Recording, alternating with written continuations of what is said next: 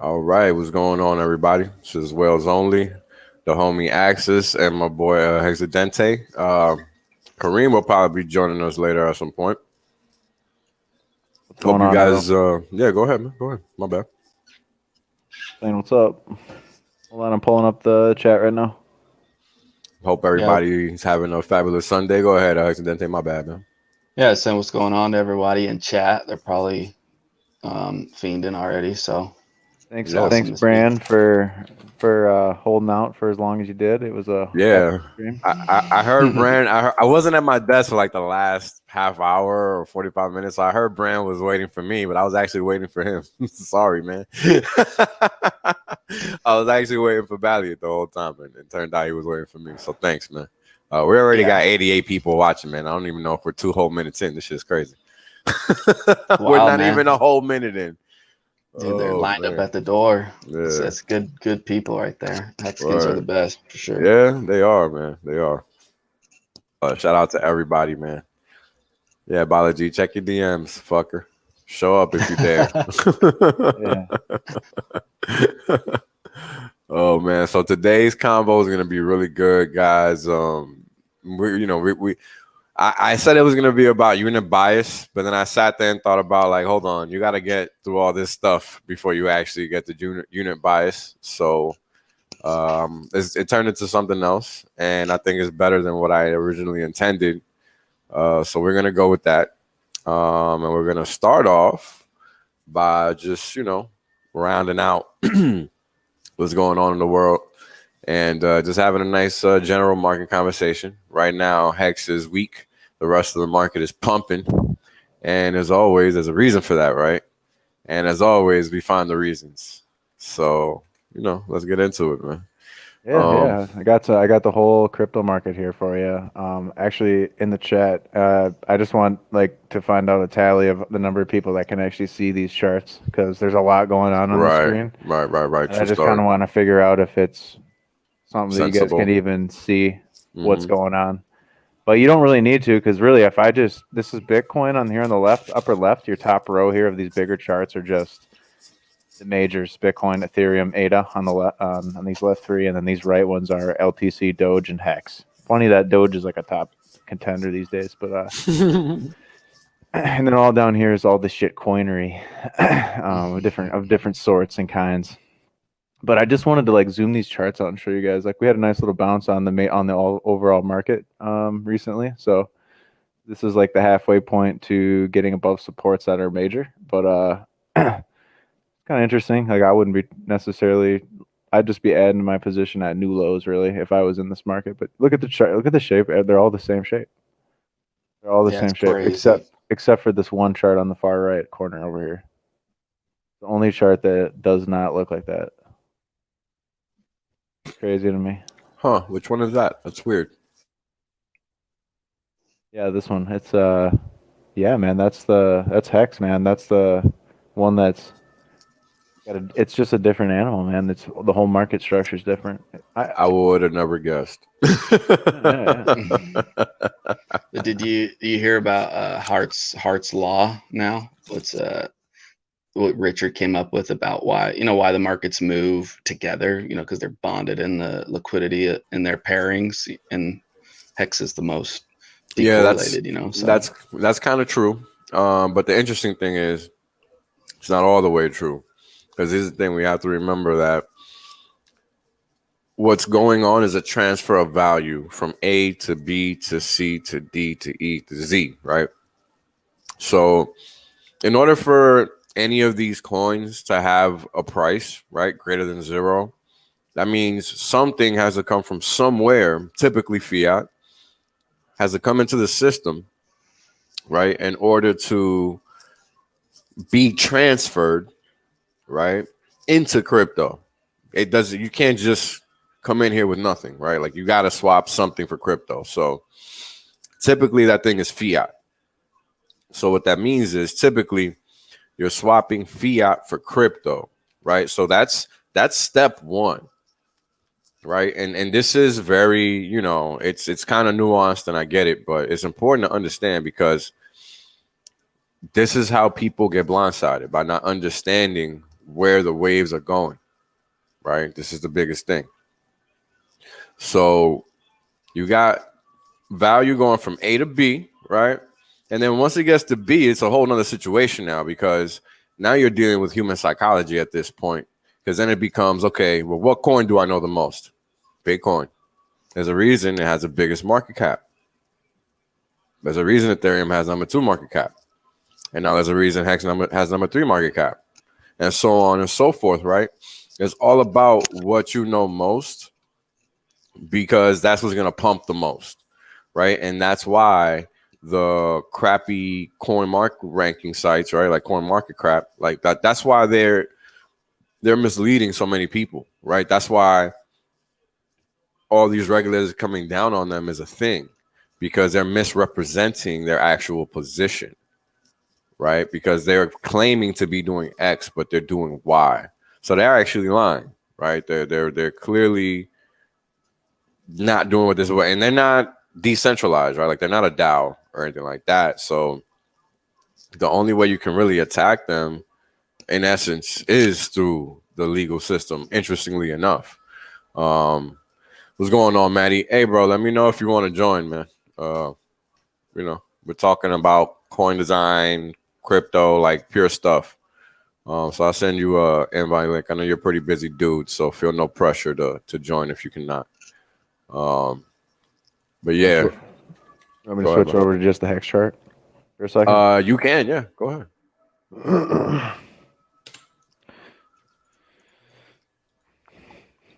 Or you want me to show it? I got it. Okay. No, just make it short. I got this thing set up here. I wanted to kind of just go over what I see. It's all ready to go. I think you have to give it the green light though, because I had to reset. But yeah. So this is Hex USD here. Pull up the chat again. Yeah, we're just I kept trying to draw this formation from like these levels, but it just kept breaking down. So it was like I gotta try to figure out what the hell's going on. And then I just zoomed the F out and look at this trend started way back here, back on in April 28th. So there's still plenty of room for this to kind of finish out and play out. Yeah. So interestingly enough, there's a moving average that's right in that same juncture, right there. And which one? Well, if you pull up the multiple moving average, you'll see it. Multiple moving average? Yeah. I don't know, man. It's just what I use. Give me a second. Gotcha. All right, I got this up. No, which do you just use the default? No, I use Fibonacci values. Let me see. You have limited quantities, right? So start with 13. Was that 21? Mm-hmm. Then go to 55. Mm-hmm. Then go to 89, 144, and then 233. Exponential, sorry. Oh, these are simple. Uh-huh. Oh, wait. Go to style. Complicated. There you go. Now go to daily. Okay. Boom. All right, so here we go. We got some seriously good buy pressure here. Every time we dip through these levels, it's like it's like a trampoline. Mm-hmm. Exactly. I mean, this is a really regular. This is why I made the comment the other day that dips and hex are pathetic. Right. Look at that wick, bro. That's crazy. Gone instantly. Hey, can you explain some of the Fibonacci and how it works, or what you're actually looking at with the Fibonacci stuff? Yeah, you want to take the lead on that one, Wales? I don't deal with Fibonacci, bro. Like, what do you mean? Like, why do I use Fibonacci values?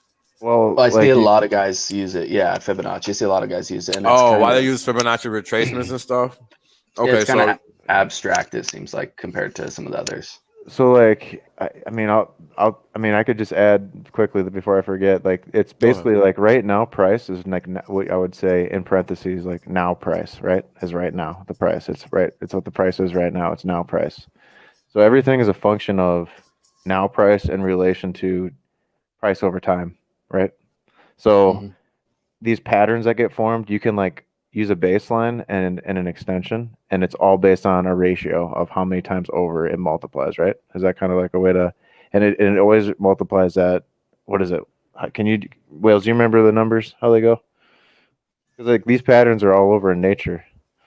Yeah. The 0.61 8 Yeah, is like yeah. a major one. Yeah. So let me explain. Fibonacci is important for the following reason. It is found literally everywhere throughout nature, right? And the values are reoccurring. So what does that mean? That means no matter where you see them, they're the same. So they're always true, right? And this is why people use them. So the values go, 0 and then 1. That's how they start. But the formula is n plus the previous value, right? And n is going to be whatever you get from the summation of those previous two values, or n plus n plus. I'm not going to give you like the mathematical, like the actual, like the square root formula. That's not important. Yeah, there you go. Thanks, Gerardo. That's Gerardo, you want to hop on here and explain? Yeah, if you want to hop on, bro, let me know. I'll send you. Get in here for this one. Yeah. It's kind of like, but I just made like a fib extension off basically the previous breakout at 9.7 cents. Let me explain what Gerardo's trying to say, because that's not even exactly where I'm at right now. That's the end result, right? That's the end result of what Fibonacci's yield. So with Fibonacci's, you're going to start with the value 0, then go to 1. Then you're going to add those two values, and that's going to give you another number. Then you take that value and you add it to the following value, or to the previous value. In this case, 0 plus 1 equals 1 plus 1, which is going to give you 2. And then 2 plus 1 is going to give you 3. Then 3 plus 2 is going to give you 5. Then 5 plus 3 is going to give you 8, etc. So that's the literal formula there. It's a recursive function. So here's the deal. The world revolves around ratios because everything is based off of pi. And this formula that Gerardo put in the chat is exactly what we end up getting when we end up using the ratios with respect to those Fibonacci values. It's called the golden ratio. And everything I do on my charts are basically based off of that reality. And here you go, Crypto 303 put it correctly. Golden ratio, Mike, that was the formula up earlier. So this is something you can Google. This isn't very new. It's not that hard to understand once you just like read it enough times to understand. It's just how nature works. That's all. So if nature works and we're nature, why wouldn't it work in the chart, right? And it does. And that's why people use it. And they use it successfully in most cases. I just don't like all that on my chart. It's just too much for me. So that's why I don't use it personally. But I use everything Fibonacci based anyway. So, what's the difference really? All you really need to know in HEX is the buy support and how many coins are in the liquidity pool. And you can pretty much draw a function that'll give you an idea of like what the price can do. Mm-hmm. Yep. Right now, just because you kind of know the ratios and stuff. So. Yep. And we're going to get into all of that because that's going to be a perfect segue into talking about when Pulse launches and all of that. Oh, let me get Gerardo the damn link. My bad. I forgot. Yeah, because I see a lot of guys, or not a lot, but Gerardo, Bree, a few others that are like using it, and they sometimes the charts look awesome, but there's so much going on. If a newer person, they'd be like, "Well, Fibonacci, what is that?" Some Italian dude, a noob isn't gonna have a clue. Yeah, for sure. Yeah, for sure, not gonna have a clue. So like some of the majors are gaining on HEX, but maybe some of the alts aren't as much. So it looks like we're just kind of like we're chilling in a range right here, on the market cap side of things. Well, you got to understand markets have to move, consolidate, move. You know what I mean? So with that being said, we had a nice 180% pump to 22%, or to 22 cents, or right below 22 cents. That was from what, 8 cents? So yeah, it was from. I mean, we this move was life changing for a lot of people. Right from right here. Exactly. This was just massive. Yeah, I mean, And it didn't take long to get, a cushion built for people. So I just feel like this is just a quick profit take level, and the sacrifice phase is kind of playing into that. And, right. so. But All right, I'm gonna flip this over to you, all right, brother? sure. I'll share my screen. Because yeah, this is why we cleared out to 8 cents, right? Like that was like the last dead stop that you could see. That made sense for the market, given the market structure. Like this is why I can throw these random yellow boxes all over the place. Right? Like people make fun of my yellow boxes, but they work, bro. Like, and here's proof, right? We didn't even breach 50% of the box. And that's why, right? Because market structure is always going to be true, especially in a truly decentralized market. So that's why this is important to talk about, right? You don't see that in Bitcoin, for example, and that's for a very good reason. The market structure isn't built. And now I removed my yellow boxes, but as you guys remember, it was one up here, another one basically here, and price is still battling, right? It's still trying to battle through this structure range right here because the box was over. Give me a second. Fuck is this? I always lose the shapes. Here we go.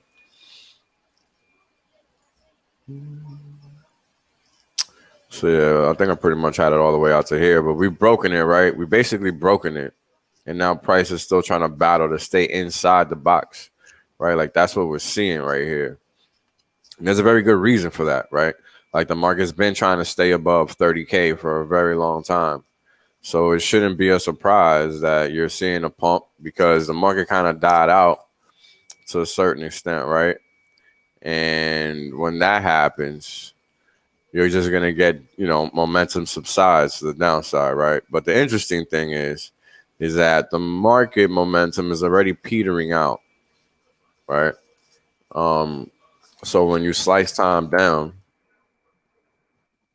you still see momentum is pretty it looks a little overzealous, right? So either we've reversed to the tune of an actual reversal now, which I don't believe we have because of everything that's still going on. The macro scene hasn't changed, so the flow of money hasn't changed. And with that, right, what it looks like right now, because this is 610 minutes per candle, right? If you divide that by 60, that's almost 10 hours. So hold on, guys. Jesus Christ. Whoop, whoop. It's a 5-0. It's the Rothschilds. They're after whales. I wouldn't doubt it. Yeah, it We looks need an like extraction team inbound. You guys are funny, man. it looks like it seems like the sentiment is like all the Bitcoin and Ethereum people, like they really, a lot of them believe that, this was they're going to turn around and when they're going to go up from here, that's kind of what I've seen, a lot of the traders and stuff, that's what they're believing. So I think this little pump that they have is going to be take them into new heights. Just don't know if it's going to happen quite yet, but we'll see. Well, interestingly enough, the dollar has been going up in conjunction with Bitcoin. Huh. Typically not a good sign, right? And we've been through this before. I mean, we talk about this ad nauseum on Quant Gang. I mean, this is like every episode occurrence when we talk about this. For the dollar to be going up while Bitcoin is going up is not a good thing. And the reason is because you don't want to see a risk asset move in tandem with a safety asset. That doesn't make sense. What you want to see is, this. Right? You want to see an inverse move because that's a strong move because that's the only way this system works. It doesn't work any other way. And we're going to get into that in detail as well because people need to understand what a Ponzi actually is, what a pyramid scheme actually is, because they don't. Like this week has taught all of us that people do not know what the hell that is. So Ah, we have No. a special guest joining us. Dude, I don't even think if they want to know. You know what I mean? They just it's the terms are pretty simple. They just yeah, I've seen Boom. it so many times this week. What's up, Maddie? Hey, how's it going, everybody? Smash the going on, likes brother? and subscribe to Whales Only. You can't get this content anywhere else. There you go. You heard it here first, folks. What's going on, Matty? How you been, man? Good, good. How you guys been? Been good, Yeah, man. Doing all Just right, man. trying to keep up with all these streams. They're like infinite. It's not even possible now. It's not even possible, hardly. Yeah, it's crazy, man. It's crazy. But yeah, so we talk about this all the time on Quant Gang, right, Manny? When we talk about the dollar going up and Bitcoin going up at the same time, not a good look. Correct. Typically, you want those relationships to be inverse because you don't want this is basically like being in the ocean, right? Being on a rocking boat, and the water is keeping you afloat because it's careening against the swing that you're doing, right? And right now, what's happening is that now the water is careening with you, so it's about to tip you over. That's exactly what this is. That's the best analogy that fits, because this is about flows, right? And the fact of the matter is that nothing else matters. So you look at the fact that the dollar's going up, and that when you look at nomics.com, give it a second, just to make sure everything is still the same. Tether isn't being pumped. Interesting. Interesting. Yeah, Not a good Yeah, thing. Not a good sign. because you generally see like Tether being printed like crazy whenever you have basically a run up in Bitcoin. And Correct. I just saw that they're getting approved, or they're doing that EU tether, or like a European tether they got approved for, to where they're just gonna print a bunch of it's like a European dollar, I think, something like that, a euro. Yeah. So, but yeah, we're gonna see what this is gonna lead to, because, like you said, it's generally not a good sign if they're both showing strength at the same time, or both going up at the same time. Right, and I mean, I guess the bigger thing for me is just the volume versus market cap, right? Because it's like you said earlier, you typically see an outsized quantity of volume versus market cap when the show is good, right? Everybody who holds Tether is an unsatisfied customer with cryptocurrency, because that's not what crypto was invented for. Surely was not. Exactly. Surely was not, and we're gonna definitely get to that, because that's definitely that's definitely what this stream is about. It's funny because I wanted to make it about unit bias, and I'm like, hold on, you can't talk about unit bias without talking about all this other shit before you even get to unit bias, right? Like, unit bias is a byproduct of everything else. Your slides are good, man. I can't wait to go through those later. Yeah, so let's get to that. I mean, this here is just crazy, right? Because again, people are just falling susceptible to the trap of flows, right? But again, to just go back to Hart's law, right? So you got funds coming in, right? And people are going to somewhere to find out what's the best place to put their, fiat, right? Because they're converting fiat into crypto, right? This is what we're doing. So then what happens is that you have the psychological effect now imprinted on the market as far as what or where you're going to put your capital, right? And this is why market cap, in essence, is kind of important, because it's a function of marketing for the market, right? Because that's how we deemed it so. Because we were talking about this in Hex Agents this morning. Back in the day, me and Crypto King were having this conversation. We never, there wasn't a reason to have market cap listed for what? What's the purpose, right? Like, technically, that shouldn't matter. Like, it's just an indexing platform. So it was just in the early days, it was just a way to try to categorize and figure out these things. No, but what I mean is, back in the day, those things didn't even exist. Market cap wasn't a thing. You didn't need it, because everybody understood that it was just a coin, and it was just there to serve as a representation of whatever else, right? Whatever else it was. You know what I mean? Like you didn't number one, you didn't have 50,000 coins, so you didn't need to have a site laying them all out. Oh, sure. You're talking way back when there was like 10 coins. Right? Yeah. Spreadsheets and shit. Yeah. I'm talking about way back in the day. Long Yeah. ass way since then. But yeah, I think like this is cool. Nomics is cool. I'm glad we have Nomics right now. Holy crap. They're good. Right. Because who would have thought you would have needed a Nomics? I don't know, man. You just need This them. is what I think everyone thinks that CoinMarketCap is, or other listing sites. Right, but I think, but either way, dude, this is all just a way to index the cryptos. Like with it really, there's probably a better metric to measure cryptos by, as far as their utility, and like there should be a formula here that's telling you how much gas is costing on average, and that should be factored into how useful it is, and then it should spit out a summed number that it's like, okay, Ethereum is this useful. You know, just not just rely on price necessarily, but rely on the actual on-chain metrics and stuff for these things a little more. And there should be, this thing needs to be ramped up, but made more. I don't know, the coin price. Here's the thing.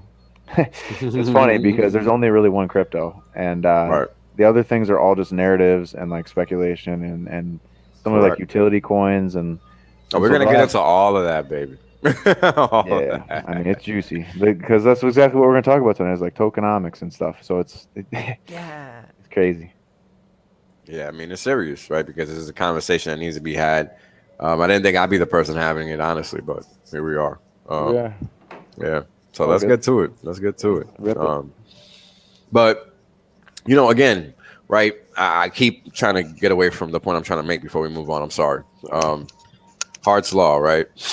So Hart's Law is trying to state that because you know, Bitcoin is paired with a lot of coins and Ethereum is paired with a lot of coins. When they go up, those currencies also go up. True and false. And let me explain.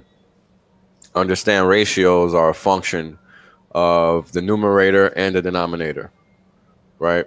Yeah, hold on. Oops, wrong browser. Yeah, been there before.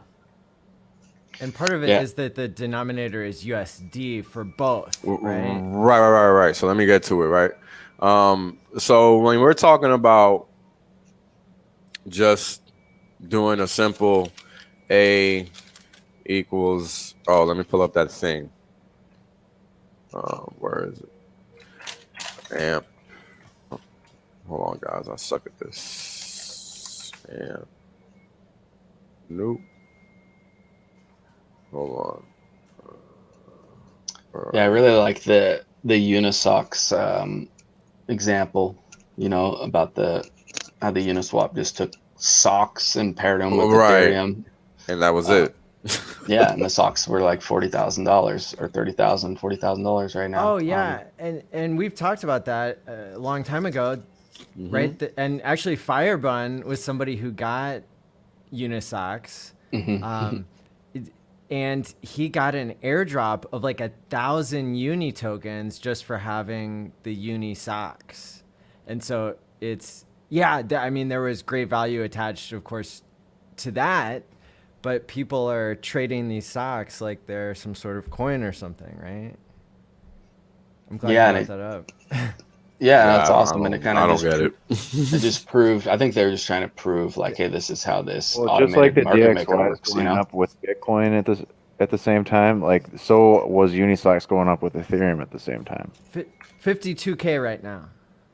Wow. For two, you get 2 socks. Yeah, people actually wear them too. I've seen pictures of people actually wearing them. Yeah. No way. Oh yeah. I would not wear them if they cost $50,000.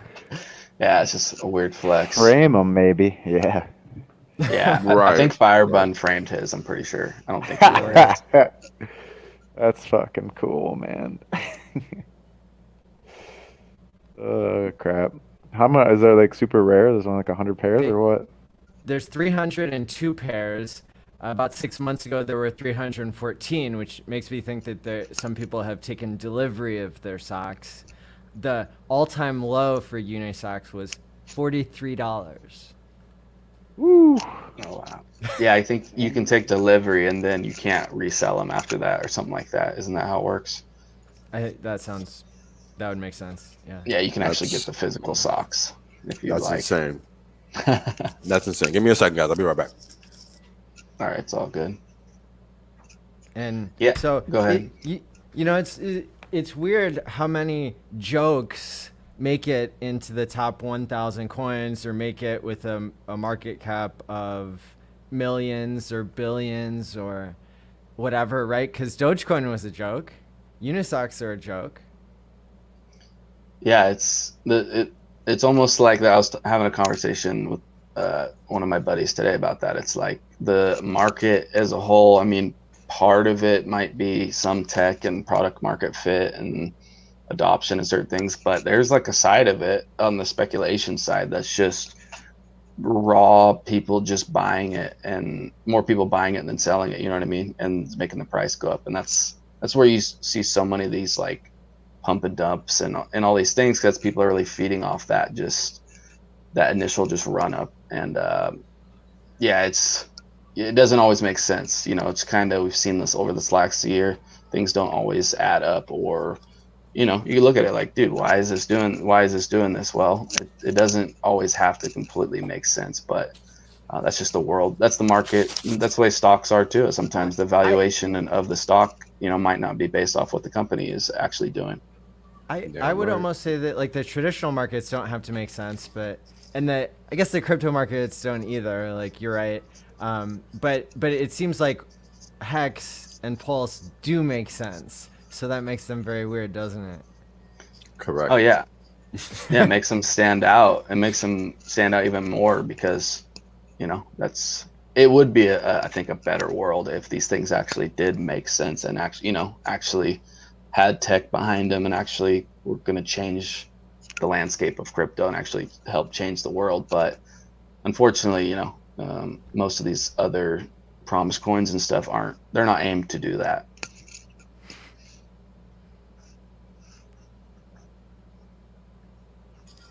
I think Yeah, Wells a is lot still of muted. those are just. We'll take a look when we can pull it up. I'll take a look at it when we can pull it up. You talking? Trying to pull up that tweet. Yeah. And that's kind of another thing that you see in crypto is like how much is this how much money of it is cycling back and forth flowing through the system, and how much of is new onboarded fiat coming in, buying, you know, fresh fiat turning into coins that are basically new coins that didn't come from liquidity from another chain or, you know, from something else. So you know, I know HEXicans get a lot of new people with a lot of new fiat in, so whenever these charts and stuff, it's kind of, you know, sometimes you don't really know what's brand new fiat coming in and what is just cycling back and forth from other coins. Exactly. Yeah. I'm reading the chat a little bit. The comments are crazy today. I love it. Thanks, Texas. So, all right. Go ahead. I was going to say, I think their main goal was that X times Y equals K. Is that what it is? The automated market maker for Uniswap. But that was just their value proposition, and them proving that's you know, proving that side of it, I guess, on the liquidity side. So it was kind of a cool just experiment to see, and that kind of opens up. I don't know, Richard just goes on to his brain works just so many deep levels. When he starts to explain this stuff, it's pretty amazing. So I'm not that familiar with the liquidity side of things, not near as much as some other people. So it's really interesting though. Well, and those are probably the two biggest inventions in the entire space, right? Is Bitcoin and the automated market maker and Hex. I mean, those are those are the game changers. Literally. Because they show that you can actually design a market to work properly. Yeah. To sustain value, to create value, etc. Not common. There was a big piece missing before the automated market makers came along, and that's because all Bitcoin had to go through centralized exchanges that had physical addresses or people on the run like Arthur Hayes. Oh yeah. And we see we see Uniswap. We'll probably get into it, but as far as like Uniswap delisting some tokens recently, and kind of the direction that they're going with their Oh yeah, we governance should system and definitely stuff. talk about that. I'm surprised that Wales, you didn't think of that yet, or maybe you had thought of that, but Yeah, I forgot about it though. yeah, me too. Good Because call. that was definitely going to be a Bryce. topic yesterday. Yeah, it's Yeah, You want you to could elaborate see. maybe a little bit more on that quickly? Yeah, they just so Uniswap decided to delist. I think it might have been 100 or a couple hundred tokens, and I I think it looked was at like the list. 120 something like that. Okay, yeah, I looked at the list, and I mean, it was not, you know, there a lot of them you don't even want them to be on there anyway, but it's more of the principle Principle, on, correct. is it decentralized, or can you guys go in and actually change stuff? In their arguments, like, well, it is decentralized, but you doesn't mean you can do whatever you want with it. And so that, you know, they kind of had an argument where, hey, it's still the most decentralized, it's still this, it's still that. But then you kind of go into their governance model, like whenever they had the voting, some of the political stuff. You know, the governance tokens sound like a good idea because, you know, oh, people can get votes. The people that use it, that have the delegated votes, can use it. But what ends up happening is that becomes centralized because the people that have the most money or market share or uni or however they do it gets the most votes, and then you just basically have this small round table of people that are going to determine the vote anyway. So it's not like this democratized thing that people think about. It's more, it's this group of people, small group of people that basically get to choose, and they have the most votes. So More the same, basically. yeah, and you know, maybe they do have a good idea, because think about it, if you're the idea of governance in a decentralized system is like, how are you gonna do that, you know, in a smooth way? So I mean, maybe they're trying, and that's but it leaves room for backdoor stuff, you know, pay these guys, let these guys in, these guys get the votes, they can push through certain things. So we're running into that a little bit. So you know, it's interesting to see, but you know, I don't like any form of like censorship or things like that, but I could see both sides. I'm sure people have other opinions on it. I don't know what you guys think about it. Well, I mean, it's just a representation. It's just a digital representation of what we already see, right? Because if certain entities are allowed, like, it's not like one coin, one vote, right? Or I mean, it's not like one stake, one vote. It's literally one coin, one vote. So if you're able to amass X number of coins, then you win every time, right? You never lose. So it's just more of the same. It doesn't become a republic format. It becomes a democratic format where mob rules just because they have X amount of coins. So you don't really alleviate the problem we currently have now. So it's not really decentralized at all from a governance perspective. And we're going to get into all of that because this shit is very straightforward. The only people that are confused is everybody in the promise coin space. Didn't I read a tweet somewhere that there's talks that Uni V4 is going to have like it's going to have KYC built in, and that's part of this conversation. And I feel like that it's really good. It's a really good timing for something like Pulse Chain to be coming. Correct. Like ahead of that, you know, it's just like, all right, we got that base covered. So correct. Yeah, it's major because go ahead, Maddie. Go ahead. I was just gonna say it was rumored that Andreessen Horowitz bought up all the Uni on the dip and was the reason why Uni did the airdrop in the first place, why they duct taped the token on, and so that's. I've heard that about duct taping the token. That's why they duct taped the token, because Andreessen bought the shitload of it. Yeah, I've heard that before too. Yeah, and they voted on something, right, and passed it, and it was to give money to a political, either person, organization, something like that. And so that was when it was kind of like, okay, now you guys are basically delegating grants or something to push money in a certain direction, which it just leaves, you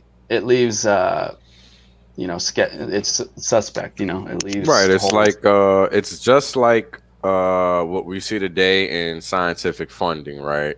Only certain facets of scientific study get supported by the government, and that's a form of censorship as well, even if you don't want to think of it as that. But that's exactly what that is, because why isn't everything being discovered or studied or whatever you want to call it, right? Why isn't everything being studied? Because everybody benefits from everything being studied. And isn't that the purpose of government, for them to fun things that are going to benefit society as a whole, right? The common good, as they like to say it, but that's not actually what they do, right? And that's why all of this education is supremely important, because people need to understand what's actually going on, right? Like lobbies, right? They're the main suspects, right? Lobbies are just another word for bribers, right? Like that's lobbying is just another word for bribery. Like that's it. That's all it is. Like it's 2021, right? Like who the fuck doesn't know that? But people act like that's not the case. But I think people need to start acting like that's the case. Because if you don't, they're gonna come and take what you're looking at on the screen right now. Your HEX interest coming in. They're gonna come and take that. Don't get it twisted. They're gonna try, because what else do they have to do? That's literally all they do. All right. So back to this Hart's Law thing. All right. So when you got capital flowing into a coin, right? Then it's coming in from the outside in, right? And the outside in is fiat into crypto. So once we get into crypto, then it's like, all right, well, where is this fiat going to go? Because we have so many cryptos, right? Then it becomes a marketing battle to a certain degree at that point, right? So what happens? And what is Hart's Law trying to say? Well, what Hart's Law is trying to say that because all these pairs of coins are tied to Bitcoin, once capital starts coming into the crypto space, a rising boat lifts all tides, so to speak, right? Which is true. But what's not true is the why they're going up or the how they're going up, right? Because as we see here, X is the numerator and Y is the denominator, right? So if you have funds coming into a coin, or these are two coins, right? X and Y are two respective coins. And what we're talking about now is a differential between two coins that are going up or down or sideways or up slower than one another or down slower than one another, right? Like everything happens at a specific pace relative to one another. Now, let's talk about the options that we have. If X is going up and Y is going down, then A is going to go up, straight up, vertical, right? Straight up. That's how that works. If X is going up and Y is going sideways, then X is going to go kind of, let's get a little mappy map thing here. All right. Okay. Maybe not. Yes. All right. We got some lines. All right. So this is a 45-degree line is going to be when they move in tandem opposite of each other, right? X over Y is moving in tandem opposite of each other at a pace of 1-to-1. Because what that means is that they're perfectly moving against each other to the tune of rise over run, rise over run, rise over run, rise over, and they're making this perfect 45-degree line, right? That's what's happening when X over Y is perfect. Okay? Meaning the rate of change is constant for both. Right? Because in reality, what this looks like when you get up close, it looks like a staircase. That's what it really looks like. Because it's rise, run, up, sideways, up, sideways, up, sideways. That's what really is happening here. Because one is moving, the other one is stopping, the other one is moving, the other one is stopping, and it's just this coordinated effort. Because we're talking about two different pieces here. So it gets a little confusing when you start thinking about it in your mind, right? So this is the perfect scenario. And this is actually very closely related to a part of the conversation today, which is bonding curves and how they come about to mint coins and whatever, because this is one thing that people don't understand about HEX. It's a bonding curve token, right? And this is what I was referring to in a tweet I sent out yesterday when I could give you guys my theoretical forecast as to what price could be, right? Because when something has infinite supply, well, what do you think that means for the price? Because that's what a bonding curve token or coin design allows for, right? It allows you to have parameters for coin design while still maintaining coin integrity, because you're limiting or restricting the coin supply to function off of certain parameters or certain formulae or whatever have you, right? Whatever it is that the coin design, the coin's designed to do, right? And that's what bonding curves allow for a coin to do. and Hex is one of those things, right? And that type of coin design is just one of the many that are out there, right? And we'll get into that. So let me see if we can get a curve line. I don't need no arrows. You have to draw one with a brush. Is that what that is? I don't really know how to I use don't know if this they thing. have. I don't know if they have one. Yeah, there you go. I think maybe. Yeah, I know they got one. Never used it before. Yeah, me either. Let me see. Ah, here we go. All right, nice. All right. So when you got X going up fast versus Y, which is going down fast, it's basically going to be like a vertical line like that, right? Because X is still going to have some rate of change. That's going to make it go sideways a little bit. Whatever. And then you got X going over Y, but Y is just going sideways, right? That's going to be something like that, right? Something like that. Then when you have X going over Y and Y is going down, right? You're going to have something like that. And that's what we were talking about initially, right? And then we get into this area where now Y is starting to speed up over X, but X is still going up, but so is Y. So what happens is that the rate, I'm sorry, guys. What happens is that the rate of change for X decreases, right? But the rate of change for Y increases. So then what happens is we still have a positive slope for X, but we also have a positive slope for Y. It's just a little bit greater. So it's pulling the value of X down. Interesting enough, because we're dealing with ratios here, right? Important to remember that. So then again, what we're left with then is what happens if Y speeds up all the way versus X. Well, then we're left with a horizontal line.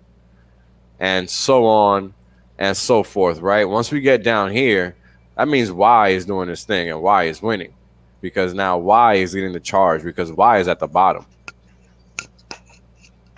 So I hope that makes sense, because that's what's happening, right? Anytime capital comes into a market, it's going into coins, right? And then Hart's law is trying to state that all these coins are going to go up because all this capital is coming into Bitcoin.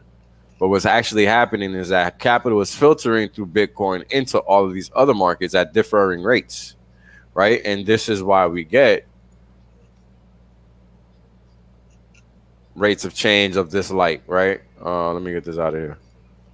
That's really helpful. Yeah, I like your visualization, because they're going to pull each other, right? Right. They are going to pull each other in different states, different rates at different points in time. They're not always going to be consistent, right? Like Ethereum and Bitcoin, while they are related, right, they still do not always move in tandem.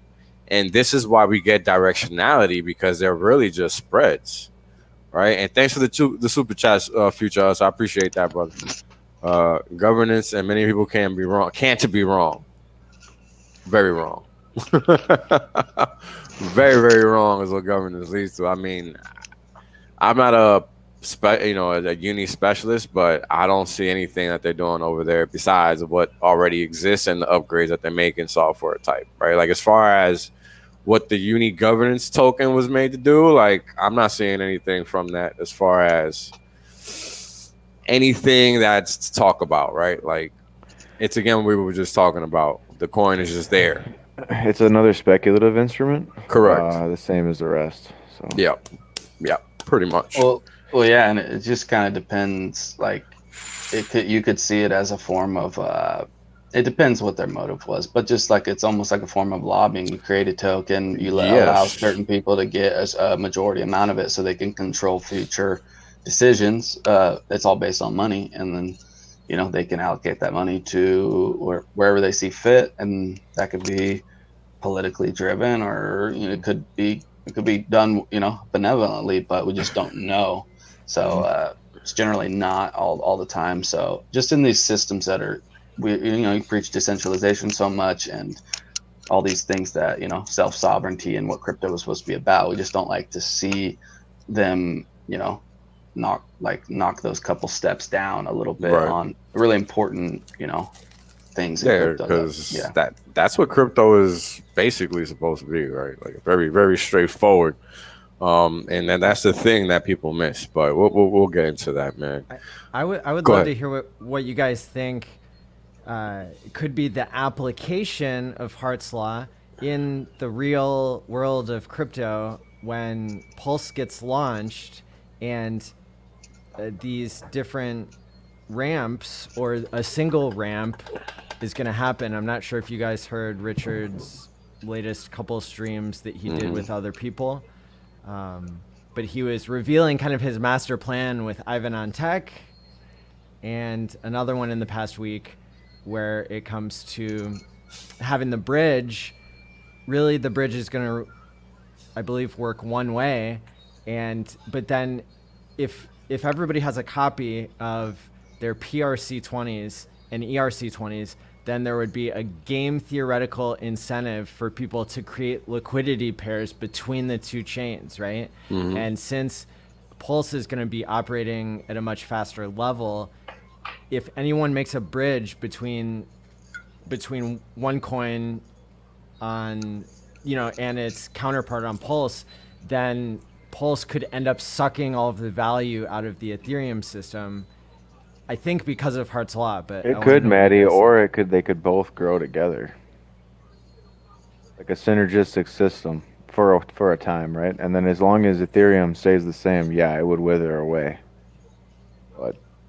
But yes, I think that ETH 2.0 will come out, and ETH will have its own advancements in some ways, I'm sure. There's enough financial power there that I think that the bridge part is the key, and I think that having liquidity on both sides, we got the liquidity accounted for on Pulse, so that's going to be there to start. So, if the ETH and Pulse pairs of the same types of tokens can dropped out. What's that? Whales dropped out? No, I'm right here. Oh, You guys hear anything? yeah, I can. Yeah. Oh, you're back. We all just dropped for a second. Yeah. Oh, shit. Did we? I didn't even notice. Yeah, it was weird. Yeah. And thank you for the super chat, Wally. Appreciate that, brother. Appreciate Saurus. Wally, sorry, I love the name. Yeah, I mean, I just think Thank that you, bro. both of these networks are going to have value. Where I don't think you'd ever see a situation where all the value went on one side and then zero on the other. Just because, look at it this way. True. ETH is going deflationary, so it'll become another collectible network type token at some point, if nothing else. But yes, I think all this money is flowing ultimately towards a network that can process a lot of transactions and solve a lot of those problems that we talk about. And Pulse looks like a good candidate for sure. Yeah, it does. Sure. That's an interesting thing, right? It's like I've been saying since it was announced. It's like, well, what alternatives are there out there for the space? There's almost none, right? What are you, Coinbase, Binance? Well, and the other thing too is we have redundant networks in the world, but now Ethereum has a redundant network to fall back on, so it's actually like a support system. It's genius.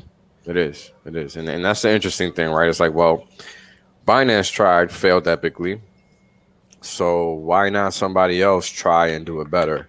More than likely, right? And they've already have a track record, et cetera, all the good stuff that we already know and love, right?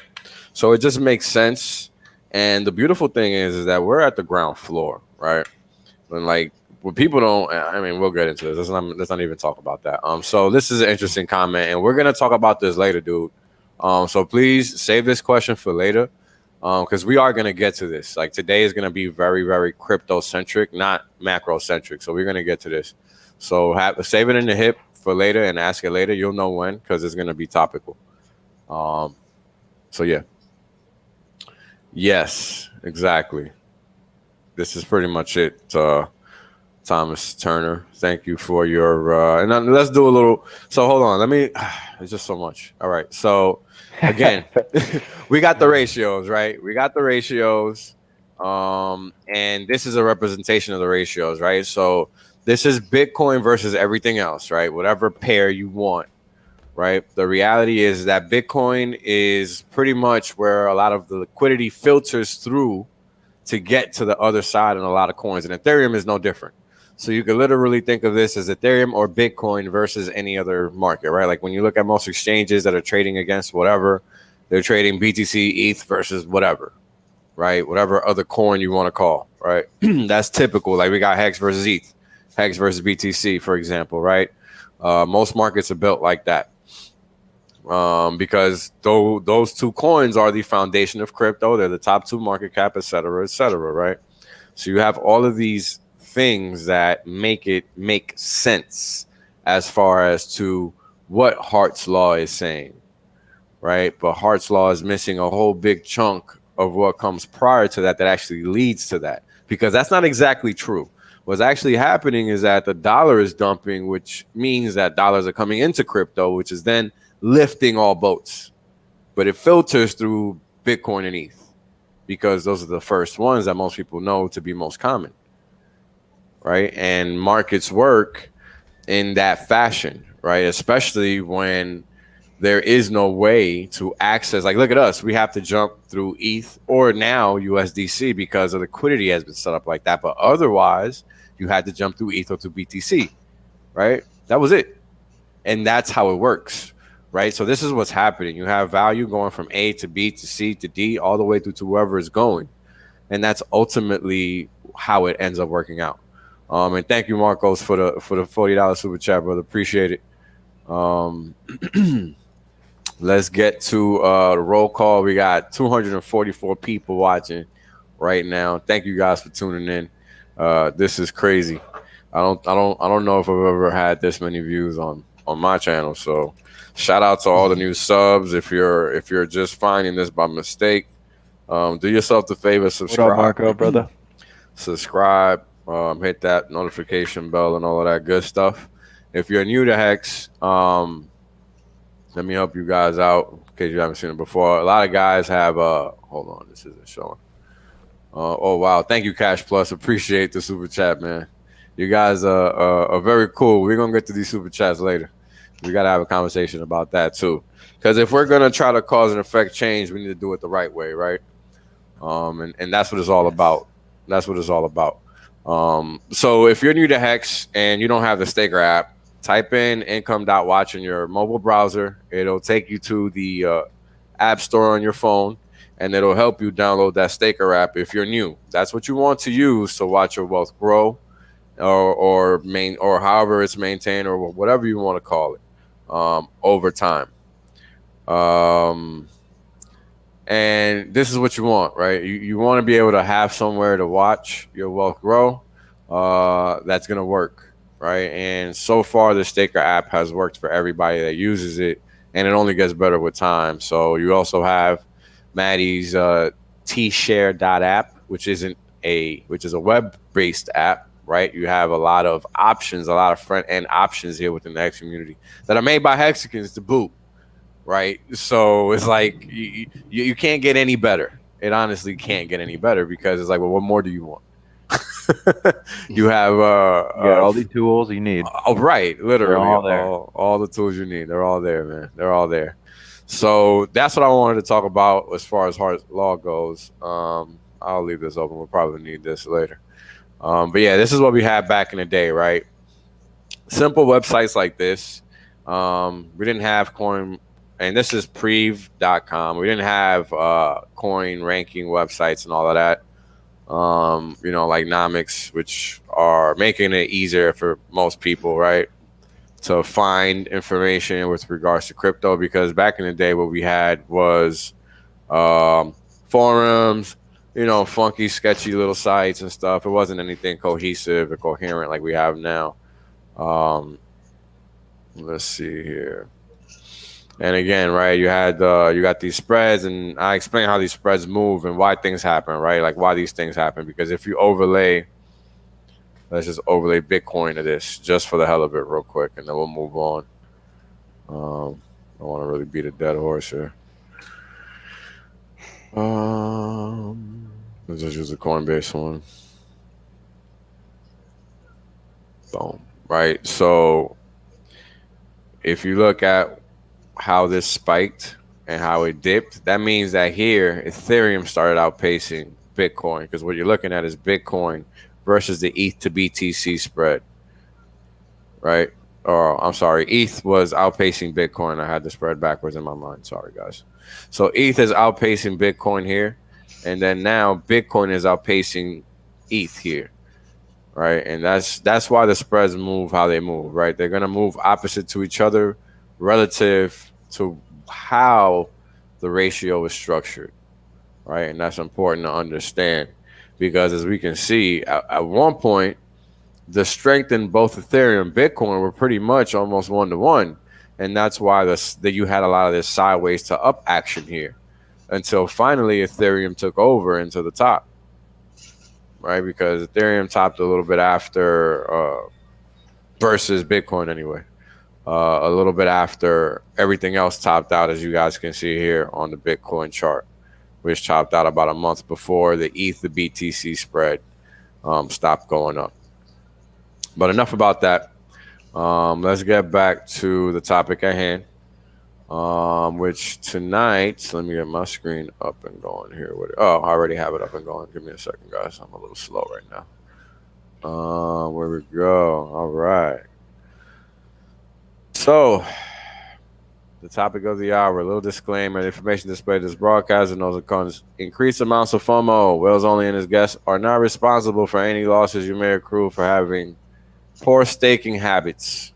If you do not know, please ask. We're here to help. There's no reason to make bad decisions without all of the information you need to make the right decision. Seriously. So let us know. All right, we got a special guest coming in hot. So we'll see when he pops in. I'll throw him on there. But as you guys know, think about what you're doing before you let go.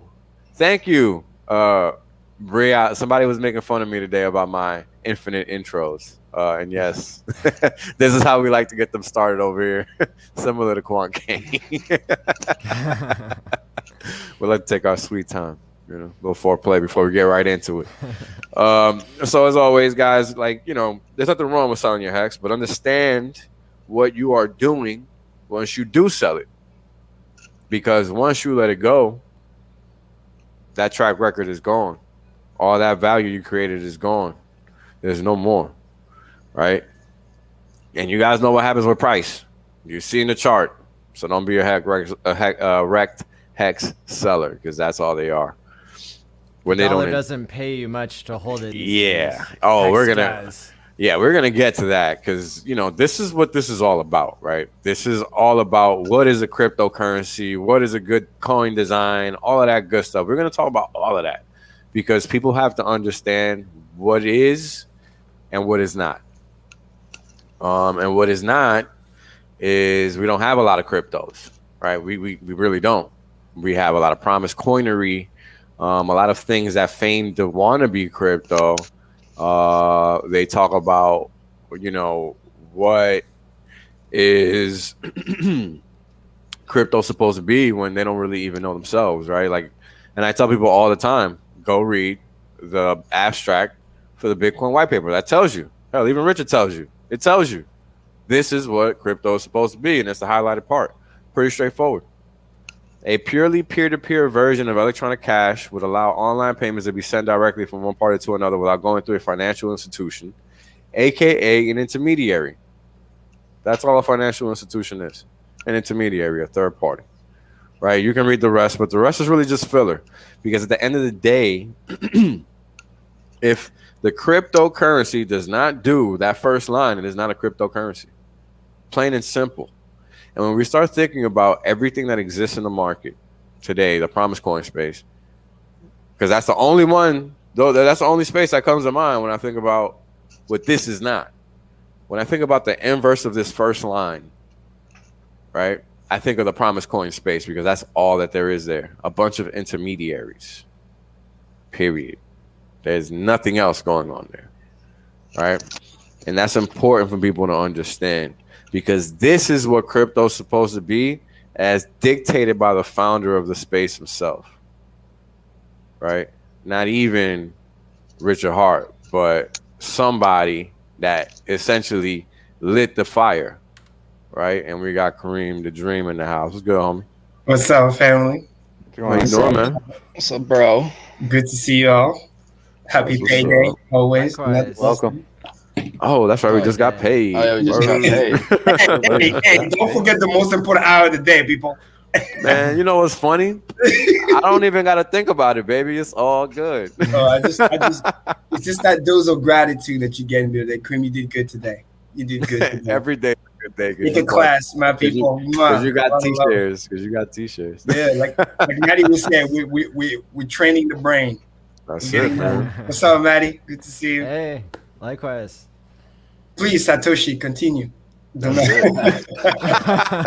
No, not I. Do not let me interrupt you. Not I. But thank you for the compliment. Hold on, let me get rid of this because this is no longer useful. To hang out with my people before going out.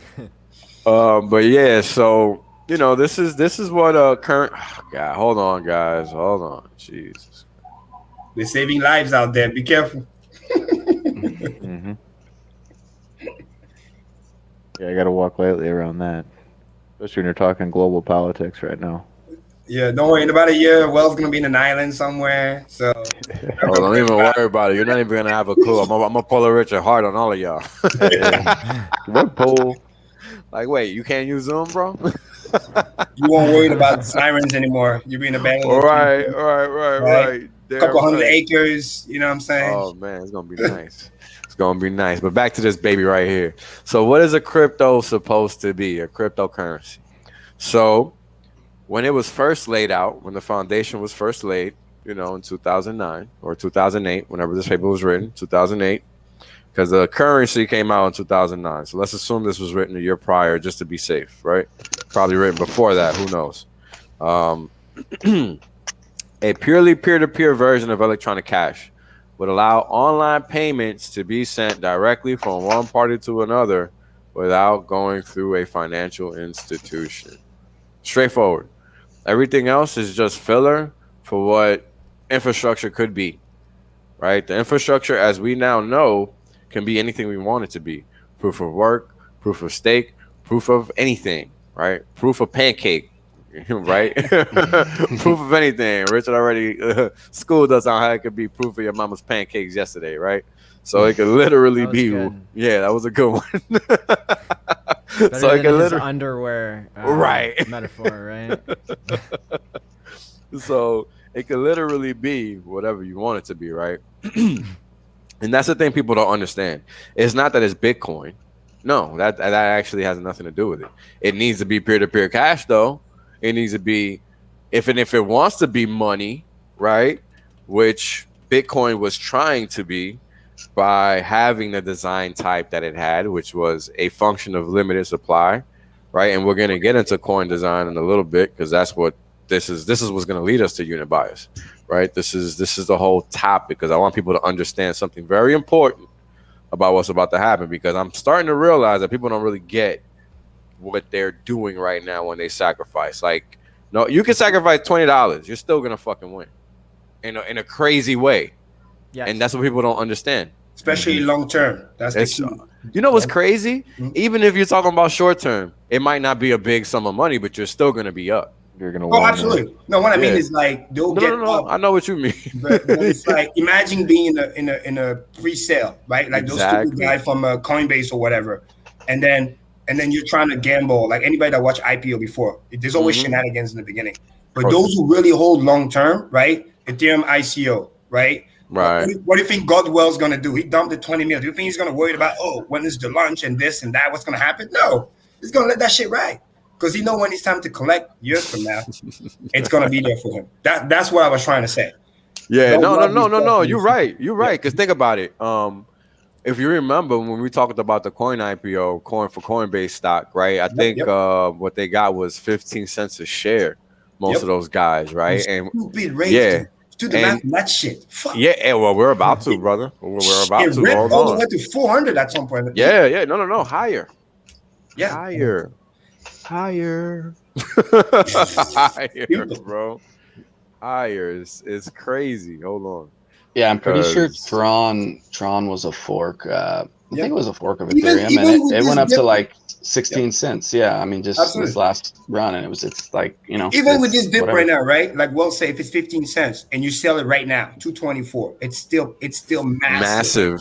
And then everybody knows it's gonna do like that. It's gonna bottom, and then at some point it's gonna curve up, and then let's go. So it's just like, And I think it's doing that now, probably. exactly. If you have enough time horizon, when the bullish divergence is creating, You can't lose. You can't lose. You can't lose. You only lose if you're getting wrecked out there playing games, because the number one bullish thing about Pulse that I love is deflationary. This is it. Jumping. Whatever the coins comes out, guys, this is That's it. Yep, that's it for life. That's it. That's it, exactly. Let that sink in for life. Yes, you can play games and there's, what if I buy back lower, whatever. But understand something. Once it's gone, it's gone. And the strong hands and most of the Hexicans, they ain't selling shit. Why create a taxable event when you got the stuff for free, pretty much? Well, we already know better, so. Exactly. Bang bang. Hold on, let me get the prices for the day real quick. Damn, that's a pump. Look at this. Is yeah, they pumping it, man. Somebody gonna smack this thing? This shit must be real, because it's going up like crazy. But I don't know. I'm not buying it yet. Go back last year, Rez. We'll talk about this. When idiots out there trying to short, they become the fuel. Yeah. If you go back, this is what's happening, because niggas be like, oh, it's gonna go down. It's gonna go down. What do? They short. They get liquidated. This is why this thing keeps going up. Actually, hold on. That reminds me. I forget I got that wrecked bot. Hold on. I know exactly. If you go back middle of 2019, there's a famous dip like that. Clearly was going down, but people were trying to short. 2019, and they became the rep. I'll never forget that. That was that famous. Is this Bitcoin? This is Ethereum. This one, it gotta be here. Yeah. Go back to Bitcoin. Sorry, real quick. Let's say Ethereum. Oh, I'm sorry. I didn't even realize. My bad. Yeah, it seems like if the price starts if it goes sideways and starts to go down, go back. People they try to trade out of it. To the left. There you go. Right here. You see, there was a bear flag. No, next one. Right here. Look at this. No, to the right. Right here. There's a bear flag, and then the shit was dying. Niggas trying to short, and then they got taken to the cleaners. You see what I mean? Yeah. Ultimately, a month later, they were right, but because they overshort, they got taken to the cleaners. And this is what's going on right now. It's a relief rally. The bounce we were supposed to get fucking months ago, we didn't get. The shoulder. This is what's gonna play out. This shit can rip up all the way to 40K. Real talk. It could. If the motherfuckers still want to short, they're gonna get taken to the cleaners. But then if it ran out of money, because remember, tomorrow is Monday. Make no mistake. When institution opens, they're gonna be like, oh shit, 35K Bitcoin? Yeah, I'll take that. Thank you. Yeah. They'll take it because they don't know it's not gonna stay there. Yeah. But like Richard said it best, let it do what it's gonna do. You get in front of it because you think you're so smart, you become the rep, you become the liquidity. Exactly. That's typically how it happens too. The impatient pay the patient. Because if you let it rip, it's gonna rip. You know what I mean? All right. You think you're like a pro snowboarder? You want to ski down the mountain? You get wrecked. Yep. You do. We were talking earlier about how the dollar and Bitcoin are moving together right now. Do you have any comments on that, Kareem? Oh, say that again. What was the question? Sorry. Just about that the Bitcoin and the DXY are moving together right now as well. Oh yeah, before you got on, we were talking about that. Absolutely, best friend, right there. And my baby is ripping over here. DXY is on the mission right now. Yeah, it is. What people need to understand is that, like we talk about, it's like it's the God market. So because the way it moves, and because the interest rate is also related to that, it's going to start ripping. And then out of the blue, you add that with the reverse repo wells. They cross over $1 trillion, right? Way more. I don't think they have yet. Let me check. Hold on. I know they keep flirting with 800 billion. Because that's what they keep doing. Yeah, because I watched a stream like 2 days ago from a guy from traditional market. He said he crossed $1 trillion. So I'm not sure. I wanted to double check with you because you got the exact data. But when you add that, yeah. Because here's the scary stat, right? I don't want to be scary, but I want people to understand because I watch all those things because that's what macro is. Like, people are still now, we don't even know. There's no stimulus checks coming anytime soon. Oh, see, it's ripping again. There's no money coming anytime soon. It just went to that 991 trillion. It never actually went over it. No. It went like a few, and I think I did a stream around that time on it. It didn't actually ever cross it. Because they So know it's once it still coming back. crosses, it's gonna make headlines. So they know they Yep, can't yep, really yep. fuck with that. But it pulled back, but then it's back to 900 right now, right? It's 875 right now. 875. So it's trending back up again. The trend is your friend, right? So when you zoom out, you can see that thing. You see it pulled back, but it's still rising. So when you add that, you add the fact that there's no stimulus coming anytime soon. You add the fact that the inflation numbers are still very bad. For people watching, what that means is the Fed's going to keep cutting because the inflation is still bad. So they have to make the number look decent. That's the excuse to pull more out of the market. And they have multiple ways they can pull out of the market. You add the fact that the eviction notice are coming due. 50% of people are delayed on their rent. I mean, this is real life shit. Like, there's about to be a money short. We're still in the summer, you know what I mean? People out there partying, whatever. But September, the chicken's gonna come roost. But it starts now. It starts now. DXY moves slow and then it accelerates.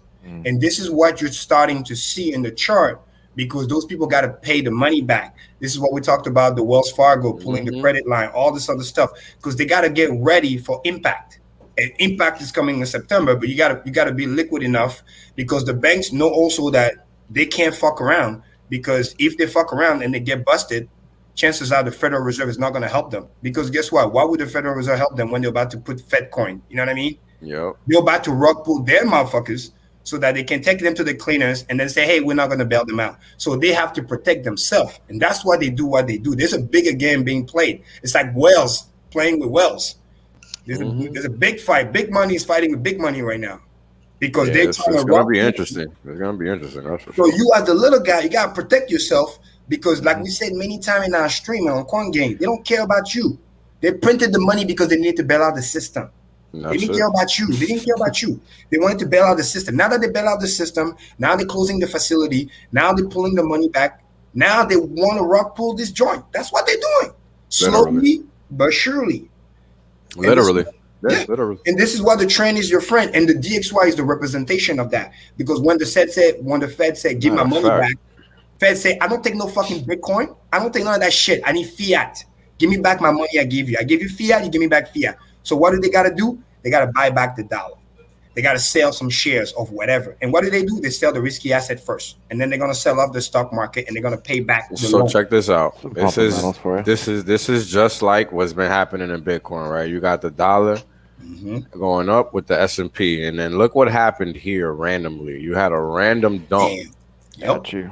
Right? From the high of 43.83 to 42.24. Now it doesn't sound like much. It doesn't sound like much, but in equity markets, that's a lot. Massive. Because they don't move. They don't really like the variation, the volatility is like almost null. Right? So when a big move comes like that, it's massive. Because it's so liquid. There's so much money. And at the same time, the DXY ripped. This is your move. This is like let's talk in crypto talk. It's like Bitcoin was high and then sell off. And then the Tether reserve went up. This is what's happening. They're selling for fiat, and because they're pushing the fiat up, they're buying back the dollar strengthened because people are buying it because it's just like a chart. So for this thing to go up, people have to buy it. And but what's interesting, check this out. What's interesting is that after they dumped it, right, what happened is they came and ran that shit back up. But the dollar went sideways. It didn't do that, right? Yep. But because that just begs the question, like what's going on? Yep. Right. It's a typical rising wedge. Right. But it's not even about the technical pattern. It's just about what is actually happening. And what's happening is that, hold on, Federal Reserve open. Like, I wouldn't be surprised if by the end of the month, the DXY is going to go kiss 94. And that shit ain't done going up, bro. That's just getting started. And that's going to rip. That's just getting started. Dude, when you look at all this printing, it's like, who is the first one in the line to get the money that got printed? Primary dealers. It's the little 1,200 little nothing they gave out to everyone. Where's the trillions at? You know what I mean? Yep. Here's the joke. Here's 1,200, but give me 30% of your 401k. Thank you. That's the fucking joke. I give you 1,200, I take back 20k. Because the average retiree has about 50k. And if that shit drops 20, 30%, that's what you're looking at. Right, so here we go. What a what a federal so you got the FOMC, right? And what the FOMC is the federal is basically like the I can't remember the damn meaning of this crap anymore. Federal Open Market Committee. There you go. Because I know it's not federal, so I can't remember what the hell it's called. Yeah, fuck yeah. The group of You know people, what I'm saying? Like, it's a joke. they make up these terms. Yeah. I'm sorry. They want to tell you they're for the people. But no, yeah, like private. I can't It's even fucking remember private. the fake name because I know it's fake. You know what I'm saying? Let me give you another one. Let me give you another one bigger. World Bank. Get the fuck out of here. Right. What word? Like this is the Cartel bank. This is right. That's exactly what they are. Actually. Cartel bank. Get out of here. That's exactly right. Shit. So the Federal Open Market Committee is the FOMC, right? The FOMC is because this is important. This is exactly the question that Hexidente was just asking. Who the hell gets all this money? Well, let me tell you guys real quick.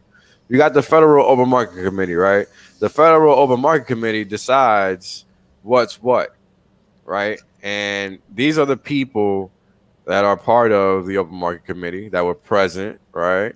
And these are the alternate members listed here, right? Now all of this is technical and doesn't really matter, right? What matters is that these are people that you don't know who they are, you don't know where they came from, you don't know anything about them, but yet they're dictating the cost of your life and your livelihood. They're in the shadow. You don't even know who those people are. You don't even see them on TV. They got no time for you. Shit. You don't even know. It's where like they the came miners. from. Like Richard talk about the miners. You don't know who they are. Exactly right. You don't know who they are. You don't know where they came from. You don't know anything about them. They just there playing the game. You're like, what the fuck?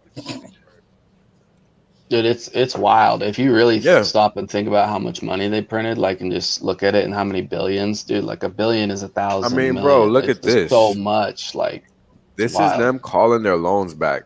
6 months ago, they weren't doing this at all. Look, this is a snapshot in time. This is what they were doing. Nothing. Yep. Dude, 1,000 billion. Like that shit is crazy. And mind you, during that same time, they were printing an average autopilot, $120 billion a month.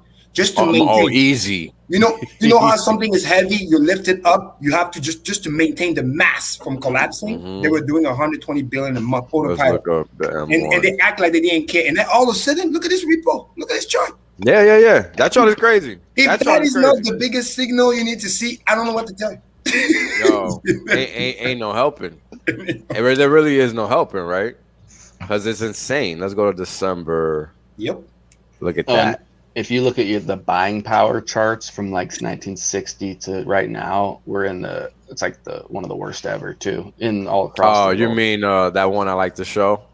That chart where the crisscross or the blue and red. Hold on. Savage, yeah.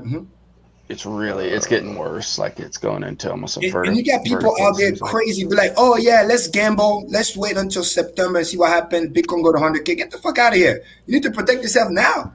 Because when this thing crashes, it's too fast. You too furious. You don't even know what happens. Nah, you not just at all. Wake up, fucking news is everywhere. Shit is down. Fucking limit down 10%. They got to stop the market. This is what you're gonna see. Mark my words. It's coming. It's gonna be nasty. Yeah, it's gonna be nasty as hell. Yeah, it's gonna be nasty as hell. All right, let's see if you can get it. Boom. Welcome everyone in the chat. Thank you. What's up, Funding Jim? Yeah, we got 270 people on here. What's going on? Oh yeah, let's get Funding Jim in here. Yes, sir. Jim, if I can't get you the link on Telegram, I'll send it to you through Twitter. Because for some reason, somebody called me a spammer on Telegram. I can send you the link. Hold on. Oh, okay, yes. Yeah, Gary, I'm sending you the link right now. Hold on. So what you're looking at now is exactly what Hexidente was talking about. The consumer price index for all urban consumers, aka the purchasing power of what you get paid in. And what you're looking at here is this zero line, right? It's zero when you look here on the left side. This is defining when the rate of change for the dollar is positive and when it's negative. And the most important thing to understand is that the more time the blue line spends under. Yep.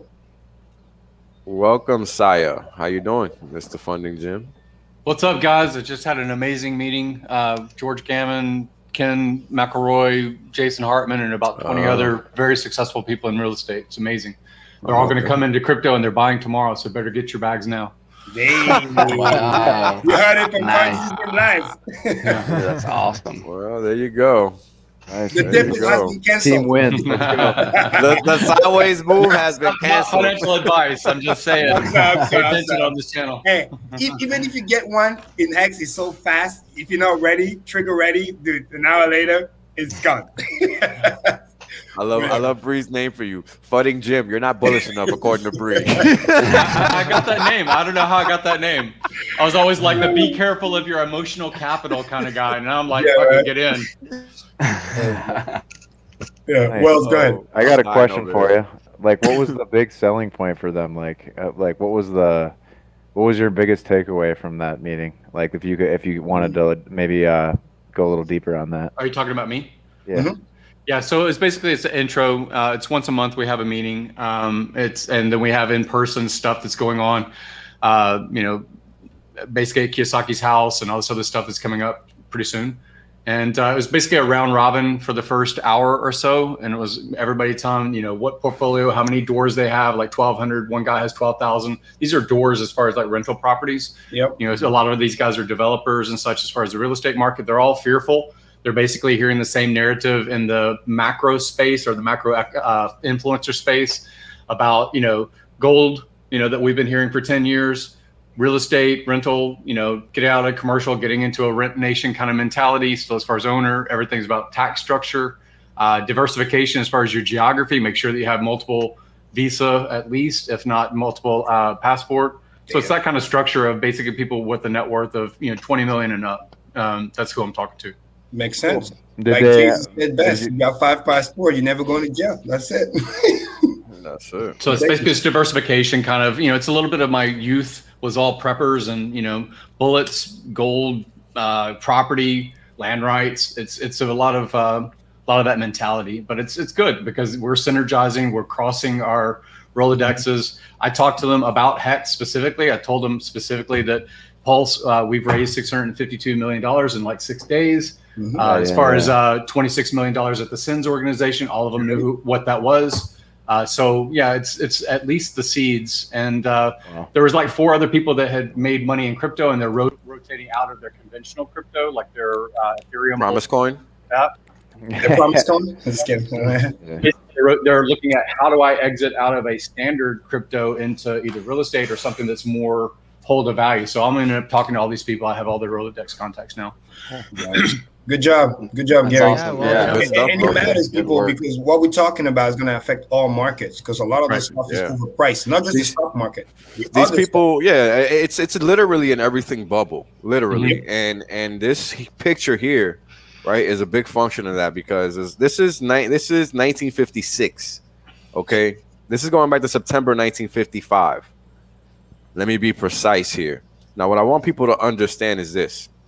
For every moment in time that the dollar is below this black line, which is a 0 line, what's happening is that the value of the currency you're getting paid in is constantly losing value. Hands down. That's what's happening. Not debatable. That's mathematics. No opinions required here. That's exactly what this chart is showing you. And from September 1955 until little fake spike here, 2008, right, until January 2009. Yeah, this was negative, strictly negative. So for what, 54 years, damn near, the dollar was constantly losing purchasing power. For 54 years at a minimum. Insane. And for the viewer watching, this is like the equivalent of like yearly inflation, because it's worse. It's worse because it's compounding. It's compounding, right? 5%. Because this is why. Okay, so how much did things cost in 1955? Let's see. Because this is the whole point, right? This is the whole point. Everything was like 20x cheaper, probably, or more. Easy, yeah, because it's compounded. If you're losing just 5% annualized, that's insane over 50 years. No, I want to say price converter. That's Does disgusting. that take into account the taxes, or is that just No, it's just like, just a dollar okay. losing. Yeah, because you add on taxes in certain places. It's like being in Venezuela and you're like a real estate mogul. You're making all this money, but then your currency is just losing compounding value. That just wipes you out. Doesn't matter what you do. Come on, what is this crap? And this is why crypto wins so hard, because crypto at least will keep you at the zero bound or higher, right? Because when they print money, that's your fuel. There we go. The only way crypto goes down is when you go above the zero bound, which, as when wells go back to the chart, those represent all the heavy crashes. Like we went above zero in 2009. Why is that? Because 2008 happened, right? Or way back in the 30s, because there was crazy deflation, right? Great Depression, interest rate went to like 18%, crazy stuff like that. That's when the dollar strengthened, and that's when you go above the zero line. But you can see the trend. It goes devalued heavy, it dips, and then it rips because deflation kicks in. And we're in the dip right now. And the rip is coming in September. Possibly sooner. Who knows? Who knows? Who knows? Yeah, it's hard to tell, right? I mean, because it's... But you can see the fractal, though. That's my point. You can prepare yourself. Well, right. But the thing about it is like, you never know when it's going to hit. Exactly. Facts. You know, so we got one example here. Maddie sent me another. Let's see. So this is saying that $1 in 2021 is worth 10 cents in 1955. Damn. Wow. 10x. Fuck. Yeah. And this is my whole message, right? Like literally, this is the message that anybody in crypto should be using to onboard people. Nothing else fucking matters. Period. Everything else that you're talking about is a fucking story that doesn't matter. It's narrative. It's irrelevant. It's not selling the fucking true story here. Period. And that's why Hex is superior, because it doesn't need all that other shit. Because it does one job, and it's literally to pummel this problem that we have to constantly deal with. That's what Hex does. It's literally its only job. Facts. That's it. That's the use case for those that don't know. What's up, Gary? Go ahead. Part of the conversion of like, I know that metals guys and things like that, that's who I used to listen to the most and participate with. And I sold 5,000 ounces of silver less than a month ago. But because it never moved, right? But, you know, one of the things about a mercury dime in 1955, that was a silver dime. And that silver dime in today's value, as far as selling into a Craigslist market or even a retail market, is still like $2.20, something like that. A dime. Yeah, a dime. And that's just because it was a metal that isn't debased by the rest 200, of the what is currency. that, 2x of what we're talking here?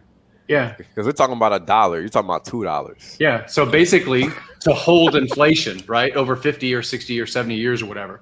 So obviously we're in crypto. We're in other things that have cash flow. We look at more than just the dumb rock mentality. That's one reason why we love Hex so much. So you know, there's a lot to be said to the narrative that is still out there. All these guys I was talking to yesterday, or just a few moments ago, their real estate, their cash flow, they're looking at their tax structure of being able to depreciate an asset over 27 years as far as real estate goes and the structure of the United States. But they're also looking at the fact that they can't, it's so geographically locked. The real estate in San Francisco is not the same acreage and building in Kansas. Right. Correct. And if you want to basically move your assets, you're not going to sell it to a guy in Malta. He is not going to buy something that says the property taxes on that place in California is now 22% per year instead of 2% per year.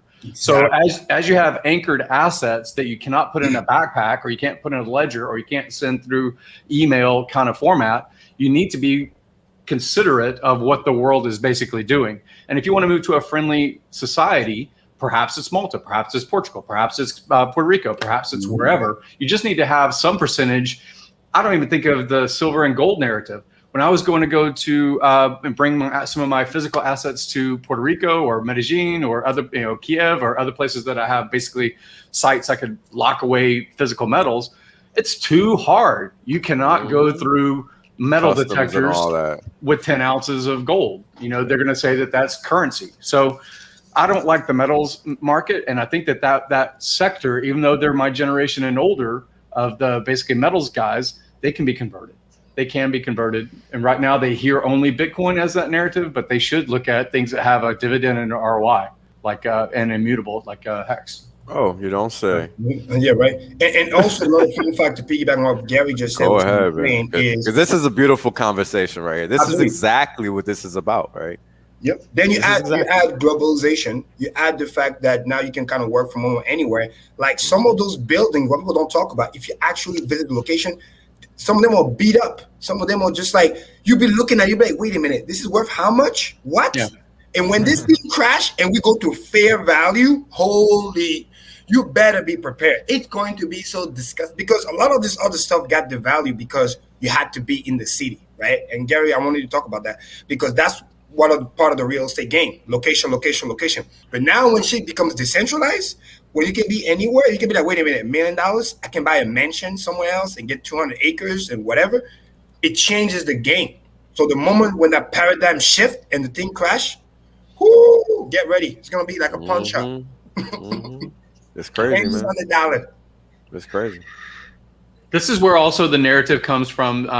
Some of the gold bug people talk about being able to buy a city block in New York with a couple ounces. You know, part of it is like in New York right now, there is a lot of vacancy, ton of vacancy. Tons of it. And you don't see the prices changing. You do not see the rent rates changing. They'll just be dormant for 2 or 3 or 4 years. Nobody inside them. So the rent rates aren't changing. And the valuation as far as the comps isn't changing either. And it's basically is, you know, whether sequestered, you know, illegal money or fake money or whatever it is, basically it rolled into real estate in New York and in San Francisco.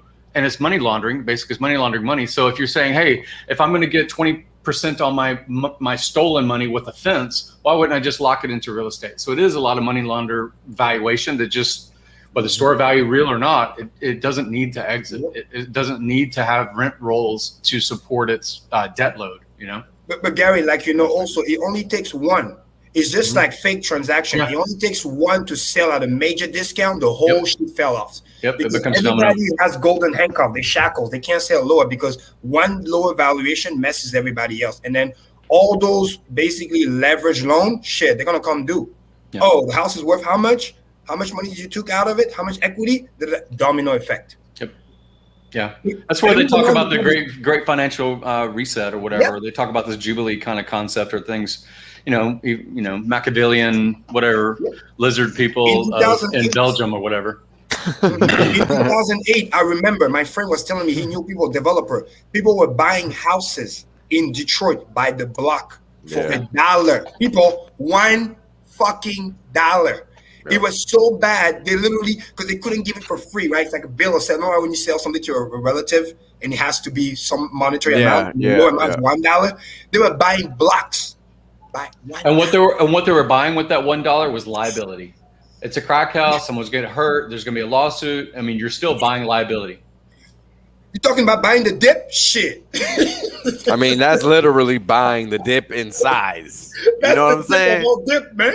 That's what you call unit bias. Yeah, Warren did that. Warren Buffett did that during 2008 crash, during all the Detroit stuff as far as their bankruptcy. I mean, they bought 5,000 or 6,000 houses, in a swap. A lot of big organizations have been doing that and are still doing that, and that's why rates are staying where they are. Prices don't move, because they know eventually these people are going to show up and pay for it. One transaction you set for 10 years. That's it. See you later. Gary, do you remember the most recent number for the dry powder that PE has? I think it's like multiple trillions. Easy. They just leave it on the side because they know. I'm pretty sure it's more than 2 trillion that they just have sitting on the sidelines. Private equity, and private equity consists of just public funds or private funds that are looking to allocate capital to anything in real estate, anything fiat based, really, really, like they have a regulatory and a fiduciary responsibility to put it in certain sectors, correct, right? Yeah. And those are dictated by investment guidelines that they have to agree to by law. Like they can't avoid what they're gonna. So like if you really think about it, right, the whole market is structured to float one way because it's even illegally mandated. Like this is why you have negative yielding debt in Europe, because they legally mandate these institutions to buy this negative yielding paper. Otherwise, they get fined, they get in trouble, they get shut down. All kinds of crap happens. Yep. Same thing over here. Go ahead, bro. They're so in cahoot that when the thing starts to fall off, they're gonna be the first one to add to the thing, dump on the market. Oh yeah. But make no mistake, they're gonna push that thing down as much as they can because they're ready. This is literally what they're waiting for. They create the thing, it gets bubbly, it pop, they push it down, they add the FUD, and they're gonna be literally because they're the only one with the cash left on the side, ready to buy. You feel me? Mm-hmm. And then they're just gonna scoop everything up, and it just gets disgusting, and then rinse and repeat. This is the reason why. This is where the manipulation really comes from. It's sad, man. It's just. Well, I mean, you know, it's what it is that people don't realize it enough. You know what I mean? Mm-hmm. And this is why this education is so important, because we're gonna bring a lot of these things to light that are gonna help people make the easy decision. Because this is what it's all about, right? It's really about not having to cash out. It's about maintaining value where it is.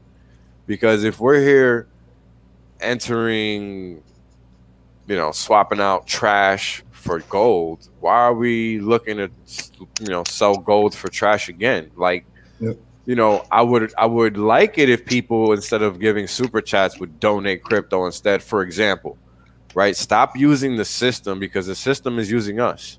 Right, because when you're giving me $10 in a super chat, what's happening is that YouTube is taking 30%, but they don't even want us to talk about what we're talking about. So why should we support them anyway? And that's what's happening when you use fiat. You're using you're using the structure that these centralized entities want you to use, when you should really look for any out of that, and you know, as comfortably as possible, right? Because of course it has to make sense for your financial situation. But the ultimate goal should be that, right? Because this is how we take our power back. It's not going to happen any other way, unfortunately. Whales only ETH. Yeah, you have to look at the right. You have to look at the whales. You have to do the. That's your donation address. Yeah, it is. Yeah, it is. Okay, whalesonly.eth. Wait. Don't be marketing the competitor or the collaborative. Yeah, product. get the pulse chain. The pulse chain is you know, if you're going to look at the cost of transaction, you're going to talk about wallet installs. You know, MetaMask is free to download into Chrome. Sure and is. One drop down makes it a Pulse network, not an Ethereum network. And you look at the transaction cost, you know, you could say, hey guys, just as the leader or intro to any other kind of channel, you can super chat us and it's $5, $10. You're coming from a different country. You might, you know, again, when I was in Colombia, I watched a lot of you guys' content, but I could not send because I was expecting my IP to be in Puerto Rico or California or whatever was linked to my credit card. So I couldn't super chat you guys.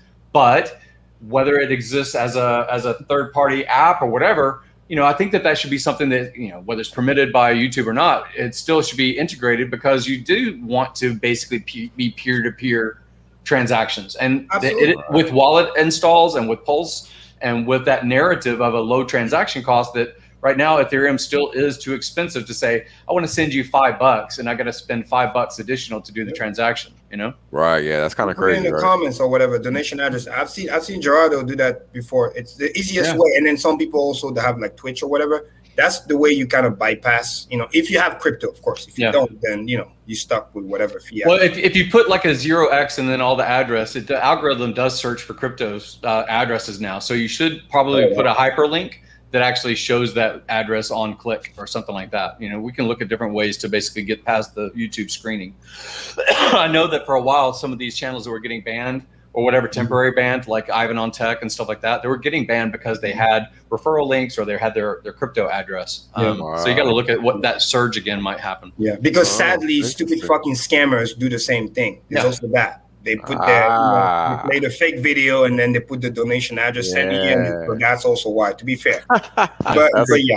Yo, that is too funny. There's no peace, bro. No peace. Yeah. Or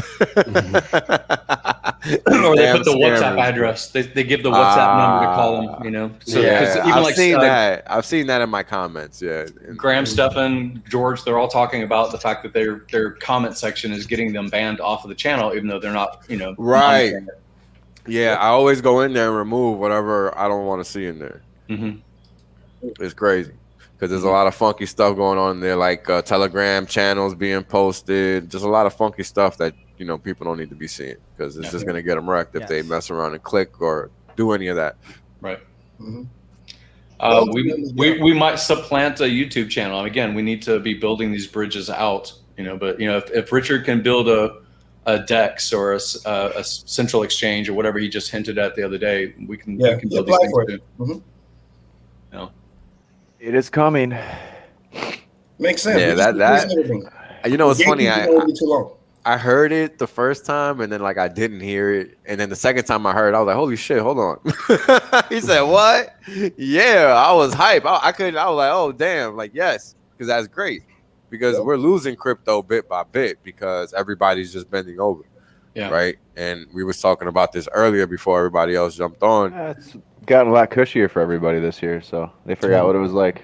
Right. And the sad part is that now there's talk that Uniswap might be invoking KYC in the next DEX version. I don't know how exactly. Nah, it's not going to matter because we can fork that thing to V2. So it's already being done. It's already done, right? So it doesn't matter. But what I like about the exchange thing, as somebody that onboards a lot of people, is really just for the on-ramp thing. Oh, yeah. I don't know how it's going to be for us US people compared to because I heard maybe it's going to be like a European thing. But make no mistake, that's going to open more floodgate because what makes Hex so beautiful is we focus primarily on no coiners. So we don't deal with drama or whatever. There's more money in the sidelines than in the line. So, and those are the people that, obviously I walk them through the system. They're jumping hoops. But imagine what there's like a 1, 2, 3. The same thing, STAKER.APP, they're working on their version too. The more that gets smooth, oh man, that's game changer. Because most of the people that I talk to, they're not traders. You know what I mean? It's good we got the Uniswap. We can go buy, swap, whatever. You don't worry about an exchange shutting down on you or there's a major event. You know what I mean? You don't worry about that. But just to be able to easily get the money in. You get that, plus you get some type of grayscale, hex scale style. Shit, it's over. See you later. Forget number one crypto. We're going to be 2 trillion market cap. We're going to go past Apple. That's right. Yeah. I remember chart earlier today. They were showing this is where you are compared to the Apple chart. It was like, baby. Nice.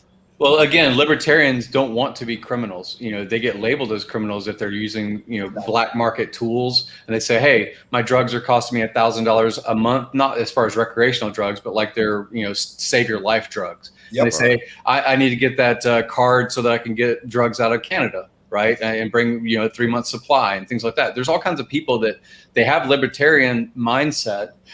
They want liberty and freedom. But if you keep getting funneled to be in a government that's hostile to you, you look at other paths. And that's basically what will overflow the crypto market and continue that growth. Absolutely. Yeah, so I think what your arm and a leg because they got monopoly on the product that you want. That's the sad part. People are telling me about product or medicine they have to buy costs thousands of dollars. And that other version that's basically as good costs a fraction. But because it's not government subsidized, it's a scam. I mean, there's no worse. It's a fucking scam. I know guys that have. I know directly someone that has cancer right now and pays $11,000 per month out of his pocket for the drugs that he needs, basically for his cancer treatment. Wow. And that $130,000, after tax money that he's got to spend basically to stay alive, and that's not right, man. That is not right. And that's somebody that probably worked hard for that $130K. Imagine a person that doesn't even it's an orphan. These are orphan drugs, basically. If you don't have enough of a population that needs something, even if it does have research or has basically medication therapy for it, they won't get made. You don't have the volume to support the manufacturer. So you basically pay that high price point. So and chances are insurance doesn't cover that either. Right. No, it's out of pocket, even if it's life-threatening. Jeez. Wow. That's crazy, man. That is hard to hear. Like for me personally, it's hard to hear. I've lost to talk about the medical system. I've lost family members to medical negligence. This is why I'm so anti hospitals on numerous occasions, actually. And interestingly enough, I was able to save my grandmother at one point in time from that. But I did eventually end up losing her to that. And it's just, it's unfortunate, but, doctors really don't know shit. And people got to realize that. Like, they're out here flying just as blind banking on the fact that they're doctors in a lot of the decisions that they make. Nothing else. And sadly, the good ones, unless they're benevolent, they just want to hustle you for that money. Right. Unfortunately. Like, well, again, I've been in the medicine world for a long time, and good intention, of course, the tools that are available and the technology time that you're serving, things like that. For the most part, a majority of the things that may be an ailment to you, you will self-correct. Your body will self-correct for the most part, right? So when you have the sniffles and the cold and you have the ear infection as a little kid and parents are, upset that their kid is crying like crazy, going in to get basically antibiotics may not necessarily be the best long-term solution, because we've been dealing with this biologically for hundreds of thousands of years, right? And so some of these things, again, I say, hey, this is good. A stitch in time prevents, prevention medicine. I love all that kind of stuff. I love longevity medicine. I love, healthfulness in general. Not all the weird quackery that says, eat 12 carrots a day and stuff like that. But, in general, mindfulness matters. And if you're mindful without being paranoid, you can live a long, fruitful life. Correct. I mean, anything in anything in too high a quantity is going to be bad for you in most cases, right? I mean, there's very few things that aren't bad for you when you kind of overdo it on the quantity side, right? So that's very basic. It's just about maintaining a balance, right? Like, it's all about balance. Everything in life is about balance, right? Play hard, work hard, etc. And let me just get to this question that we got in the chat. I wanted to answer it for the gentleman. Let's see here. Imagine that tomorrow there's a macro crash, but the crypto space and then the promise coin space holds its value. What do you think the world would be? Good question. You can start, Maddie. What do I think would happen if the crypto space survived a big macro crash? I mean, I think that the reflexivity of the system would become more apparent. And so what would happen is even more money would funnel into crypto. So I think that there would be a major FOMO event. And I think that that could lead to possibly news media, like, talking about crypto in a negative light, banks stopping transfers, that sort of thing. Yeah, unintended consequences for sure. Go ahead, El Hexidente.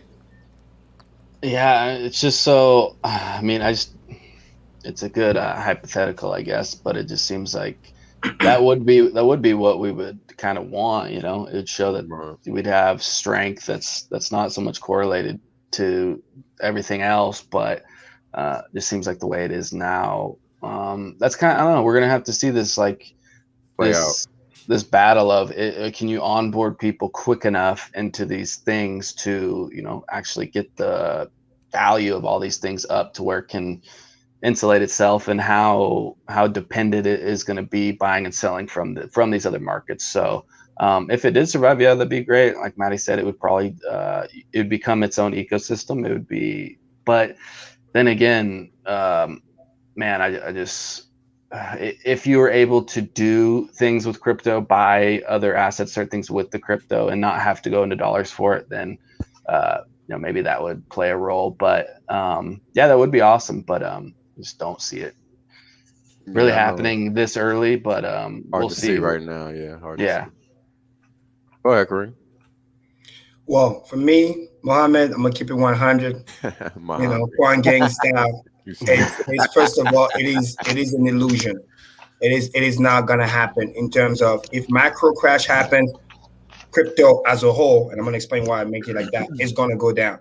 People still underestimate how over leveraged this joint is. Yeah. We're talking about reflexivity. People still don't understand how many fucking pairs are tied to Bitcoin, Ethereum first, and we know all DeFi, excluding Hex, is mainly running on Ether. If this thing happened, make no mistake, it's going to the toilet as a whole.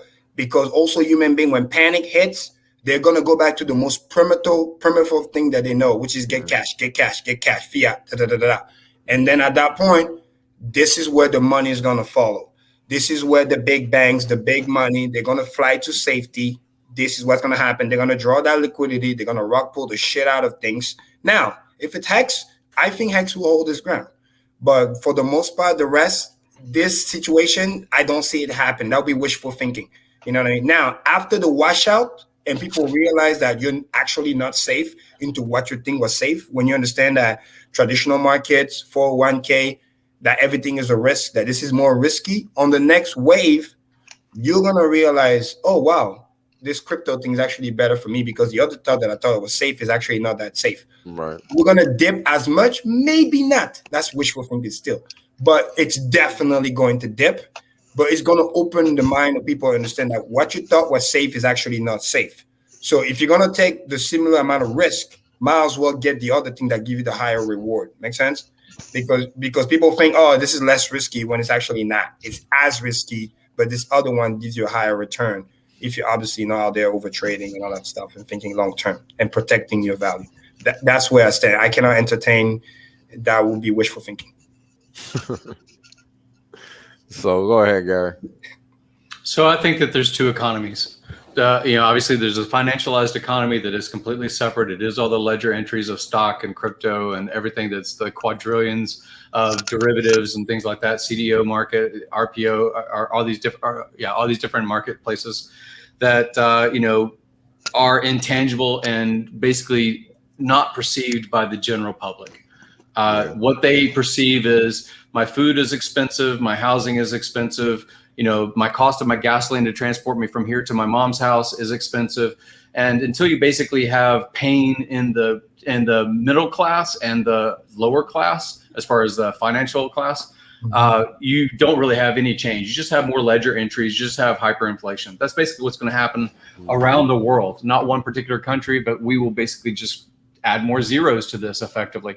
So when this message says about imagine tomorrow that there's a macro crash, what does that really mean? That might mean that there's huge dip in one asset class that's an intangible and compared to a different asset class that's an intangible. And you don't really have wealth destruction. You just have wealth transfer. That's all you really have in these derivative markets of all these different types. So until the general public feels pain and they say, hey, it's not just toilet paper and not just because of the vid, it is because, supply chains don't trust the fiat that we're paying them. The number one thing that's exported from the United States is not intellectual capital. It's not management skills. It is the dollar. There's more dollar outside the United States boundary and border than there is inside of it, as far as M2 and supplies and things like that. Centralized banks counting it as a collateral for their own currencies. And so, if there's distrust in the financial market, the general person might think barter. My people from my childhood come from agriculture. And so you do trade cow for chicken. You do trade, I will work for 10 hours on your farm and barn raise, and you will help me for my stuff, right? So that's kind of a barter economy that basically the majority of the world still operates on. We think that we're special when we're 5% of the population of the planet. We think that we're special because we control ledger entries and Belgium and the euro and all these different finance G8 kinds of things or G9 kinds of things. But a majority of the planet still is a barter economy. So I still see it as, like Kareem was saying, not a real threat, even though my family are preppers and we all like to have bullets and Band-Aids and stuff ready for the zombie apocalypse. I've been sitting through that for 30 years of my life. And so when it comes to, he did put a caveat in his question. He says, but the crypto space holds its value. I think that's extremely bullish. That's extremely bullish if that was what he was saying. There's a macro crash, but the crypto space holds its value. It is part of that. Are we going to go to a peer-to-peer, not crypto to fiat to pay my bills, and then basically generate income in the form of fiat from services and goods being sold to convert back into crypto and speculate? That's 5 or 6 steps to get back into a crypto form. If there's a macro crash and people say, I trust 1/10 of an ounce of silver because, 3,000 years ago, Romans used to trade labor for it. That narrative, I've checked it in the past 10 years. People don't trust a mercury dime. They do not trust a pre-64 quarter. They do not trust 1 ounce of silver as their bartering tool that they bite with their teeth in order to throw down on the grocery store counter and get some groceries. They don't trust it.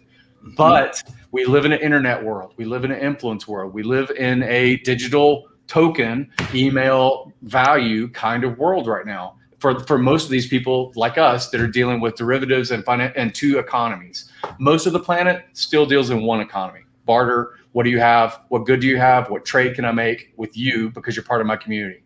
That's the majority of the poverty level of the planet, which is like 4 billion people. And then the rest of us, we're still dealing with first world economy problems, which is basically this bifurcation. So that's the way I see it. I don't really see it's really a threat, even though there's this Jubilee idea and so forth. There's just oscillation between different asset classes, in my opinion. Yeah. All good points, gentlemen. All good points. Axis, you want to go ahead? I'll save myself for last. Yeah, sure.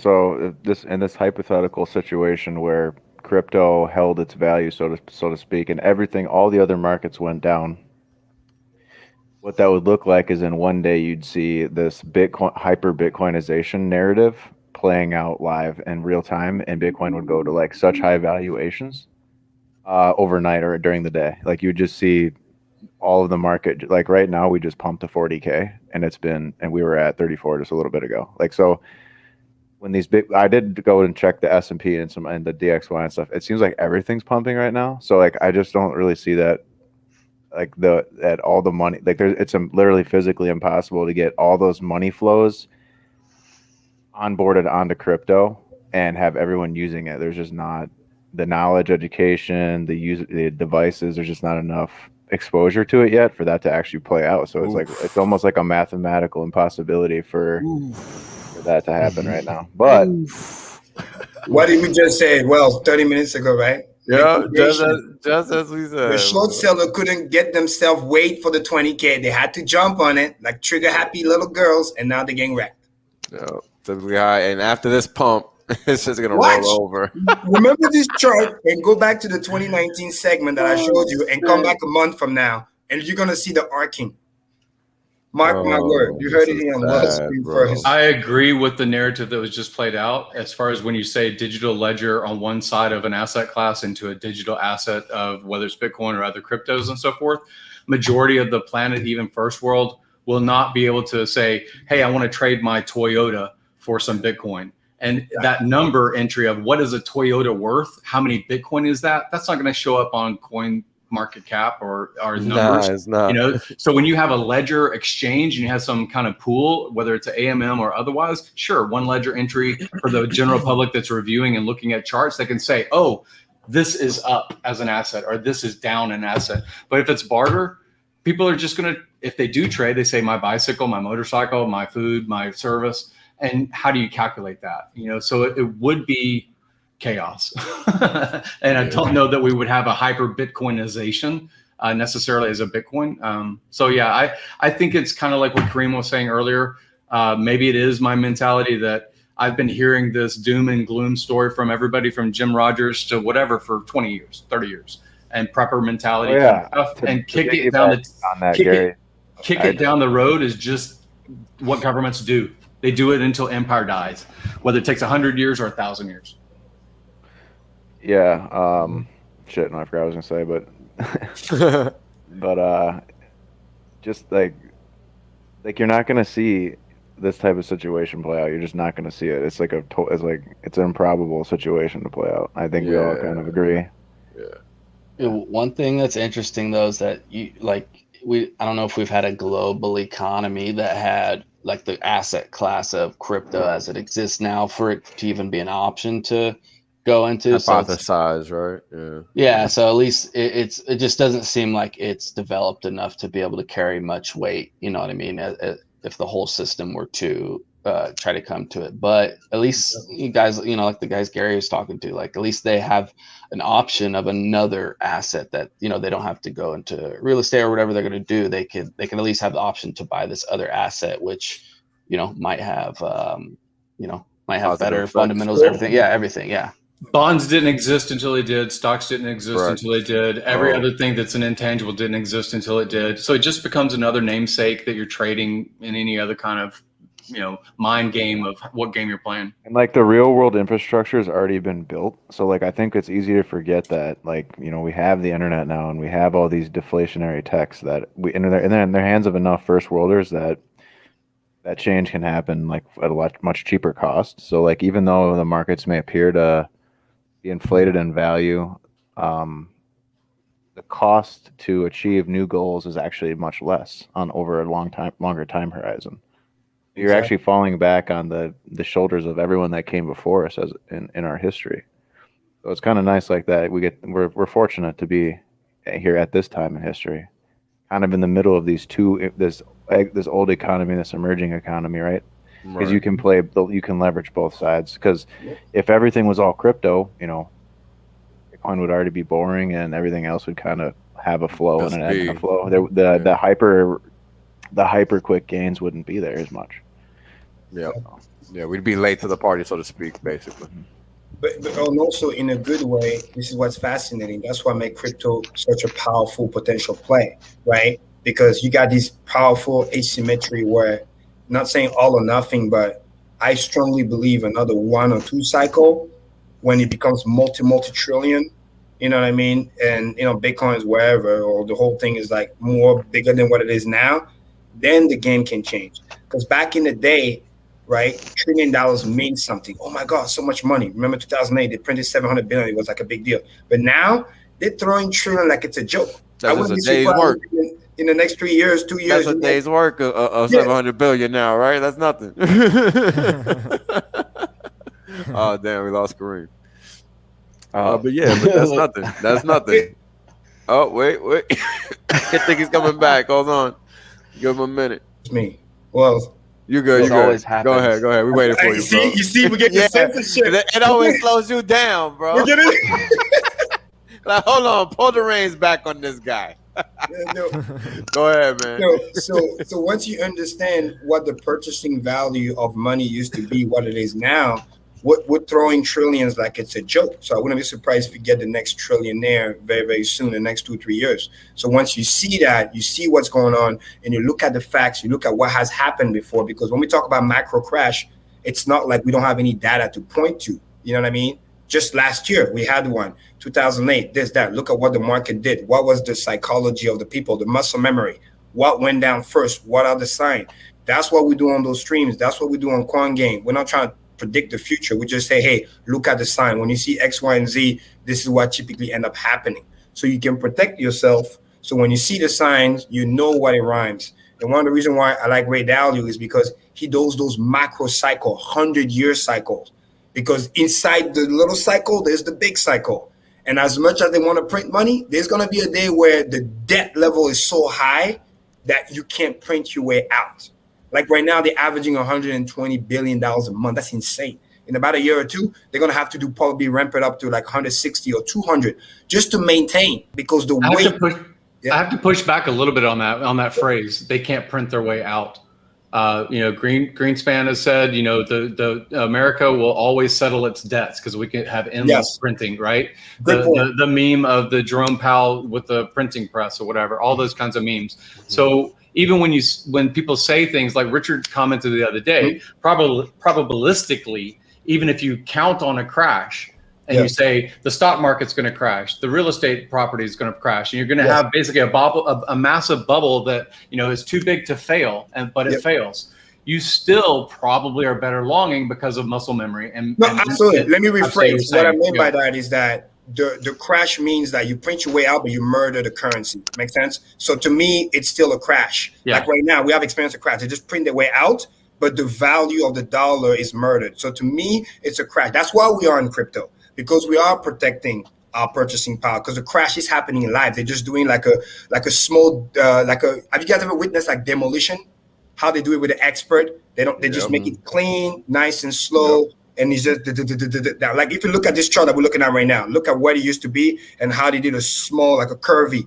That's how they're gonna do it, and they're gonna come with a narrative and this and that. So, but to me, that's a crash, because your purchasing power got murdered.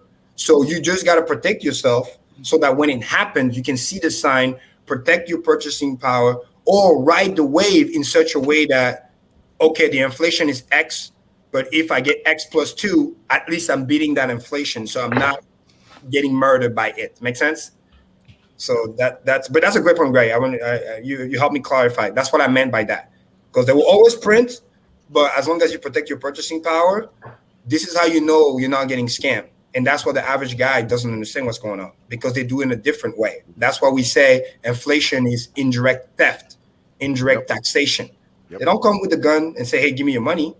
Hide that stuff in the mattress. We're just going to print take it in a way that you don't see it. Exactly. Amen. Yeah. So, you know, the debt clock, a lot of people, I put that link in the private chat if Maddie wants to share it. But basically the US debt clock is, you know, and again, it is the fact that we live in two separate economies. When I was born, the debt clock was effectively zero. You know, in 1970 or whatever, we had super high cost to get a mortgage. When my mom bought a mortgage, it was like 14%, I think, to get a regular mortgage for a well-qualified applicant. Now it's, you know, it's 1.75, 1.5. And when you look at the number and you say, wow, you know, every individual inside the United States population owes like 150 grand. You know, again, does that really matter to the general public person? They don't know. They don't care. They're never really going to pay it back. They don't have a clue. Yeah, they don't have a clue. Whether it's robbed out of, you know, this asset or that asset, or, you know, all of the monopoly money that's out there in general. They don't care until they have a food crisis, until they have a transportation crisis, until they have a sense of insecurity of their Maslow's needs. If they have an insecurity of their Maslow's needs, then we have a French Revolution. We have a, you know, cut off the heads of all the rich people, the ones that have Ferraris and Lamborghinis, right? So watch out what you buy. I just think you guys should just lease that shit, because you can always go anonymous. Yeah, so there's that life, man. So these numbers are effectively two economies, in my opinion. And that's why this crash concept, if you're speculating and you're using money that's kind of casino money, even if you have a crash, you're probably going to go up and to the right again. I just see it as muscle memory. Exactly. And I think that's a great clarification. And I want to thank you for saying that, because I want my word not to be misconstrued. But the funny thing about those type of crashes, sadly, this is the reason why the rich gets richer, because those who have access to debt and play money are literally playing with somebody else's money, aka free inflation. So what do? They protect themselves. They have all those trusts and this and that, and then they play money. They go make more money, gambling almost at some time, because, you know, the crash create all this flood of money. And then if something goes wrong, hey, they can just file Chapter 11, bankruptcy, this, that, and then just let the thing crash. But the real asset, the real money was never involved. It's literally playing risk-free. It's fucked up. But that to me is kind of the indirect definition that the system is failing, because it is crashing, because it's not fair in the marketplace for everybody. It's literally skewed, and those who understand that and they can manipulate it, they're going to use that to the advantage. And those who can't, they really get murdered by it. Their best bet is to learn the game, learn how to protect themselves, because the boulder has been pushed down the mountain already and it's coming at you fast. And you got two options. You don't move, you get crushed, or you step aside and you try at least to dodge. But the people that are already on top of the mountain, they're just watching the thing and crash. And then when it's all done, they're just going to come and pick up the pieces, pennies on the dollar. That's the fucked up reality. So if you're in the low end of the mountain, first thing you got to do is make a move. First thing you got to do is, how can I not be crushed by this thing? I need to dodge. Then I got to climb the mountain to a point where when the next boulder come down, at least you're away from it to a point where it doesn't affect you as much. I hope the analogy helps a little bit, because that's what we keep seeing over and over and over and over again. It's just a cycle. It slides and it comes down, and then if you're not ready, shit, you're getting washed out. Pretty much.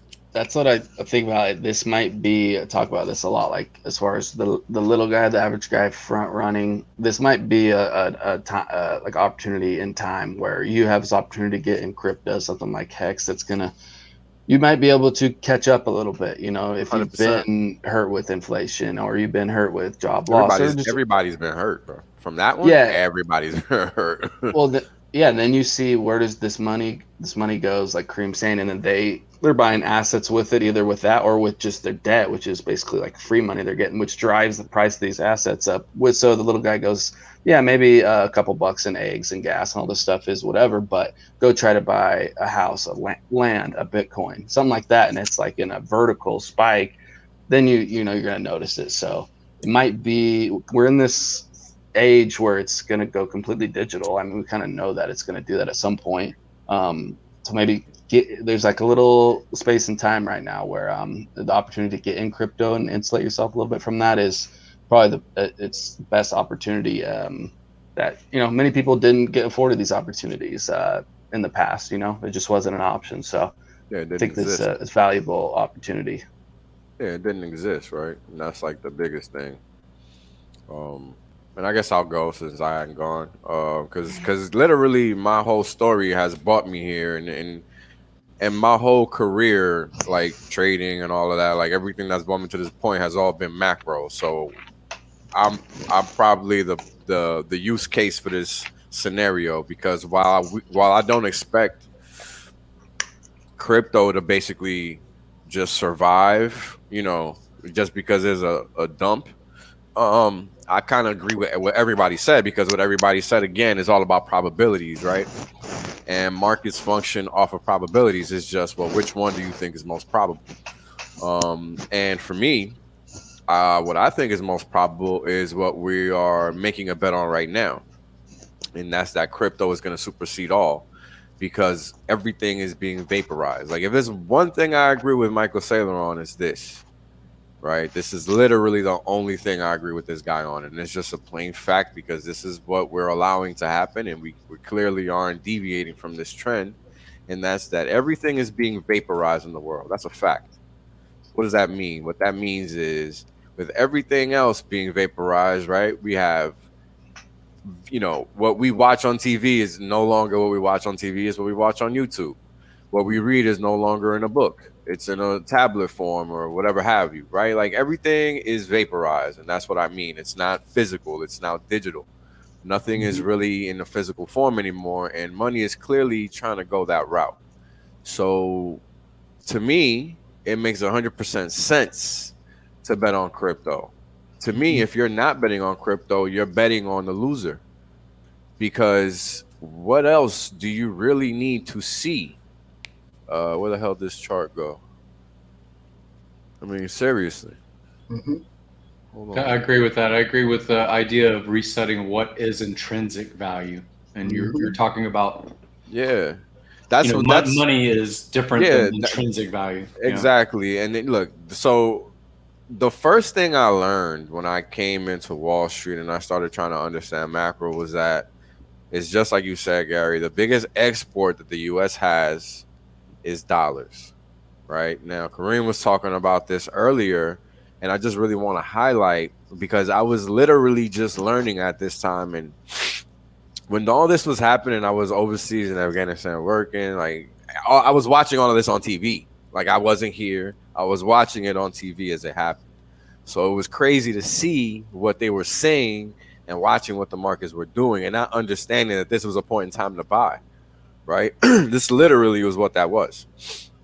Because the market stresses were such that hadn't been seen in decades. We're talking about 54 years since the dollar had gone positive in terms of purchasing power. That's insane. You guys got to understand, for that to happen, that's pretty freaking serious. That's like you tore a meniscus or something. Like, it's painful. Major deflation to create. Crazy, right? Crazy. So they had to do something to combat this. And what they did was they printed the hell out of the fucking fiat. That's all they did. And that's what they've been doing. Right? And this has been my whole thing. My whole thing this whole time is like, I need to find something that is going to outpace the inflation of the dollar. I need to find something and check. I need to find something that's going to pay me a yield. Check. I need to find something that's outside of the system. Secure. Check. Something that's designed well. Check. Something that's an actual store of value. Check. Right? Like, Hex hits all these things, man. And it's something you can hold for a long time too, because if you're already impressed by the Hex chart, just imagine the T-share chart, and you get to hold it for up to 15 years. That's you. If you're a Goldberg guy, whatever, that's your gold bar, right? If you a silver guy, that's your silver. If you a bond guy, whatever, that's the thing that you can hold to maturity that pays you every fucking day. And that that's the thing. Those things you're talking about, they don't pay you every day. Yeah, exactly. It's the ultimate deflationary move. because it's that scarce. It's so scarce that even after 15 years, you got to give it back. Yep. And I think Bree had a great comment earlier, 30 minutes ago, that was really powerful. She said, when you stake END, it's basically almost like a trade. It's almost like you're giving back the T-share and you're trading for whatever share it is that day. Yeah, that was exactly actually very genius. I read that. I was like, oh, that's happening. smart. That's fucking smart. Yeah. But that's what it is. It's so deflationary that the longest you can hold it is 15 years. And it grows exponentially every day. Share rate went up again today. It's 18,300 now plus. It's 312 last. Just imagine what it's going to be 15 years from now. Yeah, because it doesn't stop going up, and we'll get to that when we get to the charts. Because as you guys know, I'm actually updating them right now. But you know, the whole thing, right, is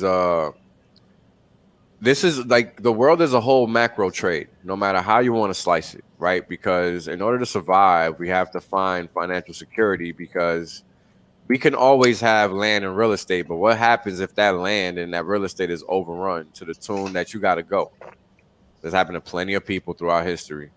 So crypto is really giving us a unique vantage point that has never existed, in the sense that we can literally move with our value across borders and not have to worry about a damn thing, because nobody has to know anything, as long as you're smart enough to maintain your OPSEC, of course, right? And that's the key, right? The key is nobody has to be in your business unless you want them in it. And that's what security is about, right? That's first and foremost the most critical aspect of any security system in crypto, and that's the end user, right? Your security is only as good as you. And you know, in crypto, we don't have to rely on any intermediaries. We don't have to rely on, like, you know, I'm a first generation American, so I've always had to send money to DR and deal with all that BS, right? So I know money rules and all that crap, and I know it's all BS, right? And this is why I'm so well versed in all these topics, because I've been dealing with them my whole entire life, right? And clearly, the shit I'm saying isn't a lie, because you see it, right? Look at all of the changes they're trying to make to the AML rules now. They're trying to make transactions down from $10,000 to $350, from $10,000 to $350, just because of crypto, right? And of course, that was refuted, but that's what they're trying to do. And don't think they're not going to continue trying, because what the fuck else they got to do?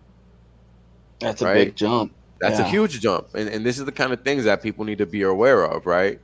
And this is why understanding what a crypto is extremely important, right? And we kind of deviated from the topic, but it was important. It was an important question to answer, because it's relevant, right? Because I think we are making the biggest macro trade. And to me, it's a pretty easy one, because when the biggest inflation that a country has is its currency, what the hell do you think is going to happen once it boomerangs back? Because that is a point in time in which the system loses confidence in that currency, and it's all about the confidence, right? The confidence is going to determine what is being used and what is not being used, and that's the most critical thing. If people realize that they have more power here to sustain value, guess what? They're going to fucking pick that. Look at Venezuela. That's what they're doing. Argentina, they're doing it. All these places are doing it because they're realizing that being cross-rated against a dollar is a losing proposition. All they're doing is screwing themselves over. They're not even making any money. They're just losing constantly. And they're losing to the tune of, where is my browser? Where'd you go? Here we go. And I mean, they're losing something crazy, right? Because this is what this chart is saying. Hold on. Sorry, guys. Dude, you know what's sad is that the average guy, whether or girl, whether, you know, no matter what they are, a truck driver, a plumber, contractor, they don't even know what inflation means, or what they don't know this stuff's even happening. They just know that they got to work harder. Stuff's costing more. That's a bigger issue.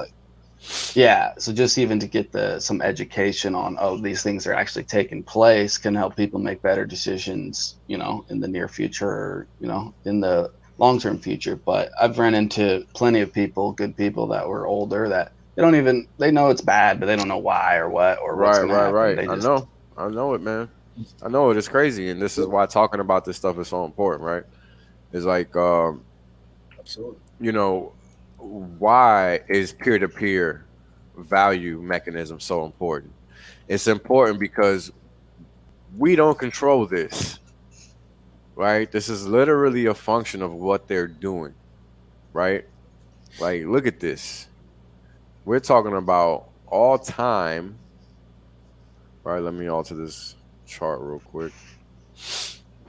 Because this is important. Because this is literally like, you guys got to understand. My whole like thing on being so gun ho about Hex is literally my whole macro view.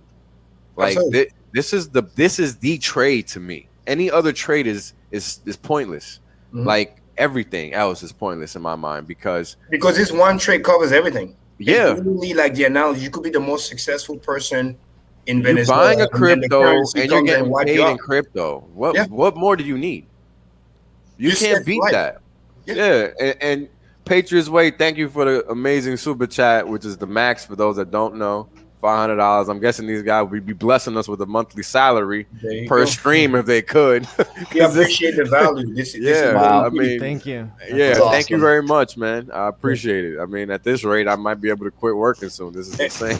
and Wells, if I may, real quick, because go ahead, brother. Soon I have to go pick up a friend. But this is I'm so passionate about this because this is why we work so hard. This is why we come on the stream. This is what we want people to understand. And to the point of what El Hexidente said, which is important. Again, I came from a third country. Guys, you need to understand something. It also rely on us to spread the word to the loved one that we have.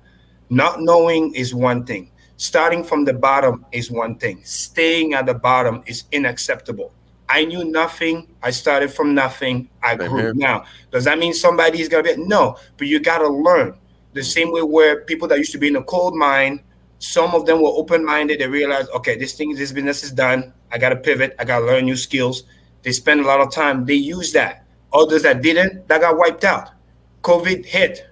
Some people were like, oh, wow, I got this free money. It sucks, but I'm going to use this free money to buy myself time, to learn a new skill, to pivot. Other people, oh, it's free money. Let me go wild and out. Don't give a fuck. And then when the money is gone, you're getting the fucking wiped out. So at some point, there is some level of personal accountability. This is the message I want to leave you guys here. We're here sharing the knowledge, we're sharing the love. We want everybody to understand. But it's also in our own hands to literally take our friends, our family, our loved one. My family, they got no choice. I'm going to bug the shit out of them. They're like, I need you to get this because this is going to change your fucking life. That's how serious I am. You can hate me all you want. I don't care. I'm going to make you rich. And then you can hate me. All right. Hate me more after that. The same story, the same Kareem, you were right. This, that, whatever. My friend, thank you. This, that. I get kisses left and right. But the point of the matter, it's that important. You cannot, I repeat, you cannot let this go. And I'm going to end with this slide here. This is like a rubber band. It goes deep, low, and then it bounces the fuck back. Because when it gets so devalued, and the Fed get the bad rep, what do you think they're going to do? Okay, you talking shit? Give my money back. DXY explode, major deflation. This fucking thing reps, everybody gets liquidated. Every time you see the major rip, look at 2008. That was a crash. The only way this shit rips back up is when there is a crash. I repeat, Hex Clip, I hope you're watching. Every time this thing rips back up, it's a crash. But look at what it does first. It dips hard. We're already dipping. The trend line, all you traders out there, we're off the trend line. It's going to keep dipping, but at some point, it's going to bottom. And when it bottoms, it rips the fuck up all the way back because it's like a spring.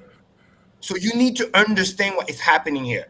This is all economy, everything bubble. This is the dollar. I don't care where you are, traditional market, real estate, a silver, whatever, precious metal, you're going to get punched in the face.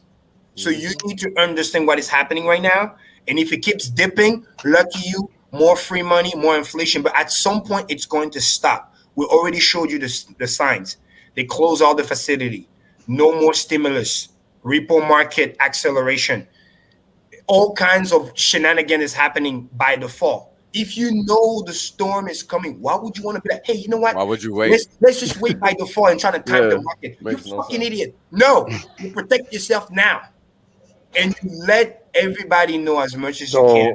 So Family, Kareem, in a hypothetical world where the Fed yes. pulled all the money, all the free money, and there was Mm, literally no more government subsidies except for like the most bare bones package possible, mm, people are going to start looking somewhere for yield. So mm. that's kind of where Wales is coming in with the whole "this is the only trade" type mentality. Exactly. Just from the perspective that this is just the timing is good on this Absolutely. And trade. you know what's even more fucked up? And I'm going to keep it like a crypto friendly. They do that on purpose. They're going to rip the whole thing, strengthen the dollar, make everybody a beggar. And guess what? They're going to be ready to print again. It's okay to print when the dollar strengthens because that's why it's a rubber band. Look at what happened 50 years ago. Look at what happened in 2008. They rip everything. They get all the free money back, right? After giving away, they take it all back. They rip the whole thing up. And when everybody's at the all-time low, begging and whatever, you're gonna lose all your rights. You're gonna lose all this other stuff. Fed coin's gonna show up, and then they're gonna print trillions again. The same trillion they took away from you, then they're gonna come back like the savior. Look how fucked up that is. They get you hooked on some drugs, aka leverage and whatever. They get you all wrecked. They take all your money, and then they show up later at the end of the party, and then they say, "Hey, here's free money." The same money they took from you, then they give it back to you, and then they act like the savior because when they give it back to you, they're gonna take your rights away. It's gonna come with strings attached. Just like an investment would tell you, like, not all good money is good money, right? They're gonna say, "Hey, we'll give you millions of dollars, but then we'll take half the value of your company because we see that there's something there." That's what we want people to understand. That there's nothing for free. They do this on purpose. They do this all the fucking time. Look at the sign. Protect yourself. So when the wreckage happens, and then when the free money comes in with the strings attached, if you're protected to some degree, you have option to say, you know what? I don't want your fucking free money, and then you taking away my rights. I'm gonna keep to what I have, and I'm gonna ride the wave down again when you start printing money for round two. That's what I want people to understand. And it's your personal responsibility to start spreading the word, friends and family. There's many videos online. George Gammon got a lot of great videos about that. Basic stuff. What is inflation? 15 fucking minute videos. Send it to those loved ones. It's not okay anymore. Kareem said it. It's not okay anymore to be like, oh, they don't know. They don't know. No. Sit them down. Hey, watch this video. 15 minutes. I need you to understand money. I need you to understand how the mechanics works. Ray Dalio has literally animes. 15-minute, 30-minute videos that literally teach you the economy, the money machine, how does it work. It's all on fucking YouTube for free. For free. Yep. But if you don't care enough, your family member won't care. That's the message. There you have it. There you have it. A lot of love. And Wells, keep doing what you do, man. Love you. Gary, everybody. Maddie, later, bro. Good to see you. It's been real. I got to ditch out. I got another meeting in about 20 minutes. All right, everybody. I'll be watching from YouTube, but I got to go drive, so that's why. Thank you for having me. No worries, brother. And then see you guys on Farm Game too. Later. I'm going to go too. Later, guys. See you, Gary. Good to see you, man. All right, later, guys. All right. So yeah, so long story short, man, my whole thesis behind this big old trade, which is me buying hexes, yeah, it's time to get the fuck out the fiat system, and that's exactly why I've removed every single cent that I have ever put in the legacy system and put it in the hex, because it doesn't really make sense to do anything else at this point. Because just look at this chart. It's been 50 years of this. The system is reflexive. How long do you think it goes before it snaps? Right? Mm-hmm. And, you know, you got to realize when they're printing trillions ad infinitum, those at the front, and this is why I wanted to show earlier who the primary dealers were, right? Because you got to understand how the system works, right? All of these folks, they've worked on Wall Street. This is how they end up here. So it's like a revolving door. Right. And what that means is that these people are there to literally support the system that currently exists. They're not there to reform or regulate. They're there to sustain. And they support the primary dealers. Who are the primary dealers of the Federal Reserve? Let's see. This is on their website, FYI. Primary dealers are trading counterparties of the New York Fed in its implementation of monetary policy. Sounds pretty bland, right?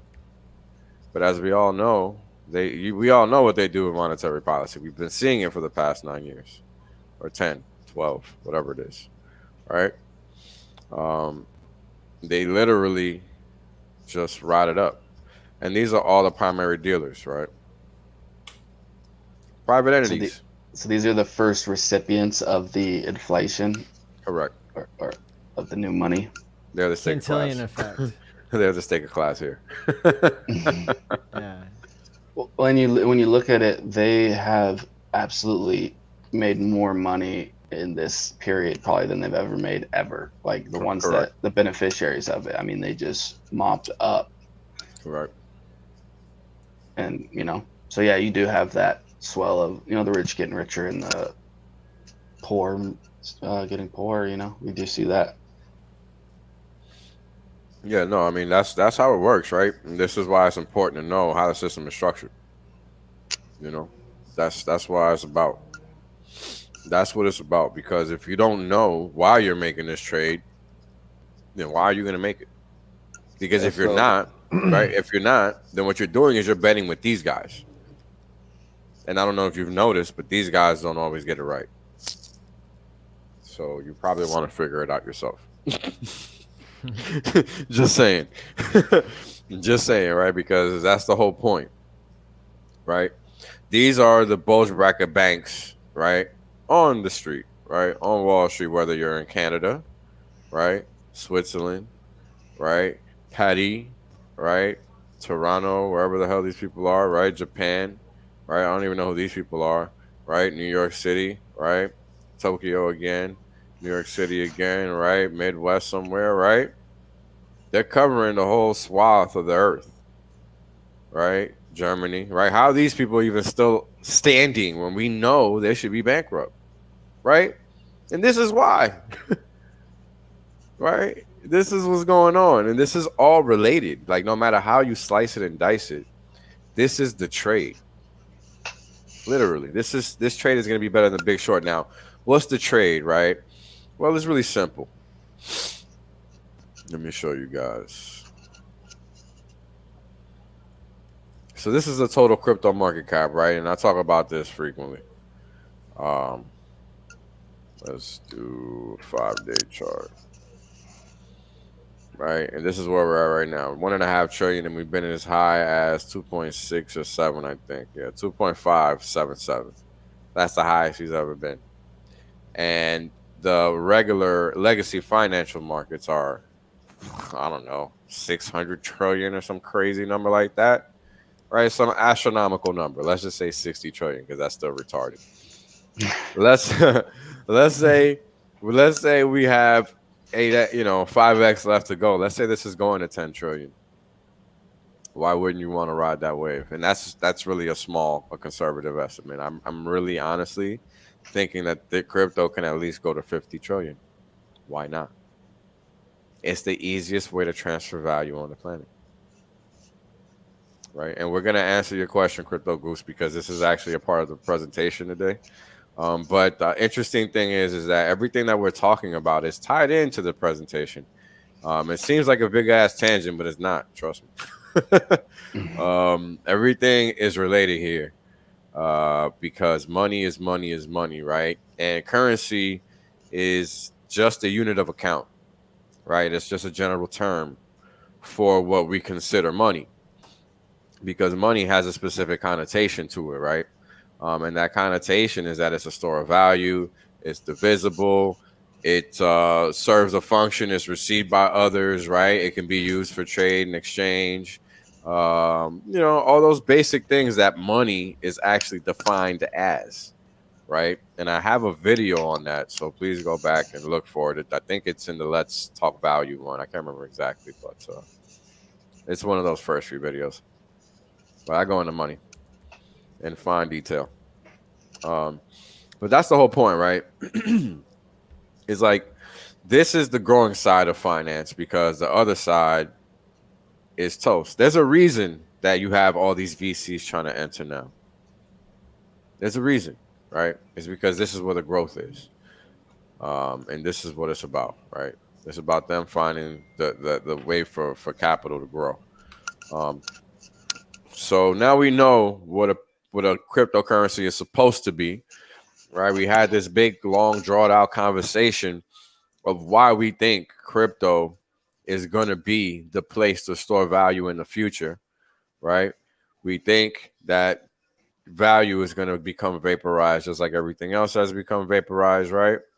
And with that, we also have categorized the simple fact that transferring value in this electronic fashion is supremely easier than having to deal with financial intermediaries or any intermediaries for that matter, right? Hold on, guys. Jesus Christ.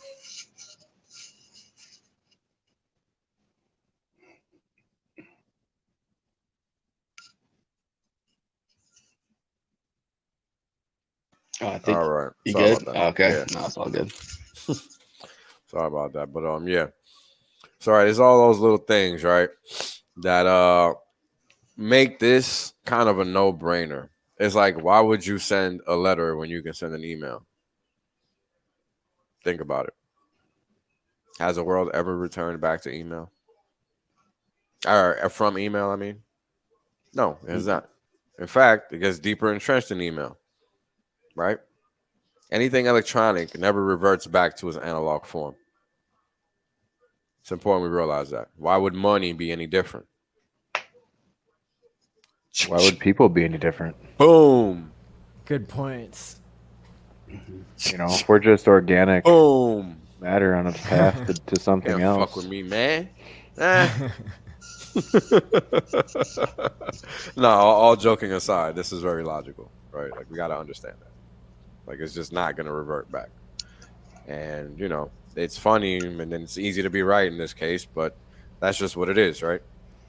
It's just like Axis was saying, why would humans change? There's no incentive, right? Yeah, and you see, it's almost like you see that it people injected them. You know, it was supposed to be peer-to-peer, electronic cash, and then what you saw is basically third parties inject themselves to try to, because holding for themselves wasn't good enough, or doing something else. So they try to extract value, basically becoming a middleman. And then you just see that kind of spread. That idea populated super heavily, and then you just have basically a series of middlemen that you have to count on now. Correct. Instead. So that's one of the biggest things in crypto. Yeah, we had a little speaking of middlemen, we had a little altercation, or one of the middlemen had a little altercation I want to discuss today. BlockFi, the state of Vermont is suing them for offering securities, unlicensed securities, interestingly enough.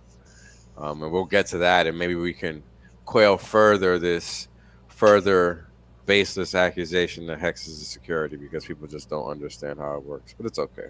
We're here to educate, and that's fine. So we'll do that. But again, right now we know what a crypto is. Nothing scammy about investing in monetary policy that works and is permanent. Right. There's nothing scammy about that at all. You would think that. Well, there just isn't. It's a fact. Right. Clearly.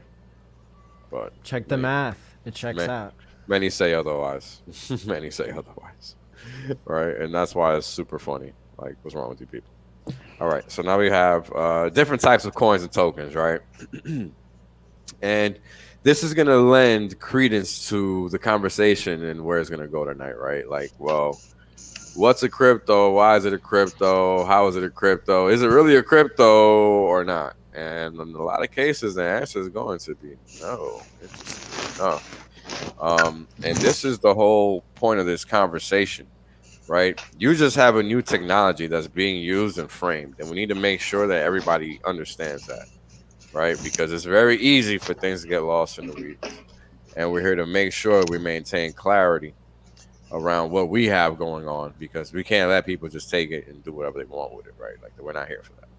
So we got platform coins, right? Supports dApps built on the blockchain. Ethereum, Stellar, Pulse are common examples, right? That Pulse is coming, but that's basically where we're going.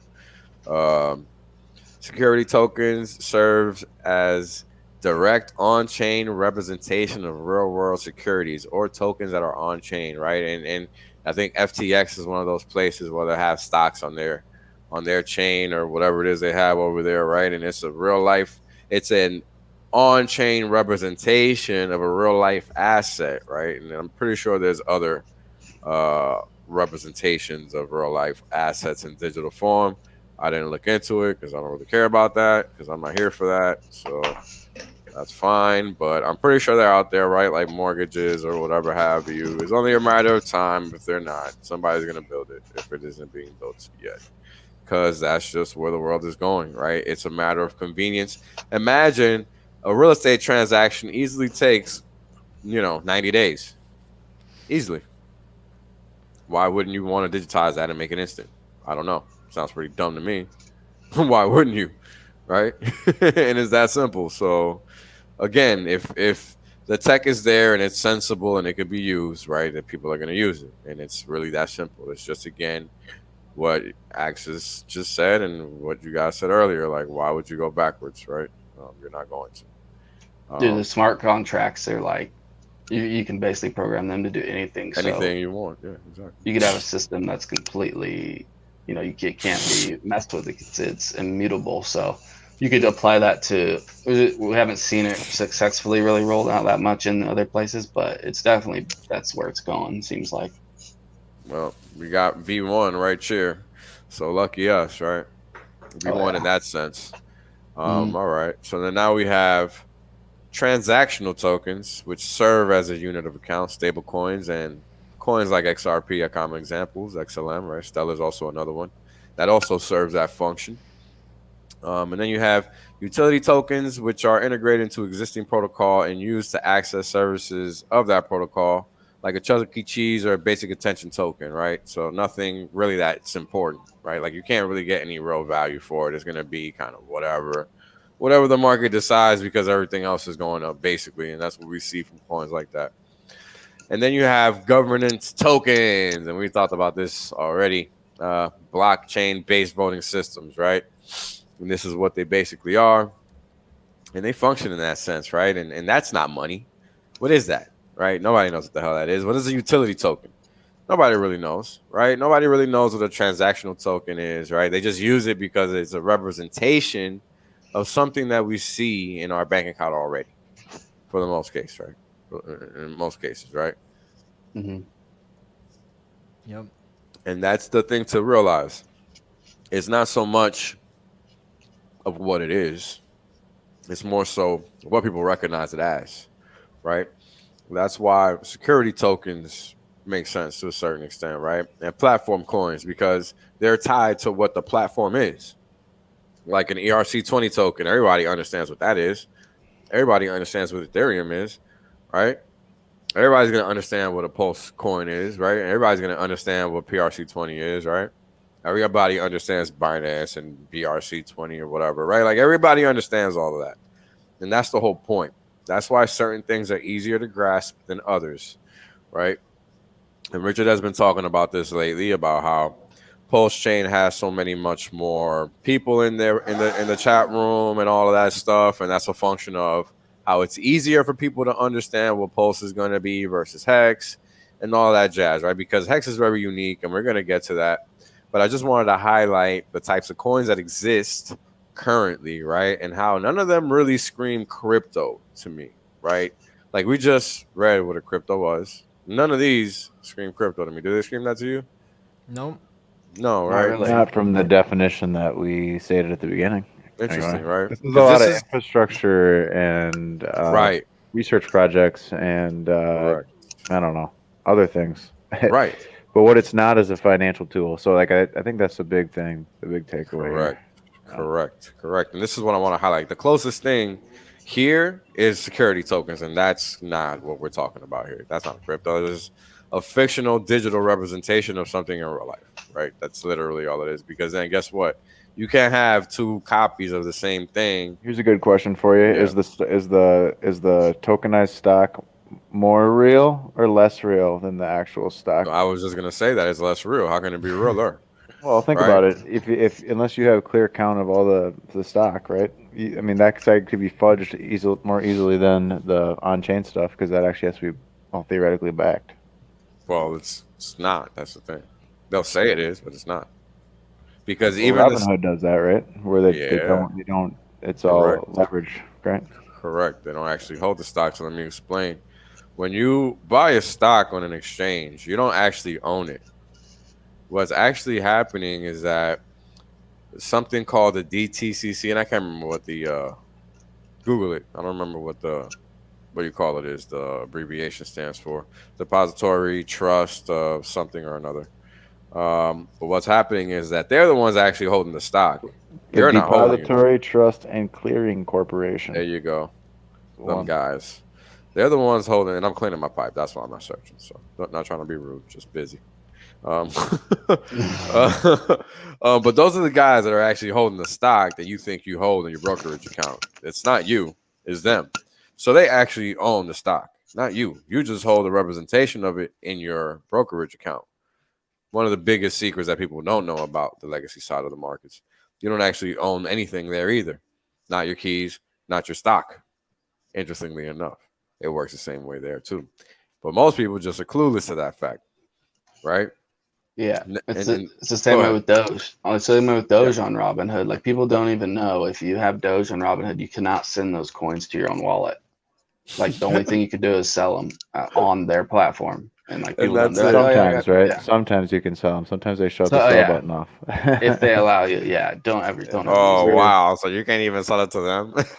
Sometimes they Not if shut they the shut sell you button off, off. or they auto sell you. Yeah. Like Yeah, that's GameStop, funny. they cut the sells and buys off. Yeah, so don't use them. That's just one That's example, though. Exactly what you're saying. Yeah, that's funny though. Wow. I mean, and again, right? It's about the control that they're able to exude over the system, right? And this is why you have to understand the difference between crypto and what's not crypto. Wait, what? Is that number accurate? Melv Tony? Is that number accurate, brother? 5 billion almost already in a day? Whoa, that's The big. hell? Is that accurate, man? Just give me a yes or a no. What the hell's going on? That would mean what, like 2 billion just today? Yo, Wasn't like 3 billion? Well, yeah, that's what I was about to say. Weren't we at 3 billion earlier? Like, is that accurate? Yeah, I think we were at 3 early this morning. I'm pretty sure that's a lot. Yeah. Yeah, that's a lot in one day. That's kind of sick. Everybody's going in a hyper overdrive. Shit. I wonder if it's the OA. I wonder. Interesting, man. That's crazy. Because I I had haven't a really set- been able to pay attention to the chat, so I'm sorry. Go ahead, man. I had a set of guys to sacrifice this morning, but it wasn't that much. So. Are you sure? I don't know, maybe it's possible, but that's a big jump. It's almost a 2x of the Okay, whole Bree is thing. confirming that it's still 3 billion. All right. Oh, okay. Got it. 3 billion, which is still good. That's a lot of. Yeah, it's cool. I just wanted to make sure it was 4. I'm about to go 5. I'm like, wow, that's crazy. All right, that's all. Just wanted to make sure. But we cleared it up. Thank you, Bree. Yeah, thank That you. big weed. There we go. All good, man. All good. Oh, it's all good. No, Tony's cool. Yeah, he's the man. He's the man. So again, we're just walking through, right, what we actually have now versus what we're supposed to have. Right? We got everything but what we're supposed to have. Interesting, no? Very interesting. Now, let's just talk about general token design. Right? This is I think going to get interesting because now it's going to kind of get opinionated. Right, because everybody's gonna have their own perception of what a good token design is and all of that, right? And I'm really of the mind that Hex is the perfect token design, no matter what you say. Just based on the definition of what crypto is supposed to be, right? And we're gonna walk through all of those items and whatnot, because it's related to what currency is versus money. Right? Like currency can be anything. Anything can't be money. Very important distinction. Right? Because money has to fit certain parameters. Currency is just a general unit of account. It doesn't have to be anything specific like money. It could be a tree branch. Right? Currency is literally just the paper form of whatever unit of account, right? Hey, what's up, Kinetics? Hope you're doing good, brother. Thanks for coming through. So what makes for a good coin or token or a good unit of account? Money is a unit of account for value, or in this case, a digital unit of account, right? Because now we're moving over from the paper-based system into a digital-based system that's strictly digital and can be converted into physical, right? So now the value prospect of society is looking to become strictly vaporized, right? Just completely digital, no more fixed, no more what you call physical form, right? So, typically you want something that's gonna kind of talk about all these things below, right? Bonding curve or fixed supply. And what's a bonding curve? Well, Hex is built on the bonding curve. A lot of people don't realize that. That's why they don't understand it. So bonding curve describes a smart contract that enables users to mint or burn tokens according to a previously defined pricing algorithm. And the other day, I can't remember what the hell it was. Somebody was asking, like, where did the hex come from? And if it was pre-mined or whatever the hell. And I was like, what the hell? It's like nobody knows about the AA or whatever. Like, nothing was pre-mined. Everything was mined on a schedule, man. Like go look at the AA. It's like right there on go.hex.com. Like how everything was created. Like Hex has the most transparent stats in the entire industry, right? Legacy and promise coin / crypto. And people still act like they can't find stuff. It's amazing. I honestly don't understand it, but whatever. Yeah, I was just gonna say Hex just hyperinflated the first year, got all the inflation out of the way, other than the 3.69 percent for. Right. But yeah, it just took that in that first year. So That's yeah, it. a lot of people, it's it's common knowledge if you just look for it. Big if, right? Yeah. Big if, but that's the whole thing, right? So a bonding curve. What is a bonding curve? I'll use my hands now because I figured I'd pull it up real quick and just talk about it. Is this it? No, where are you? Okay, bonding curve. So what is the definition they have here again? It just describes a smart contract, right, that enables users to mint or burn tokens according to a previously defined pricing algorithm. Now, that pricing algorithm for Hex is the T-share rate, right? Because that's typically what's defining the quantity of the coins, right? Whether it's being minted or burned, right? When it's being minted, it's when you're ending the stake, and when it's being burnt is when you're starting the stake, right? So that's clearly a function of a bonding curve, right? Just by definition. So let's look at some other ones just to cover all our bases, right? Now this is a function of Ethereum. It looks similar to Ethereum, and this looks similar to Hex, right? Because this kind of looks like a log base 2. It kind of just keeps jumping, right? And this looks more like a log base 10 because it's kind of slacking. But this is just examples of other potential bonding curves, right? And what they could look like. But, the use case for something like this is very limited. What could you create like that, right? Like, as it has to be economically feasible. And this is where unit bias comes in and all of that, right? So these are just examples, right? Of other types of curves and what exists out there. It's not really for anything, but just to show people what's out there. Because again, right, we'll talk about what's out there, what's not out there, what's good and what's not good, right? Yeah, I agree with you, Kinetics, because you got some funky coins that do that kind of thing where they like manipulate supply in real time. That's funny math. I don't get that. It should be something systemic, right? Something defined by a mathematical function or something. And this is what bonding curves are supposed to do. But when you don't have it being in a systemic fashion and it's just randomly deleting it, well, not randomly deleting it, but deleting it in the sense that it's no longer there. Like, there's a difference between minting, burning, and deleting something, right? Like, One is a function of something else, and one is just happening, right? And that's the big difference there. Let's see. Yeah. Thanks for the 10, Forever Strong. He says he's a truck driver and he's been talking about this stuff for years, trying to educate other people. But don't mind me, just a dumb truck driver over here. 10 players, 10 bucks. Thanks, bro.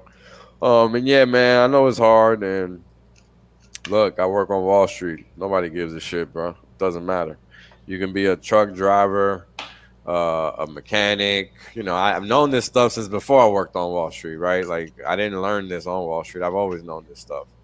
And people just don't care, right? People don't care. And that's the unfortunate aspect of a reality that we have to deal with. And it's just like, you know, Gary was saying earlier, and Kareem was saying too, to a certain extent, you know, until it hits people close to home and they have to react, unfortunately, they're not going to, right? And that's just what we have to contend with for now. And this is why this educational push that we're trying to make here is so important, because this is how we are able to take control back, right? This is how we're able to do what we need to do in order to get what we need to get, right? And that's our freedom. There's no way we're going to get it without education, because as long as people are in the dark, then they're just going to stay there. And that's the problem, you know? Yeah, most people don't know their own power. And there's a Yeah. lot of like self development that a person has to go through that takes time. And but you know, you get the right community behind you, or you get invested in the right thing, and it can start to change, you know, your rate of growth significantly. You know, you just got to be kind of open to learning a little bit. It's not really too crazy. Yeah, and a big part of it was like, now at least you have a vehicle like Hex, where before it was like, yeah, you might have an anomaly where a guy is trying to educate people and actually tell them about it, but then the conversation goes to, okay, this is going badly, this inflation, all these things. Okay, what's the next move? What do I do about it? And that usually it ends right there. It's like, well, I don't know how to. Yeah. You don't. Now at least you have a vehicle in which is Hex, you know, or crypto, or Pulse, or these ones where you have something that you can actually do about it with a little bit of research, you know, that you can actually do. So whereas before, a lot of times the conversation just stopped there. You're like, oh, teach them about inflation or something. They're like, yeah, okay. Well, what do I do about it? Just work harder or work more hours or what? Where now at least you have a vehicle. What's the actual solution? You're right. Yeah. Because there really wasn't one until Hex. That's kind of why it's almost like perfect to a certain extent, right? You know, when you sit there and break down what money is supposed to be, what a crypto is supposed to be, and we've covered both, right? Money's supposed to be a store of value, divisible, right? Rigorous, right? Not something that's just gonna fall apart. Something that's easy to move, portable, right? That's another functionality that money needs to have, right? Hex has all of these attributes, right? It's a store of value, it maintains its value, it does all of these things that money is supposed to do, right? Currency by itself does not necessarily guarantee you that, right? And if you look up that term, just because I like to be thorough, give me a second, guys. Money in any form when an actual use is a medium of exchange. So again, it's just a medium, it's just a unit of account, right? That's all. So it could be anything that people want to accept as a unit of account, right? So now we know bonding curves, right? We've already known about fixed supply. That's the first big daddy that hit the market, right? I.e. Bitcoin. And that's that, right? For as far as that goes. You know what I mean? So that's pretty much that, right? So we got those two items covered. What makes for a good coin, a good unit of account. We went over what money is.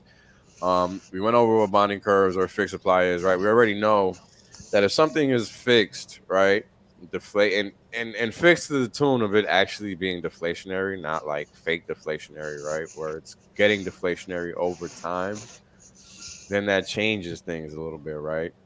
that changes a scenario such that Can we touch on the tokenomics piece a little bit for a second? Yeah. That's where we're Ethereum? going. That's where we're going. That's where we're going. I mean, I sort of thought like monetary policy of Bitcoin has always been 21 million Bitcoin, and the release schedule has been set in stone. Yep. Then you get things like Ethereum, that is the release schedule changes all the time. The amount of coins you can mine as inflation per block has changed from 3 to 2 on one occasion, and probably other times as well. So like you're trying to build something on unstable ground with Ethereum, and I think that's a key point. And then whereas with Bitcoin, you can't build anything on it, but it's very stable ground. So you have effectively a two-partite system there. Right. I think Hex blends the two together quite nicely.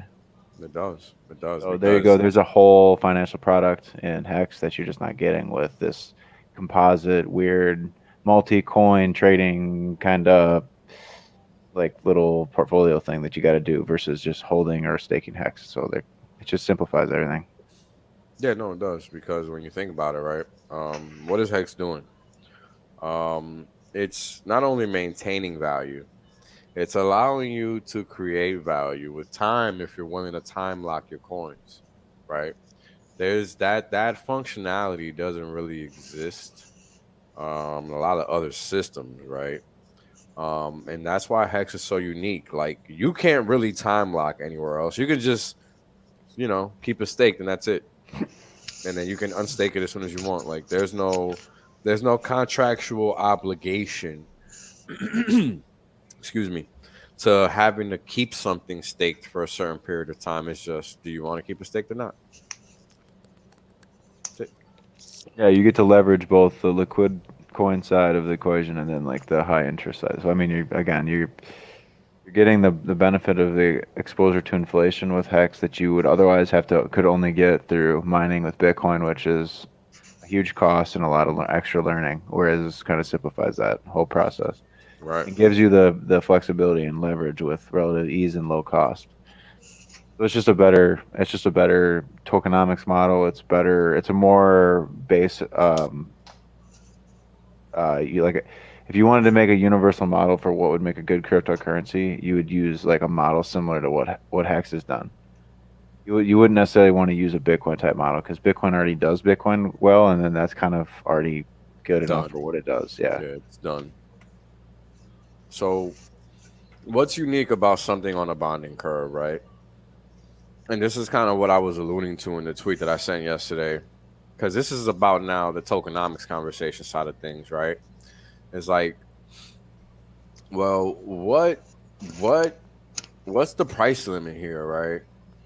Is there a price limit? With something like Bitcoin, you would think that there isn't a price limit, but how much do you need to pay for something that doesn't do anything for you? Like, what's the value there exactly? I don't. Another thing too is when you're buying these other tokens, you're not buying something that already is going to produce other value for you. So like when you're buying a Hex at like 10 cents, you're actually buying it at a lower price theoretically because of the yield that it can give you. That makes sense. That's what the profit earnings ratio is all about. Whereas you buy these other coins and it's literally you're buying them at a price, which is really just a speculative timing thing. It's not really there. I would say in the case of Bitcoin, its tokenomics model, your base floor price is based on the amount of efficient miners, the hash rate, the difficulty, different factors like that. But it does create a base floor where the mining economy will hold up the price at a certain level. It just will, because there's that's the base floor, and then so that's where you get like it's all virtualized in Hex, but they're both kind of accomplishing similar goals that way. Yep. And then a lot of these other ones, like especially the utility tokens and stuff, they're just not cryptos. They're all fanfare and trying projects and stuff.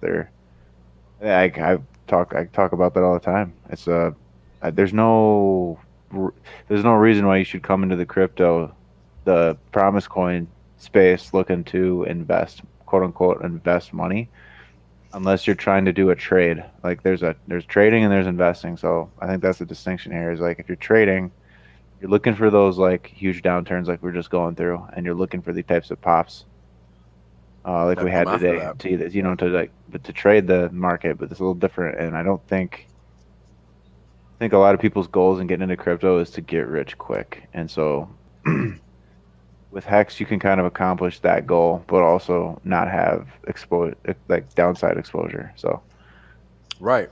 I think a lot of the money is just going to flow into that. You know what I'm saying? I mean, you know, so that's the biggest thing, right?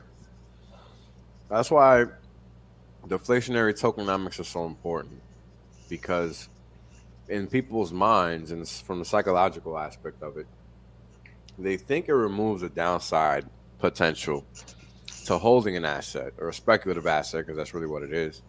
But in reality, it does not. And the reason why is because what's happened is that you do not have a productive economic asset. There's no reason for something to stay up just because, right? Like, just because you think it has a certain value doesn't mean it actually does. Like with Hex, you can literally define the value of the damn thing. Like literally, like I do it every time I update my charts. Like it's in your face, right? So you can't even hide that. Like the value proposition is there, right? And that's the difference, right? When you have something designed on a bonding curve, you can literally confirm its utility or its use case if it's designed correctly, right? Now, I don't want to make this into a whole bonding curve discussion, but do look into it because it's exactly as it says, right?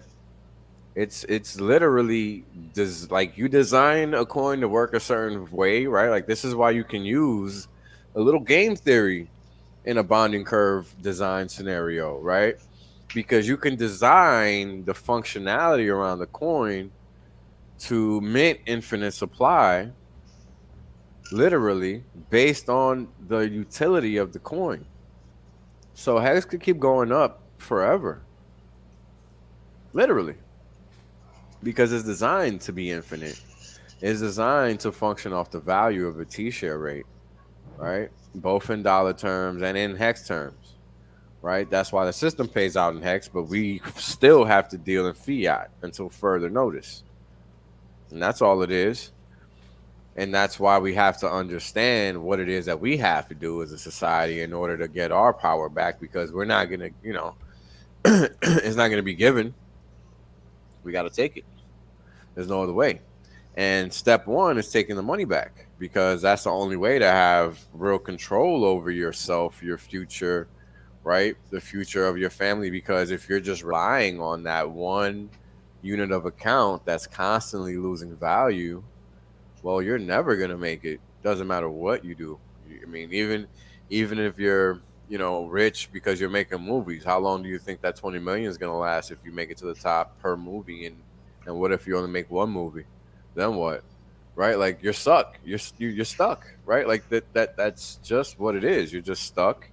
And you know, you really got to fix the money. That's really the only way you can do it, right? And this is why people think fixed supply is really useful, but they don't really understand the other side of it, right? The other side is the bonding curve side, where you have multiple facets of token design, where it's not just, okay, it's a fixed supply and that's it. Like there's a lot more to it. And that's why here you have the T-share rate, right? You have the emergency and staking, you know, facet of the system. You have these coins staked as a percentage of the supply facet of the system, which pays you your APY, right? And how the coin is designed to inflate every day is what pays the staker class.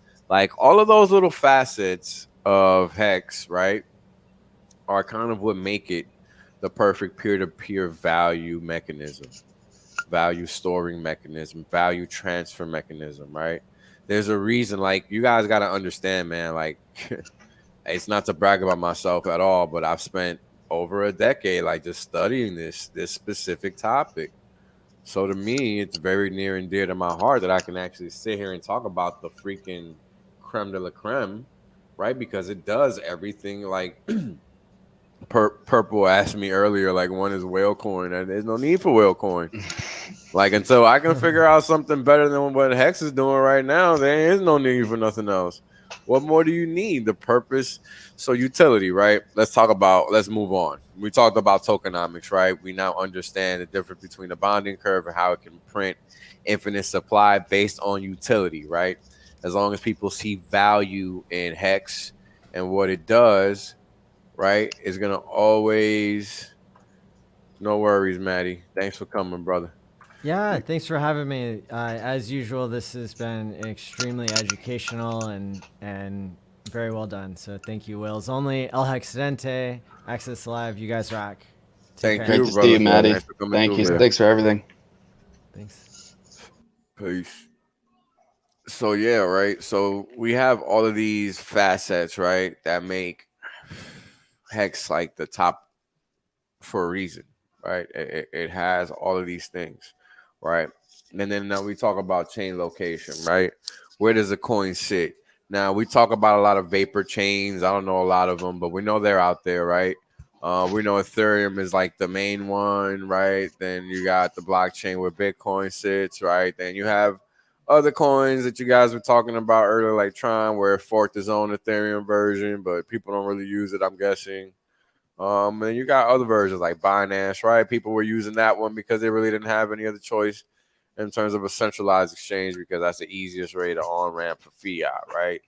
So, chain location, right? That's also going to give you a specific type of value for your coin, right? That's why people want to have a coin on certain or on certain blockchains, for example, right? And it's something important about the chain location is like I'm pretty sure.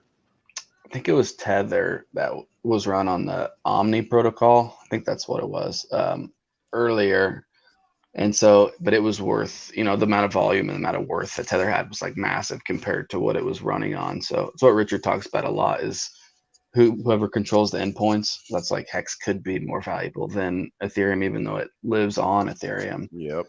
So yeah, the location is important. And one other thing is just it accrues value for shareholders, which is like the definition of what a good company would do. It generates, and Hex always offers that. It's basically 24/7. It's offering that, which is the value proposition in itself. Right. And that's why it's important, right, to highlight the basic facts, man, just about how it works, what it does, why it does what it does, and how it does what it does, right? Yeah, a lot of people I explain this to, Wales, they can't even, they think that you have to stake. And that's like they can't believe that you can actually just sit in the token and just watch it grow that way too. I know it sounds like so simple, but it's actually pretty profound. It's like people are so convinced that the yields are just like 2% yields or 4% yields or even 10% is enough. It's not when you're inflating at 14% per year.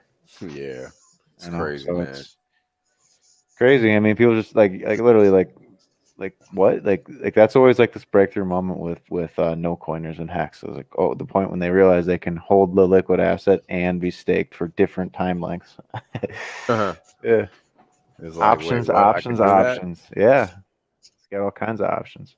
Yeah, and that's one of the most unique aspects, right, of the utility of Hex. Really, it's like, yeah, you can lock money away, right? Which sounds pretty dastardly, right? When you sit there and think about it, you're like, wow, locking money away. Holy shit. That means I can't ever touch it again. Like, wow, what the fuck?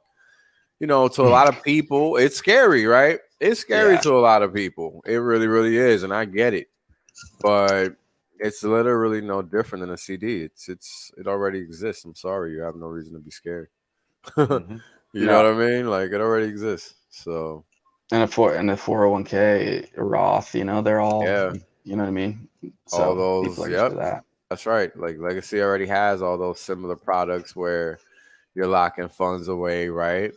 For 30 years. Yeah, for 30 years, right? Whatever it is. It's just crazy. But you can get out of those.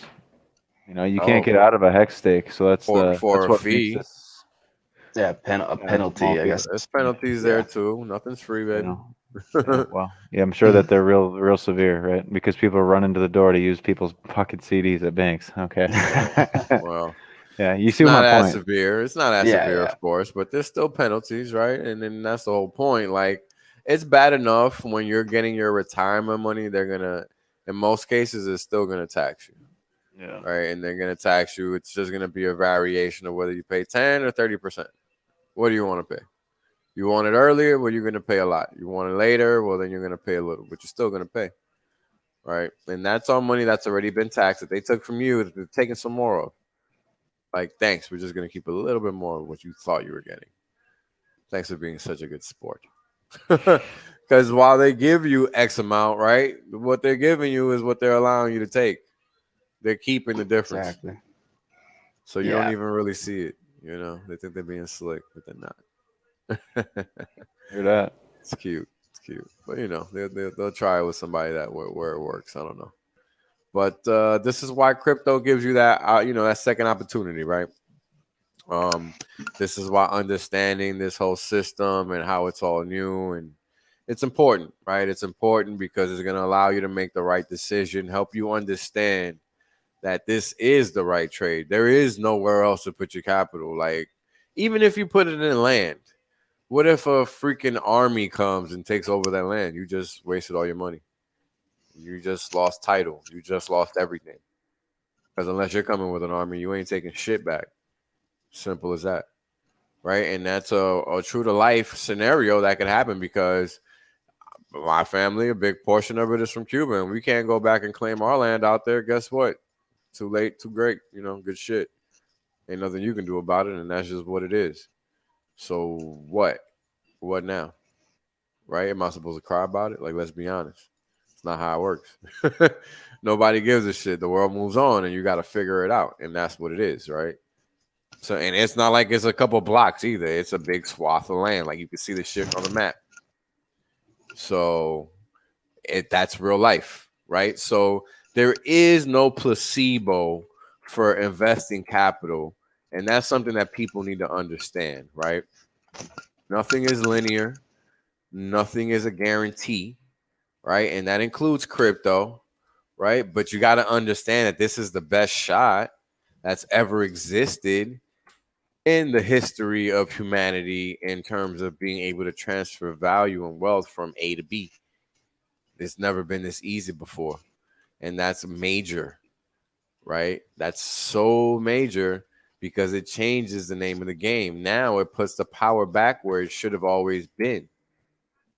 And people just didn't realize it. And now we can talk about it. We can educate. We can say, we can do this, we can do that, right? We couldn't do it before. Before, it was just a thought. Now it's real, right? So it's a little different. So that's why, right, it's important to talk about the right assets. Right asset. Understand, right, where it sits, right? Blockchain. It's on Ethereum, right? Versus it's standing alone, which is about to be soon, right? And things of that nature, right? We see so many different variations of different chains, right? And now here we have another fork happening with the Pulse chain fork, right? For example, which is gonna be the biggest airdrop in history. So if you're new and you don't know, go to pulsechain.com, read about it. And if you're looking for where to sacrifice, the correct site is pulse.info. That's the only one. That's the only place you can go sacrifice. So go check that out. Actually, let me put a banner up for that. And make sure everything is completely correct whenever you guys are doing My this bad. stuff, because people are sacrificing from, a lot of people did it right, but yeah, different wallets and stuff they're not supposed to be doing. So make sure you got your stuff in order. And one thing though too, it's like all these what do you call them, externalities, these costs, it's fees or it's penalties, it's all these things which usually enriches a third party or the bank or whoever. So that's another reason why Hex is like so special, because there's no externality cost for mining, and then the penalties and stuff. So you're being rewarded. So the shareholders or even just the token holders themselves they get rewarded far greater than what these other so-called cryptos, promise coins tend to talk about. So you'd be good to benefit from like 3 different profit flows, whereas that's not even an option in most of them without giving up your keys. Surely is not, and that's a fact. What's up, Kool-Aid? Yo, what's going on, friends? So I want to, by the way, ask this tip of the hat for somebody else. Got to talk to you. I'd love to chat with you more. But your dual suns analogy was perfect, spot on. But if you think of like Hex as like the global sun, P-Hex is like the moon. So it actually has, just like you were saying, a dueling dragons type commonality. And once you see something replicated once and you see something replicated twice and you put Pulse as the pump to actually sloosh the 2 different suns together, that slingshots economic mass even further and further. And watching guys' streams, you and Wales absolutely destroy. I love it every time I get to hear you guys talk. Thank you, dude.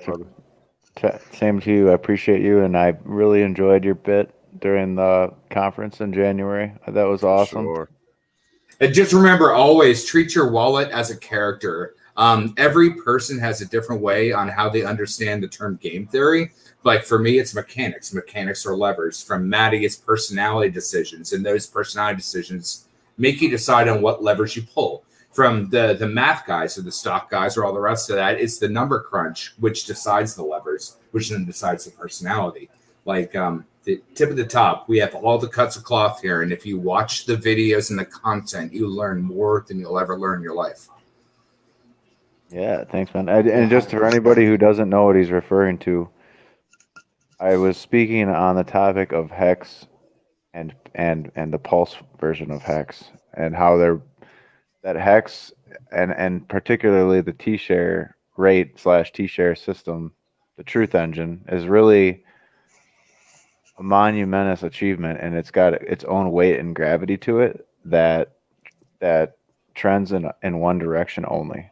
And so because of that, all of the other global markets on some way have to respond. They have to respond because Hex is going to continue to rise in value against all those other pairs.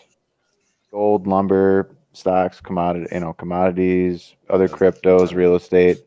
They all will have to, at some level, acknowledge the T-share. And so when the fact that we're going to get another Hex, now you have this almost dual star system, 2 really huge gravity masses that are going to be interplaying between each other. And I think they're both going to be, it's just going to be interesting because it's almost like we already had something really good that worked well, but now we have it's redundant. So now you have even more value proposition that's been added to Hex. It's laughing at like divided by 0, man. When you see serendipity divided by serendipity, you're like, man, that's really funny. That's really funny. It's a great way of putting it too.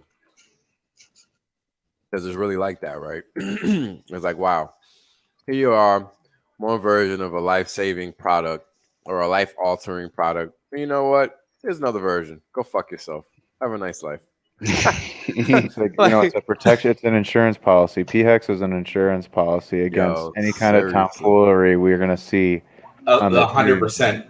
Yeah, Axel hit it right in the head. And the thing is that the insurance policy or Pulse is the pump in between 2 economic dragons that's always the snake eating its own tail. So now the economic mass pushes each other's up. That's why we have levees when you want to cross the Panama Canal. You raise the weight of the water to open the floodgates, to raise the weight of the water to open the floodgates. And as that rated water raises, the authority that Pulse has to enact maybe or maybe not the Hex vision, but I could possibly see that could be an ideal position of said levee and canal.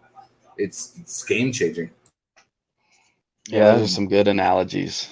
For sure. I can visualize them easily. Hexidenti, I don't know if you agree with me, but I think that you're going to see value on both hexes, obviously. But just that Pulse and Pulse Hex are like 2 peas in a pod in a sense, because on Pulse in the early days, you can guarantee that you will find value in P-Hex because it's tied to the T-share.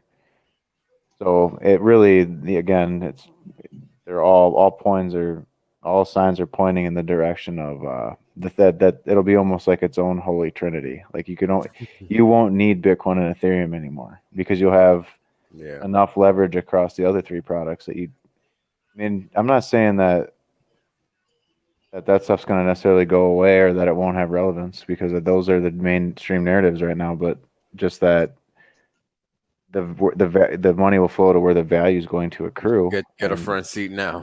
Yeah. It's a fucking roller coaster, and there's only so many seats at these T-share prices. That's the key. Yes. You know, so when everyone's talking about sacrificing for Pulse and everything, and make sure that you have your everything very well thought out, because yes, there will be value on all three products, but you know, not one thing is necessarily better than the other, except that you can guarantee mathematically that the T-share is a good choice. You know what I'm saying? So yeah, for sure. And by land or if by sea, a hex is still a hex, right? So like the choice on how you travel by water or air, irrelevant. It keeps folding onto itself. And then the next thing, hex scale, whatever does happen as this ecosphere evolves, you're still an early adopter. You should have your double stakes in irregardless, but you should also know where you are by listening to Whales and Access. I mean, I don't pop on, I'm a special guest every now and then, but listen to the people that teach you the difference in between a liquid hex, a staked hex, a first mover advantage in hex, or us OG pre-BPD people, or people that figured it out right after. Again, Whales and Access, and they're like, shit, no rug pull, magic copyright, look at math, ready to go. Right? Am I not wrong? Right? Yeah, and so right. like all of you need to remember that you still have the opportunity to take advantage of this knowledge and still have first mover advantage, because this is happening right now. Yeah. Because like Ethereum didn't break its exponential move for over 3 years. Gerardo proved that, and so I mean, there's still lots of upside still. Like we're only a year and a half in, so with a good community that explains that to you, that's what you don't get from going back in time, right? You know what I mean? I always wish I had a me for me to whack me on the head to say, do that, be good.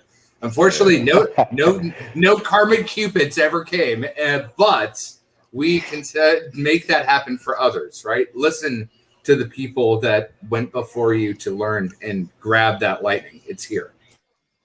Oh yeah, and it's real too. It's real people. I just to tell you a little bit about when I was in Vegas crypto Kool-Aid. It was a crazy experience just being there. And nobody knew what I looked like necessarily, but when people would ask, because they knew who Whales was at this point, so people would ask who I was and knew who I was, they'd come up and just give me the most like genuine greetings and just saying thanks for all we do. And you know, I've read on here before that the stuff that we talk about has literally made people convert large portions of their portfolios. You know, not financial advice, but they've done that at the right time, based on simple stuff like just knowing that the T-shares are going to go away and that there's a yield here. You know, just the simple stuff that's, you know, provable, and they've done really well. And you know, so we're out here doing this, and I don't really take any money for it. I think it's just fun to help people. That's really all I'm here for. So, and I think pretty much all the hex streamers are, you know, trying to help out really, because it is a steep learning curve with hex, because you have to have years of crypto knowledge first just to kind of know why this had to come about. Yeah, it's kind of crazy. No, it really is. And so again, Access, like I've learned more about finance and the back end concurrency on how our entire ecosystem flows, listening to you and Whales over the past 4 months. And then you know, I got into crypto back when the Bitcoin Cash nonsense happened, and I was trading my first candles being like, I don't even know what I'm doing. But again, listening to you guys, but I mean, I was in also all the Ponzi's, Regal, Daver, Connect, but I have learned. Well, the thing is that in crypto, you kind of got to get burned to know where the pan is hot, and then from there you figure out which voices to listen to, furus or people that encourage you to teach yourself the correct way safely. There's a vast difference. on how you I feel like I handle spent that all metric. 2018 listening to YouTubers basically feed me hopium just so I could breathe. Dude, I mean, that I quit Arcane Studios being like one of the 4 architects on like the big games to be an influencer for a year and a half, and man, that sucked all the sideways and Sundays. And like I try to even make my reviews look tits because I'm the CG guy.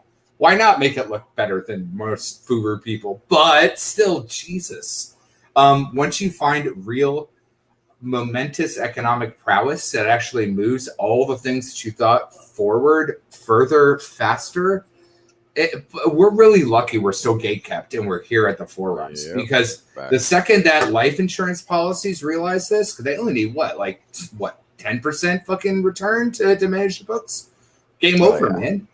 8% is the okay. So when pension funds find out, the number for them is 8%.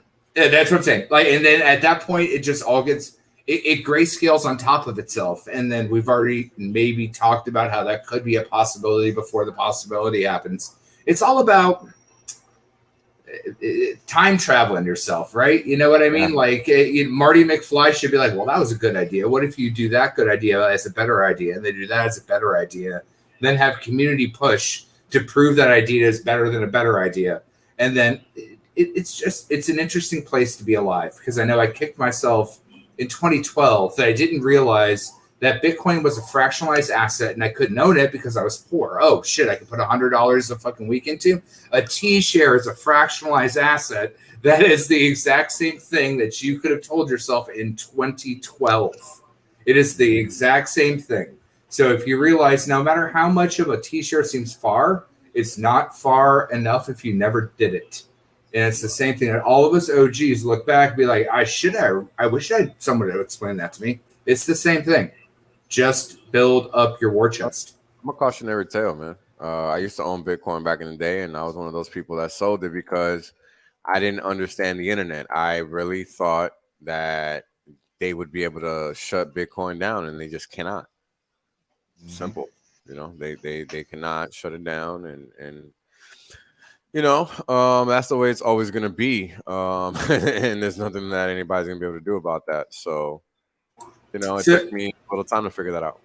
No, 100%, sir. So if anyone wants some game theory on the P-Hex, E-Hex, Pulse, all the rest of that type of stuff, you can't really guess what's going to happen, because in a nutshell, if I was a game master and I had a whole bunch of beta fish, I didn't want to put them into one bucket at one time. I'd want one and then two and let them fight it out, because now I have gladiational combat. I have a champion. I have something to move anything besides just savage ravage versus something that has mechanics to move forward.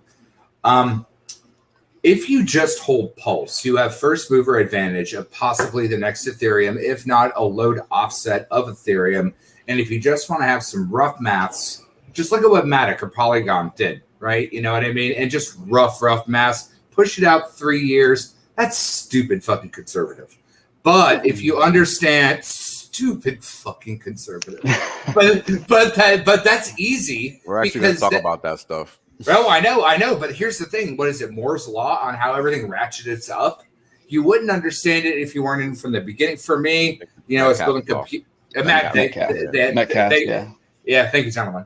No worries. But I made a mistake too. I mean, that I shoot from the hip. I may not be right, but my point was. Yeah. So again, if you realize that even if you just hold Pulse and you stake it, you possibly could get an ish clone of Ethereum in what? How long has it been around? 6 years, 5 years? Okay, round up 4. So in 4 years, you're probably very happy. But if you're an OG Hexican, you have those OG EHEX stakes. Remember that P-Hex is going to be ratcheting up that pump. And where are the new people going to come into P-Hex, or like I want to call phone hex, because STAKER.APP is going to be super prevalent? Where are we going to be making our quick transactions? Where are the dApps, which are the apps which run on people's phones, being able to access it? I personally do not like to do business on a bloody phone. I want to have multiple windows up. I want to be double checking all my stuff. Good. But different generations do things differently. And P-Hex will allow a new ecosystem with guaranteed cheap transactions. So during the next bull bear bull, where S load gets pushed up to the farm, and then Pulse through the economic double sun of EHEX and PHEX working together now has a huge bearing advantage against ETH with all the toys.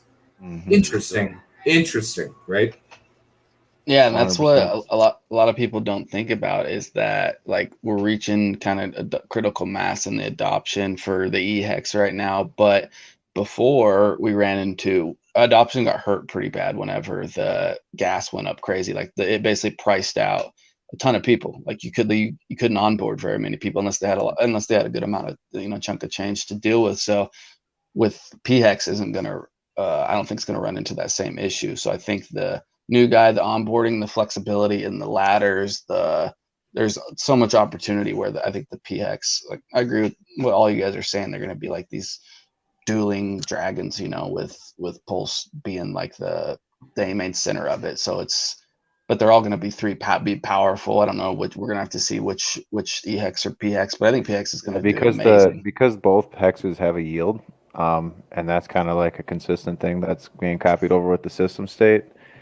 They're both going to have value, but you just might find the hex users flip-flop between storing the value on the cheaper chain over time, but whichever chain is cheaper will change over time. So not neither one will always necessarily be the king, for and each of those will fill each other, and what happens to the middle, that would be Pulse. Yeah, right. Exactly. There's your bridge token. No, it's going to be awesome. I'm just thinking about like the PHEX, its liquidity pair. So if it's paired, I don't know how the stablecoins are going to work. If it's paired with Pulse, then we're going to have to see what Pulse does. Your pairs in the beginning are all going to be like more restricted to like what makes sense immediately. So obviously you're going to have a Pulse pair, but to think long term, maybe not so long, maybe 6 months, you'd see ETH pairs matched with Pulse pairs across the bridge. So it's just a direct pair. That's powerful. Oh yeah.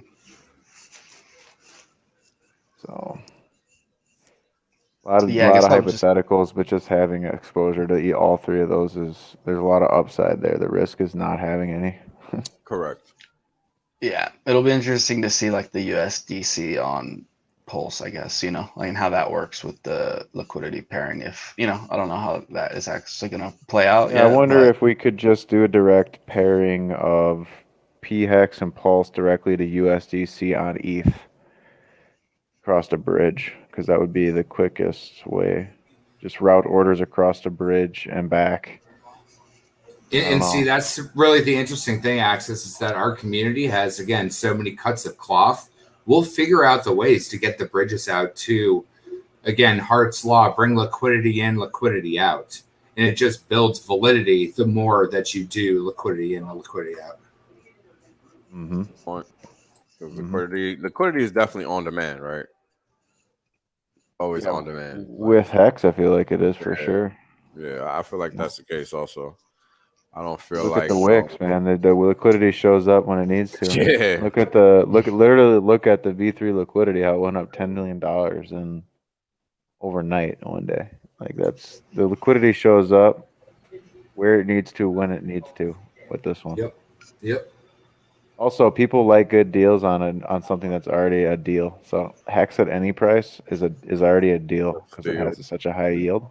So when you get like 50% or higher moves down on it quickly, that's gonna be chewed up real quick, just because it's like a ridiculously low price, Well, on top of that, that's why everyone's going to be hyening in on the PHEX, because everyone assumes ish. I don't even know if it'll happen. Like, I can't actually model my game theory models around it, because who wants to sell? I'll put my limit order at fucking 35 cents on top, right? You know what I mean? I'll carry it back over and be like, my top's 35 cents. Fuck off. But it's interesting because the next Hex on training wheels, all the users have already leveled up to like high tier captains, right? So we already know how to play the game. So anyone else that comes in to play the Furu game with us on liquidity on PHEX or Pulse, they have a shit ton of Hexicans that have been trained on how to handle it, right? Oh yeah. So interestingly enough, the liquidity pool has amped up its size closer to where we are right now. Right on the 14.5 cent mark, basically. So they're not fucking around as far as maintaining their position goes, apparently.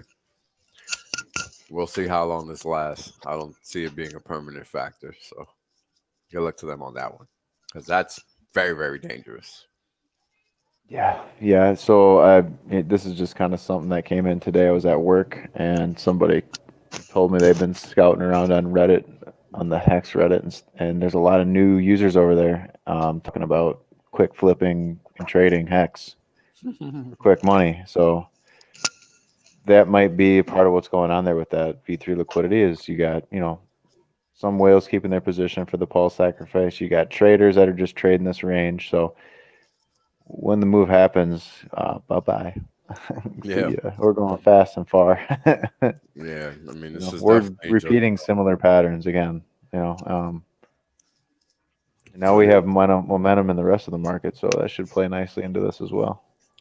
Right. So think about it like this, right? This is like a clogged pipe, right? Once this gets eaten through, whoop, it's just gonna shoot. All right, price is just gonna shoot higher because it has to. Literally. This is crazy to look at here.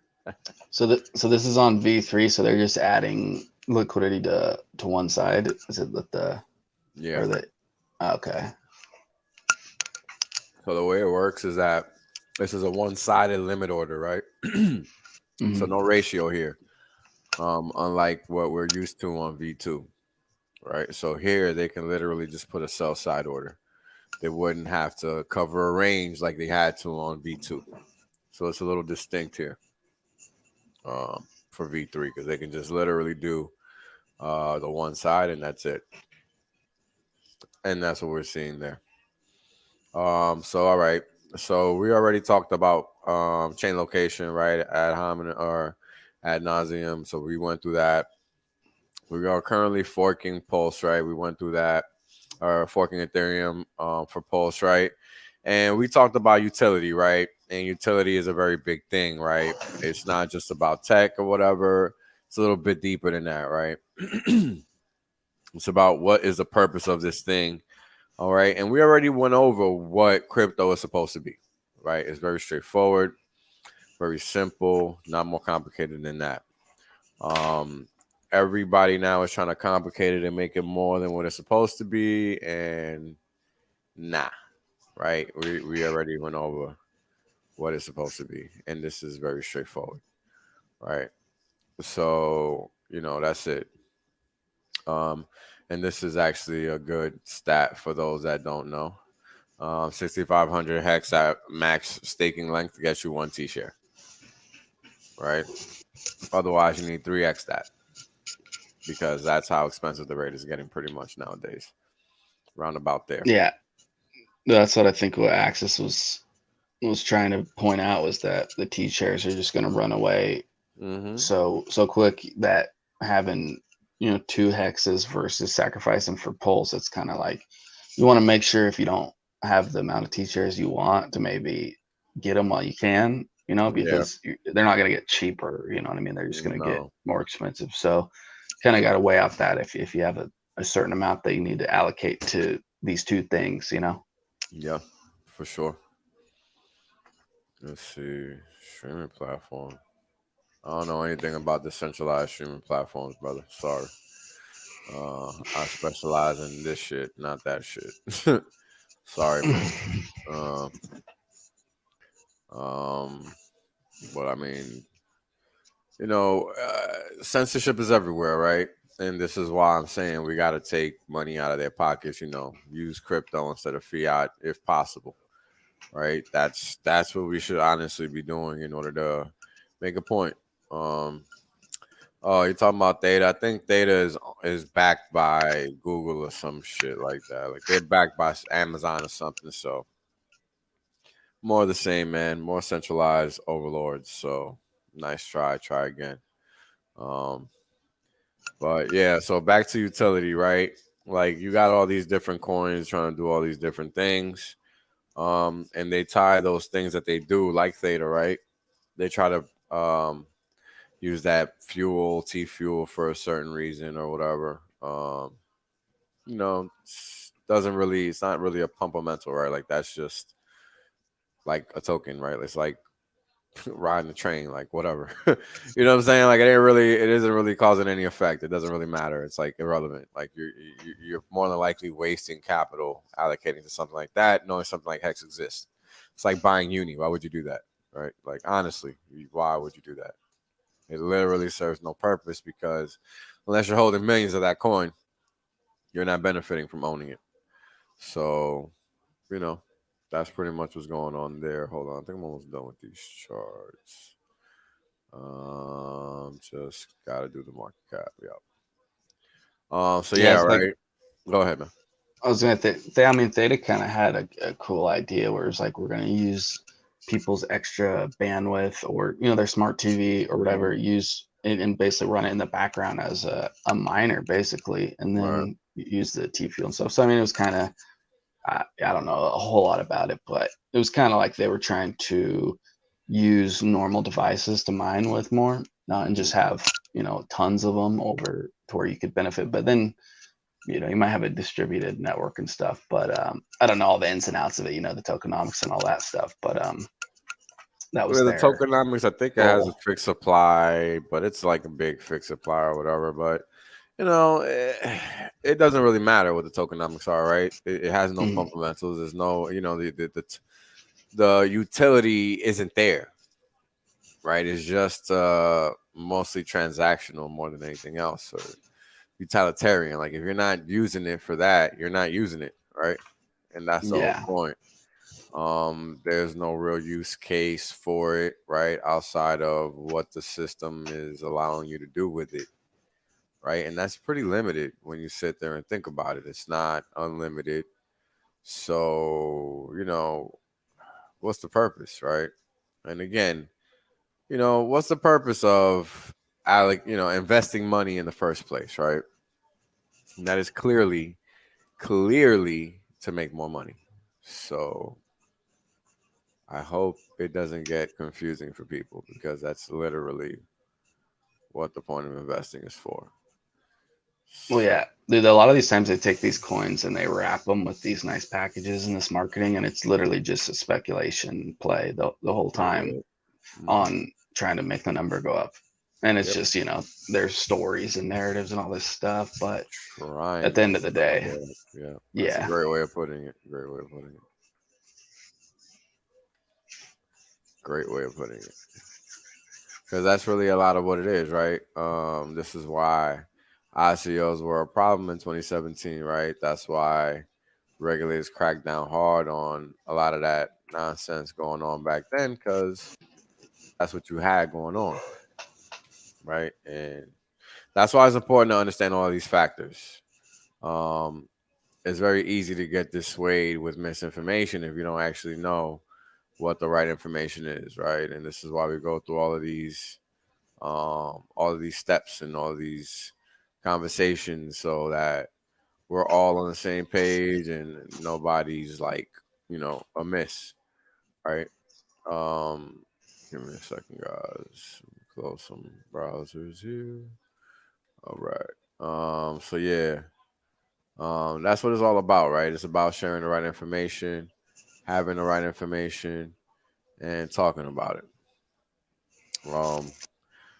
So yeah, I think hold on, yeah, I'm pretty sure my charts are done. And then I've been talking to just a ton of people, and some people are new, some people have been in for a while, and seems like a lot of the newer people, there's a lot of information, right? They get even we talk about, or they get sent out, whether it's on Twitter or whatever, and it's like you can feel overwhelmed, but it's almost like if your proximity is close enough to something, even if you're not understanding all of it, you're picking up little things, and your brain starts to put these pieces together on, okay, this is what this means. And then just as long as you're participating and you're close enough to it, your brain starts to work these things out and it starts clicking and it makes sense. So don't be discouraged, because it's there's a lot, especially all at once, so many different topics. You can really don't expect to be able to reciprocate all this stuff immediately, you know, because you know, you don't want to go out and tell everyone. It's like in time you start taking, then you can actually become an expert at explaining this stuff, and you know, you want to go out and tell a bunch of people, and it's like it's kind of just a learning curve to it. So yeah, for sure. yeah, don't discount that just because if you're new or whatever. This, you know, just the deeper you dive into it, the more your brain's just going to adapt, and it's going to be able to pick up a lot of that stuff, and you're going to be able to help other people with it. Yeah, it took me months to figure out the hex system because it's so you know, it's as simple as it is. It's very complex to get to the other side to understand how simple it is. And this is why understanding utility and all the aspects of it for a coin is so important, right? You don't want to be in something that isn't really serving its purpose, which should be to make you more money. And this is where we come into unit bias, right? And I got a slide special just for that. And we're going to get to it in a little bit. But, you know, it talks about, like, what's the purpose of allocating capital, right? And it's really to generate returns. It's not for anything else, right? It's very important to understand that.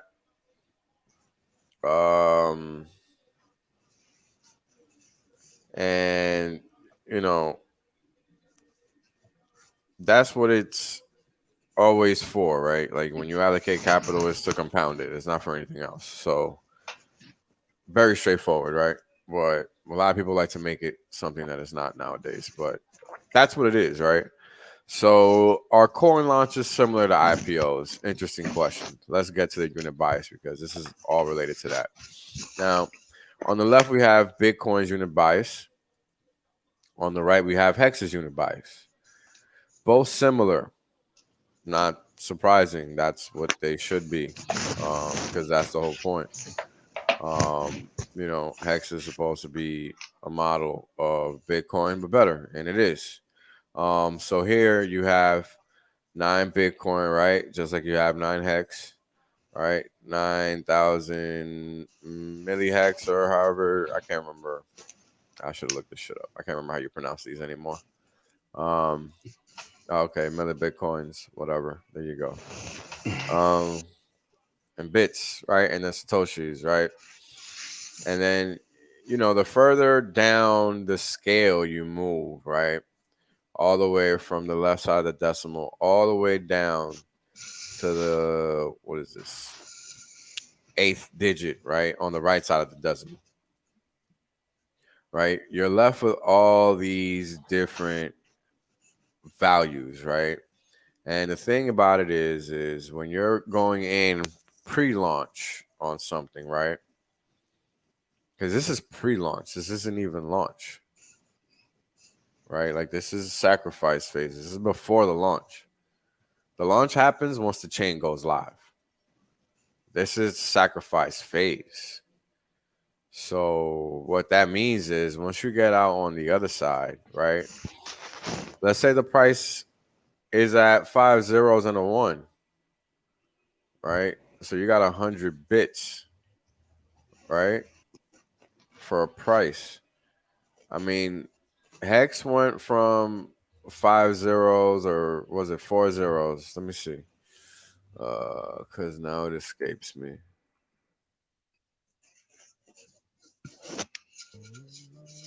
This is it? Yeah. Here we go. Yeah, that's 4 zeros. Jeez. All right. So that was only 4 zeros. Right. And the reason I mentioned that is because we don't know how many zeros we're going to get with Pulse, right? We don't actually know. We just know the value is going to start at 0. And what does that mean? Well, when it launches, the market cap is going to be 0. But we're getting in before it even gets to 0. So it's a little different, right? We're getting in below the floor. The floor is going to start once the launch actually happens. So if that value ends up being, you know, let me go back to this thing here. Where are you? This, right? If this value, hold on, guys, because this thing is not working for me. I don't know if I kind of drifted off there for a sec, Wales, but I don't know if you mentioned when you were talking about how the hex the unit bias and the hex price, how that is an inverse of the denomination of shares. So 1 trillion shares on one hand, 1 hex on the other hand, as shares become less available. So it's like if you were to take this number here where it's 9.1234567 and you move the decimal point all the way to the end and so you make 9.1234567.8 instead, you'd get like the number of trillions of shares that's in the system. I'll see how many we got here. 1, 2, 3.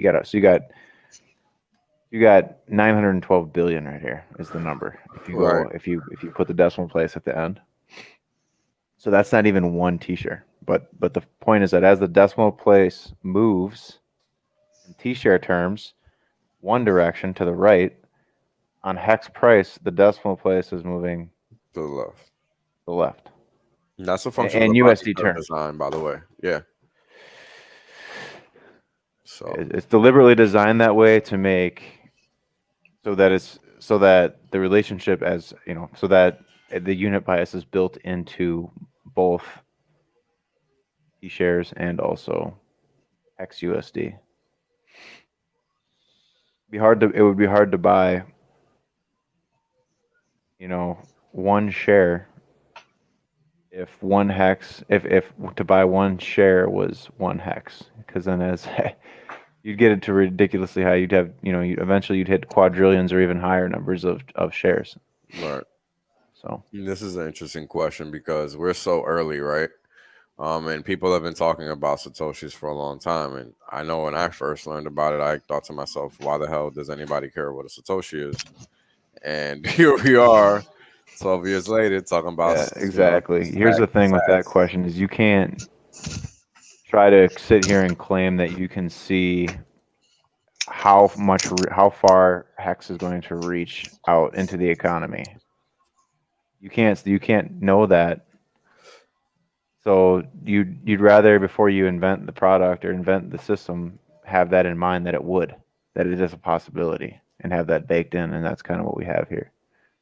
That was all, kind of well thought out ahead of time. And yes, I do believe that for sure heart will be measurable in dollar terms at some point.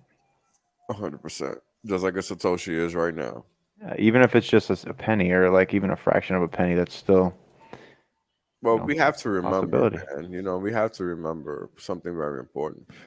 This is a productive asset. Let's remember that, right? Like this is why Hex, right? This is why we can sit here and knock all these items off the list and speak on how Hex is superior, right? Like now, this was unique for Hex, right? Now, for Hex, give me a second so I can pull up a go.hex thingy. Of course, I close the browser. While you're loading, I'll just reiterate it. Hex is the only thing that generates its own economic mass outside of the yield of all the other masses. Yep. That's the whole point. It's an actual productive asset, right? Like it actually does something. Like it's very important people understand that. Go ahead, Alex. And that's one reason where I still use the term T-shares, but with a lot of the new guys that I bring in, I just say shares. We have to. That's so fucking crazy, isn't it? My roommate's girlfriend bought some Hex. Was it 3 weeks ago? It was like $700, and she couldn't afford a T-share. And that's when I realized, oh shit, we really are in D-share land. Yeah, it's just shares at this point, gentlemen. Otherwise, people they feel bad. Yep, I've run into that as well. Yeah. I mean, it's funny because we were talking about this a couple of weeks ago, and I'm really of the frame of mind, we talk about T-shares because that's how the system is designed, but it really is designed around share system, not T-share system. Yeah, exactly. And heading towards the future, basically people will be priced out, especially the average investor. Well, we're going to be priced out of T-shares. I don't care if somebody's got 8,000 T-shares, they're going to be priced out too at some point. So yeah, you got to turn them in at some point. Yeah, we're all going to be feeling bad about that at some point. So keep that in mind too. So this was a launch phase for Hex right here, right? This was the number Hex made. This was mined every day, right? And it would be allocated to however much ETH was put into the pot. So if you were putting ETH in during this time, you were getting sizable chunks of Hex. So lucky for you. But, you know, once that ended, which it took a while, right? Here we finally jumped up to 1,000 again, 2,000, right? But this is all being divvied up at the same rate on a daily basis, right? Based on code. But it would be allocated by all these thousands of ETH, right? So the more ETH you put into the system, the more Hex you would get, right? Based on the quantity of persons submitting ETH. So, yeah, and at that time, Ethereum was like $80, $100, 150. I mean, it was pretty cheap. So whenever you look at like maybe what will happen with Pulse as far as the units that you may get, it's back in the day when Hex first started. I mean, they were getting big chunks of like millions and millions for a fairly smaller amount. So, you know, this being early obviously is just, it's always the best. So, I mean, and in Pulse's case, you know, you can't get any earlier, and then the sacrifice. So correct. It's just an awesome opportunity. Well, here's the interesting thing, Hexicante. I remember like back, you know, I was not early OG, mid to late OG, you know, plenty of time that I put dollar cost average enough to move huge before big payday. But when I was in the adoption amplifier, you question and notice how the adoption amplifier would scooch to the last level of, hold on, fucking camera on, right? Scooch to the last level of where you were when you placed it in.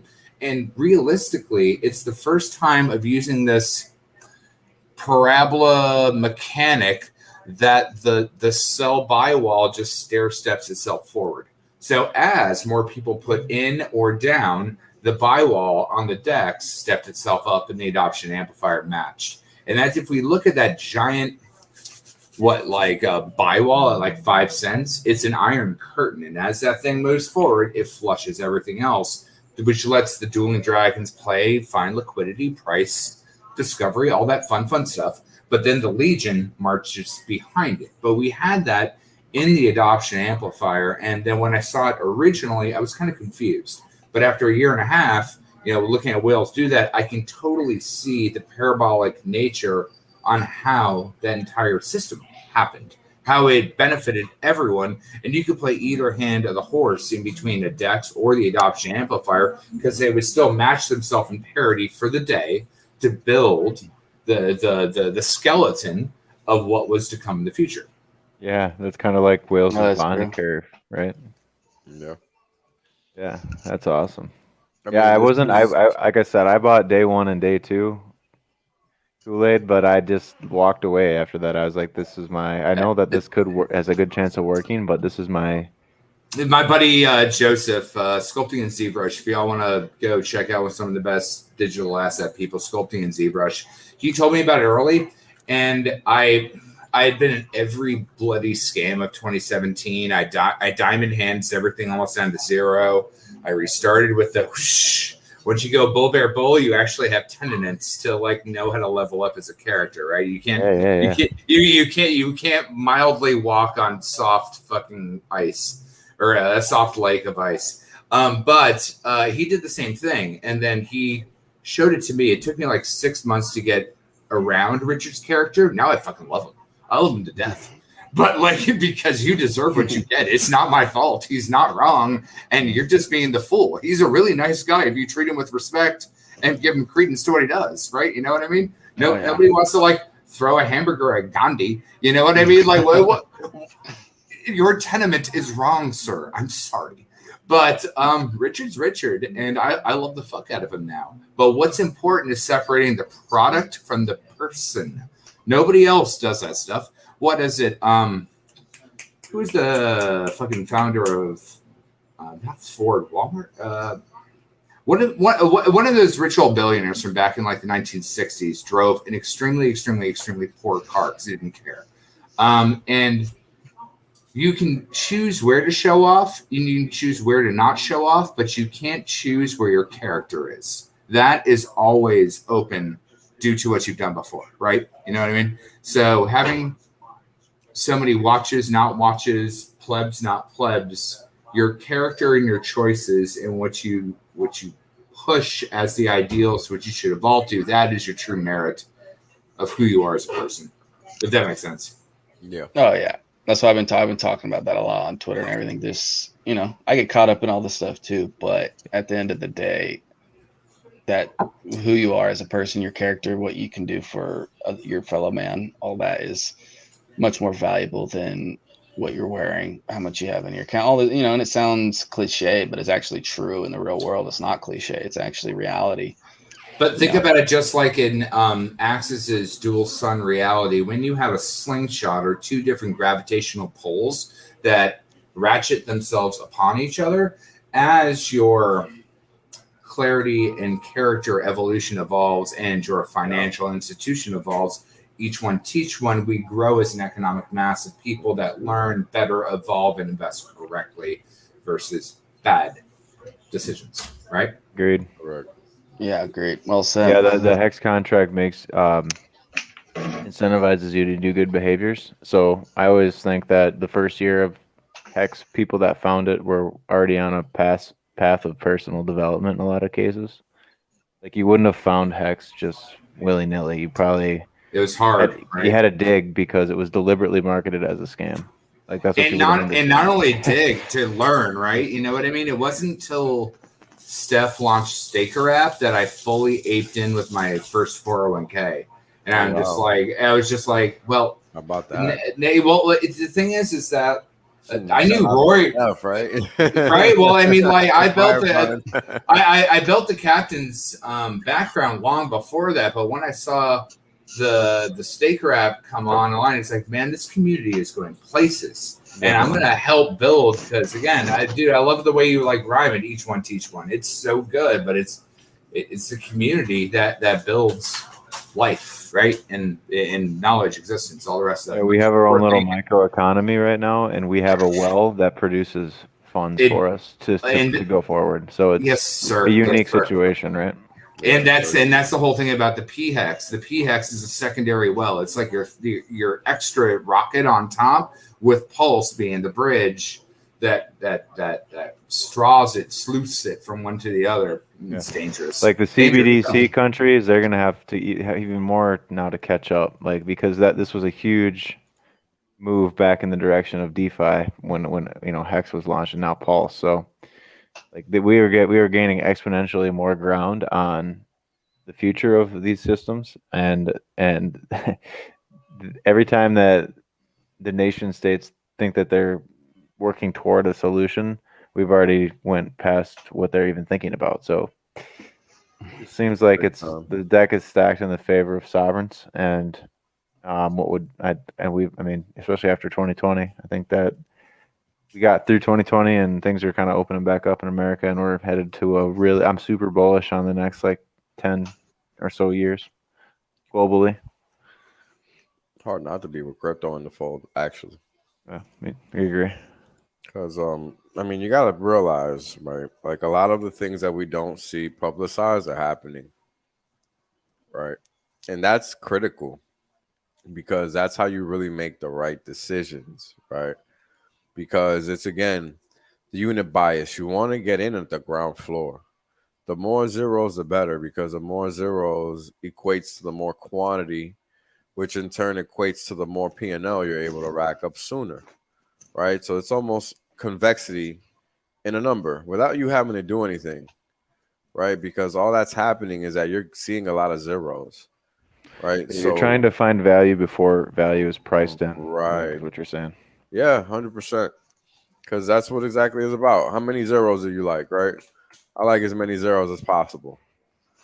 Right, give me all the fucking zeros, right? Yeah, dude. I think like I'd rather have whales trying to get. I'd rather have the money in Wales' hands. If you know, so far, I mean, I've known Wales for a while now, and I'd rather have it in his hands than some corrupt, evil person. You know what I mean? And not that that's a good comparison, but I'm just saying that you know, like the Hexican community is probably like very giving and educational, and so like I feel like us having the money and a worldview is is we'll be in space stations and other planets and stuff here in the next like 30 to 50 years, and because we kind of had this vision early, and we stuck, and time will tell, but I think we'll stick together through the next few years. So with good role models, that's the whole thing, is each role model teaches another good role model, right? And that's how we cascade the education. Mm-hmm. You already start to see some elitism in Hex, it's just like with Bitcoin, and I try to shut that shit down right away, just because like we're all going to be like ridiculously well off, and so it really boils down to, well, okay, so what are you actually offering society? For me personally, that's how I look at you guys. Like, what are you offering society? I know I have all these ideas and plans, so we all should be trying to work together towards something for sure. If you want me to be real and level with you. I mean, that's how you do Legion, right? Be Legion, be one eco structure that actually takes on the masses of furu fake financial fiction, which is what we live in, right? Yeah, for sure. No, it's super important. You need a group of like-minded people. I mean, there's not many solopreneur or anything that actually goes and changes things, and it's yeah, and the elitism, it can be an ego thing, where it's just like you just don't want that, you just want to clown that person, or you do want to do whatever, because they think differently, instead of switching, maybe being more understanding, think on the position they're in, and trying to bring them in a different way, instead of just completely shutting the door. Because I get on all that stuff too, I do all that stuff. So no, I know exactly what you guys are saying, but yeah, it is going to take, like, if there is a group of people that was going to do something to change something in society in the way in a big way, it would be a group like this. And got a very good chance of being us. I know that. I've seen enough already. Well, not only that, we have the economic mass to roll that forward, and that's what gets scary. I mean, even I think you and Wales talked about earlier, it's not just the 15-year mass, it's the fucking 10-year mass when the happening happens, and then it gets dangerous. The snowball, the gates have been let out at that point. Dangerous. Yeah, and that's the biggest. I mean, if you look at anyone that's ever done anything great, they needed they needed money. They needed money to do whether it was a charity, and they needed the confidence to do the things that people were telling them not to do, when they knew that in their heart that was the right thing to do. That's what the HEXicans did. For a year and a half, people have said that this was the wrong thing to do, but all of the signal was saying it was the right thing to do. So much for that, right? I mean, we got the proof right here. Yeah, all right, gentlemen.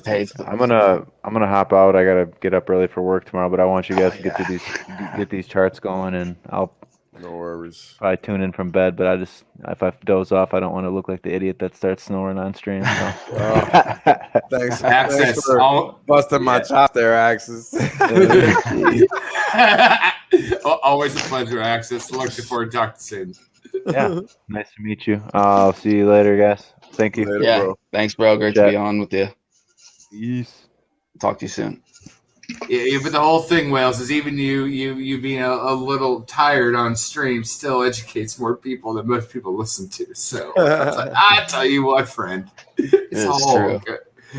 Never have I ever learned more than listening to this entire journey than I have in my entire life of so many different assets, careers, nonsensey things. It's wild.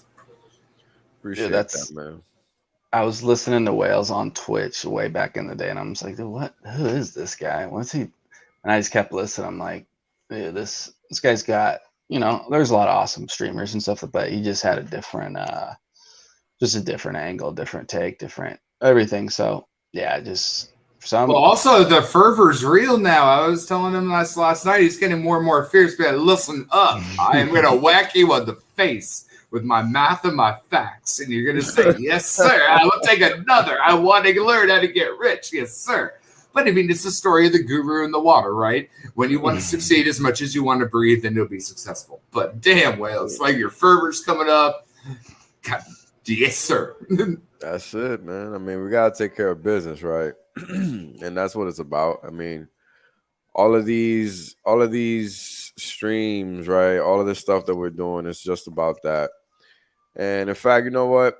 We'll wrap it up in a little bit, and I'll just do a chart stream for the people tomorrow morning, so everybody can just head out. It's already midnight, man. It's all good. 11:30. We can say the charts for tomorrow. But what I wanted to talk about before we wrapped it up was just the quantity of supply and what it might look like based on what Richard said. So right now we got 116.843 million Ethereum, right? So if you 10x that, that's 101.168 trillion, right? So if you take that number, and how many dollars have been sacrificed? 650. Let's go with 655 million, right? 1, 2, 3. Let's see what number Yeah, it's did we close get? enough. Yeah. 1783. I think I did this backwards. Let me just see.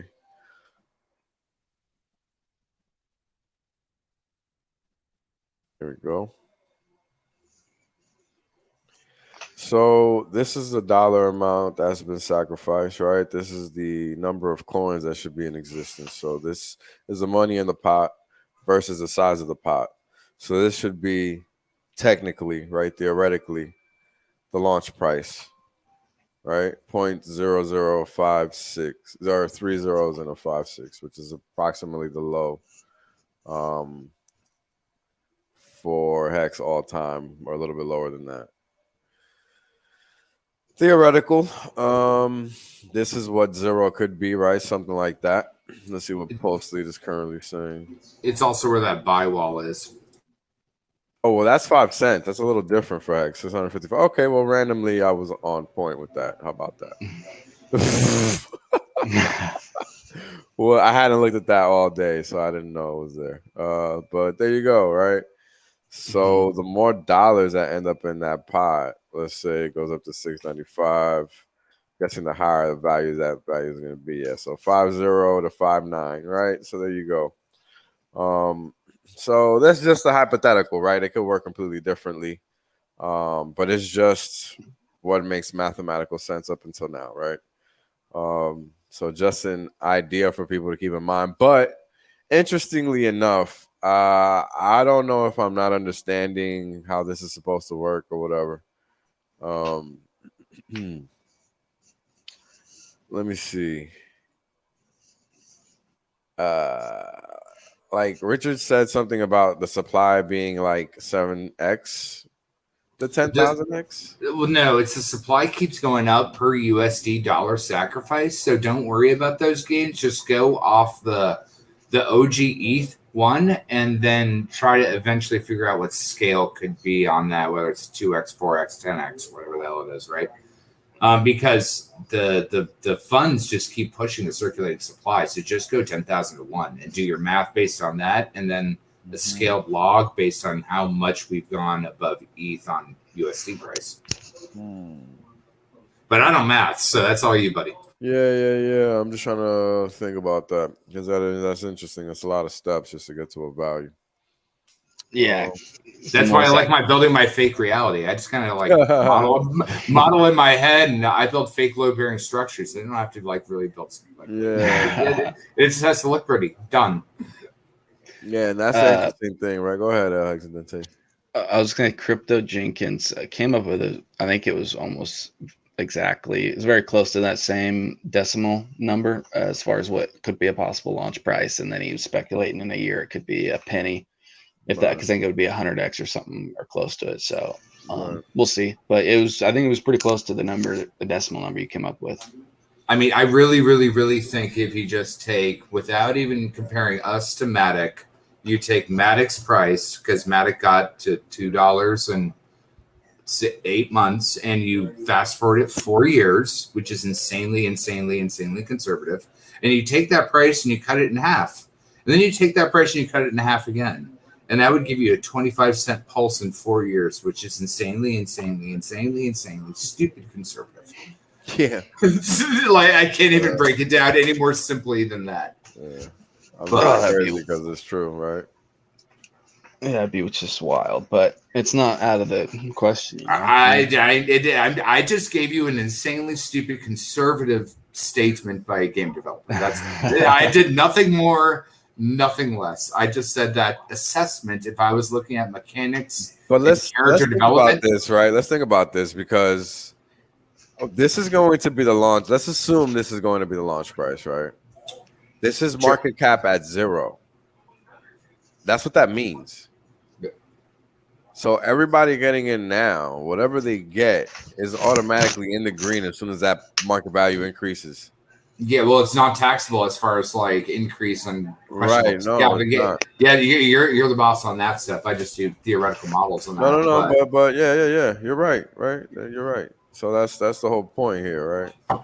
Well, then it's also, remember, it's not just your pulse, but it's also your P-hex. Because your P-hex and your T-shares start at 0 as well. Right. So most people just think of the pulse as being a tax-free thing. Technically, your secondary money printer is running at 0 at time of inception as gift. Correct. It's still the same deal. It's the same deal, same value, 0 value, right? And that's the whole point. So talk about ground floor, man. If you have anything in, you're good. It doesn't matter.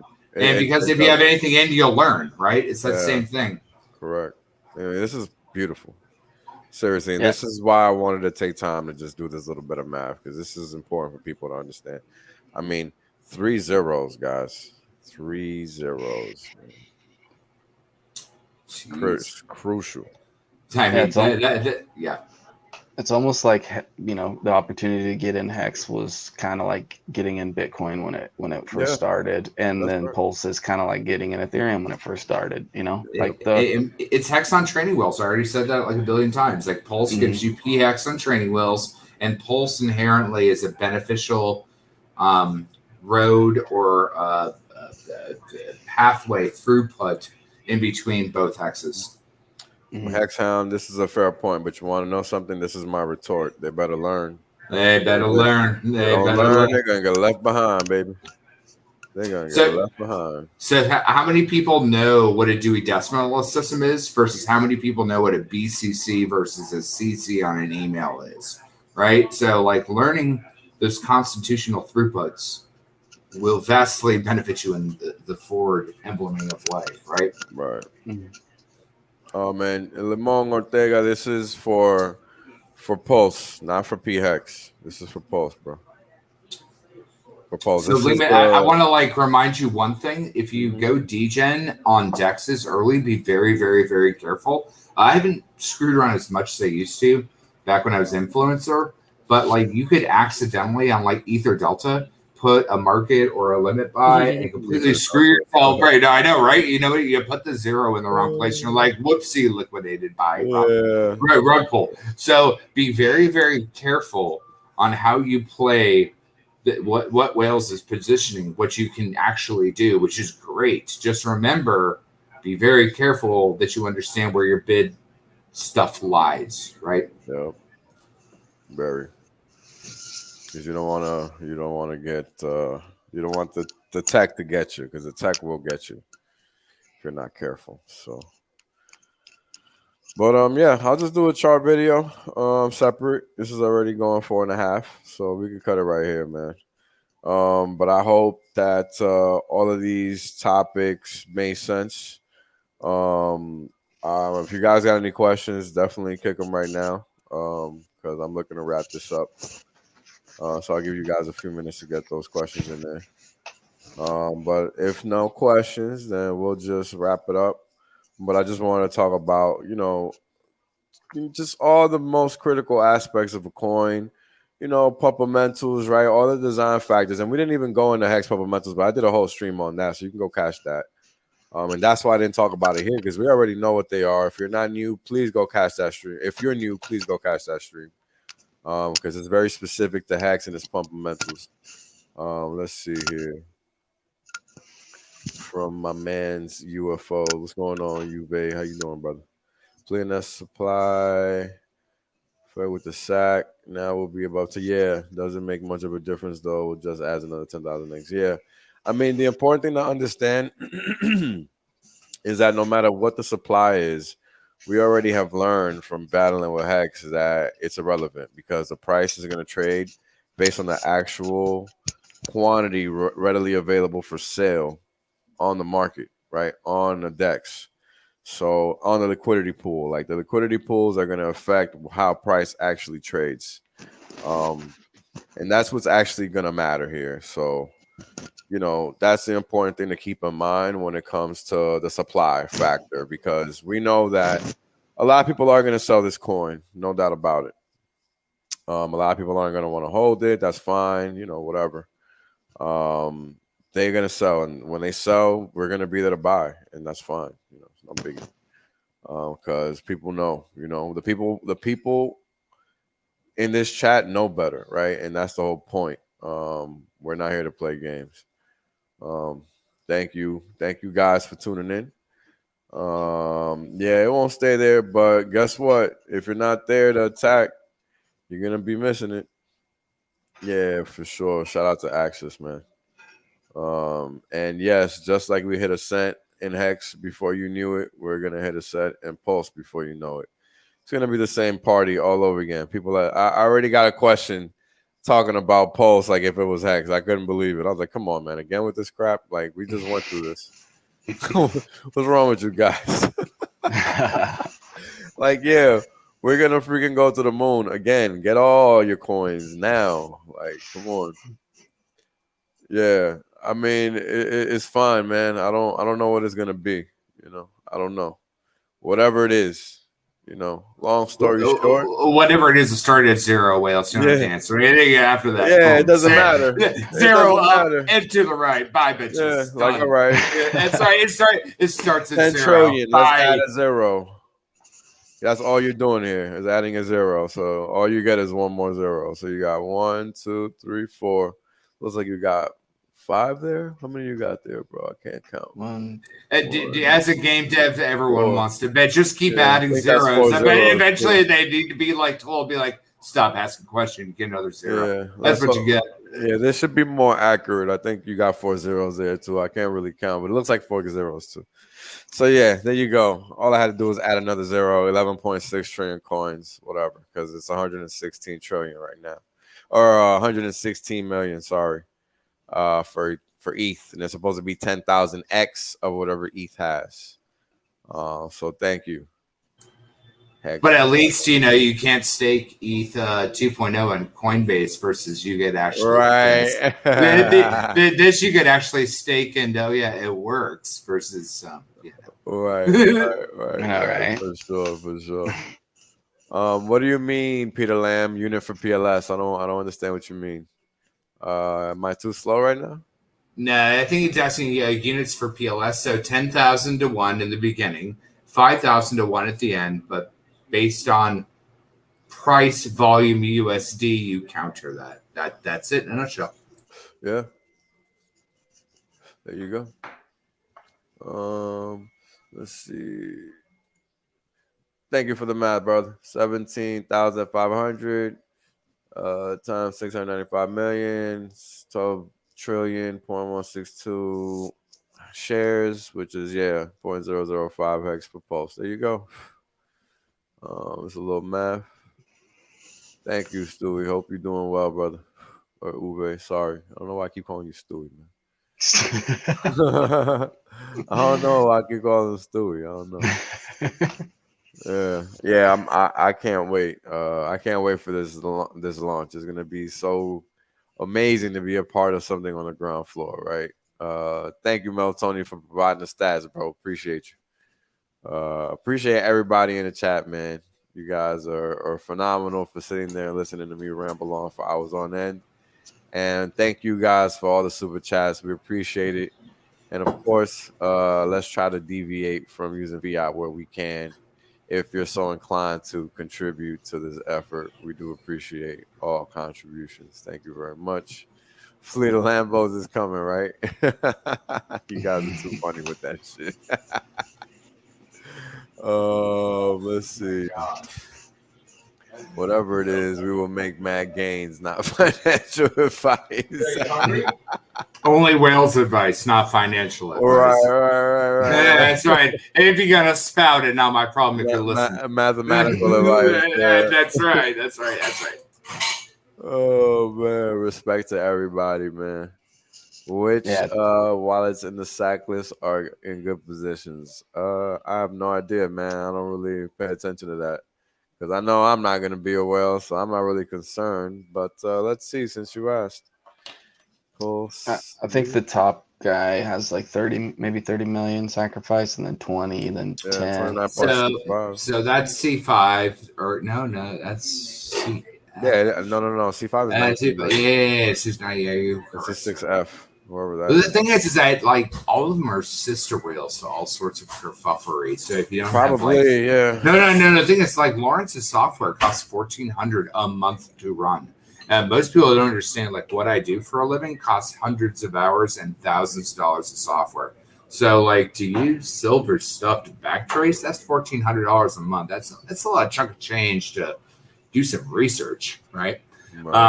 But like the question is, who are the sister whales? And based on those sister whales, who's going to pump the price at the end if you want to play that speculative gamble of thrones? Because just because you have 30 million in doesn't mean that the next whale can't push that price up and reset the block.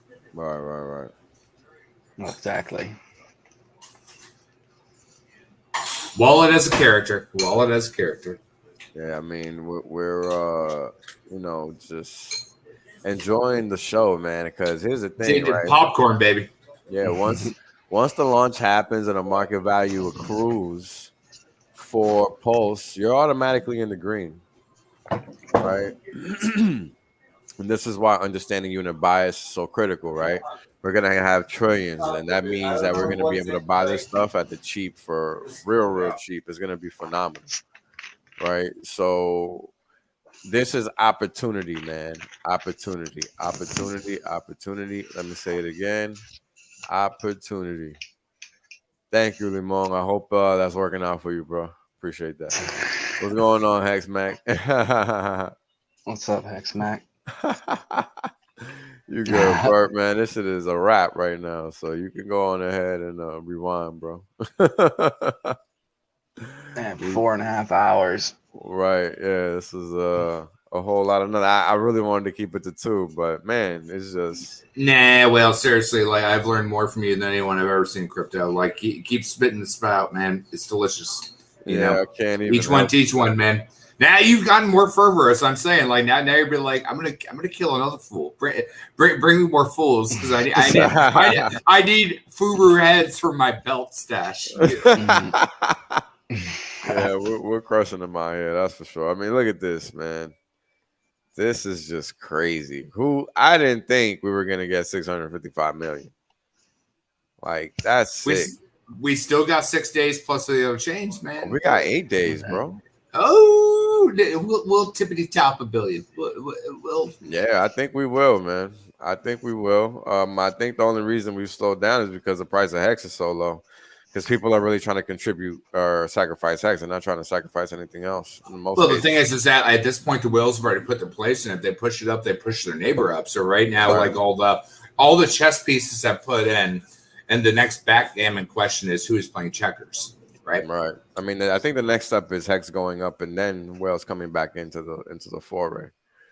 But the thing is that the people that sell down and try to push that price down, they've got a catcher on USDC. Yeah. But who else has a catcher on USDC as well to eat up their gobble and then re-smash it back up to knock them out? It's going to be fun, man. It's like the Olympics, right? Yeah. It's the little whale pulse Olympics. So we'll see. Finish this with the gold. Little whale pulse Olympics. But pretty much, man. Pretty much what it is. I mean, it's cool, right? Because we're just watching the start of this whole show. So, yeah, that's pretty much it, guys. Thank you guys for tuning in. We're gonna wrap it up. Hexidente, go ahead, share your thing. Crypto Kool-Aid, you share your thing after Hexidente is done, and that's pretty much all we got. Nope, nobody knows how to find me. If you know how to find me, you call me, and then I appear. Other than that, like these guys are the best on best. I try to throw game theory when I see it, but remember, do your own research and look at life. It's a mimic of reality. There you go. Yeah, thanks to everyone in the chats. Thanks to everyone that showed up. You guys are always showing up to support. It's awesome. Really appreciate you guys. Thanks to everyone that supports me on Twitter, Telegram, everything. That's where you can find me. Twitter, Telegram, El Hexidente, TikTok. I'm not too active, but check me out. And yeah, I really appreciate you guys, dude. This is history in the making. So we're gonna look back. It's gonna be some really awesome times. Pretty special. For sure, man. You guys can find me on YouTube at youtube.com/Whales Only. Telegram t.me/Whales Only. On Twitter, as you can see on the screen, at Whales Only #1 at the end of it. And if you're new to Hex and don't have the Staker app, you can just type in income.watch in your browser, and that'll take you to the App Store for your respective phone. And you can download the Staker app from there. And of course, I will get a referral fee for that. So you don't have to do that if you don't want to, but you can if you want to. And income.watch is the link for that. And thank you guys again, man. As always, I hope you guys appreciate the information. If you guys got questions, definitely let me know. You guys now know where to find me. Oh, thank you, Hex19. Appreciate that, man, for the super chat. Guys always dropping 20s on me. Appreciate it. I'm pretty sure if you're not an OG or an OG, you just want to type income.watch for shits and giggles. You should do that. Right. I mean, it's pretty cool. Just the name alone is pretty cool. I saw that domain name. I was like, oh, I need this. Oh, I'm the chaotic enigma. I feel you. Income.watch. Beautiful. Yes, sir. Excuse me. But yeah, thank you guys again for staying clear, for sticking with us and all of that. You guys have a good night, good day, wherever you're at, whatever time you're on. Peace. See you guys.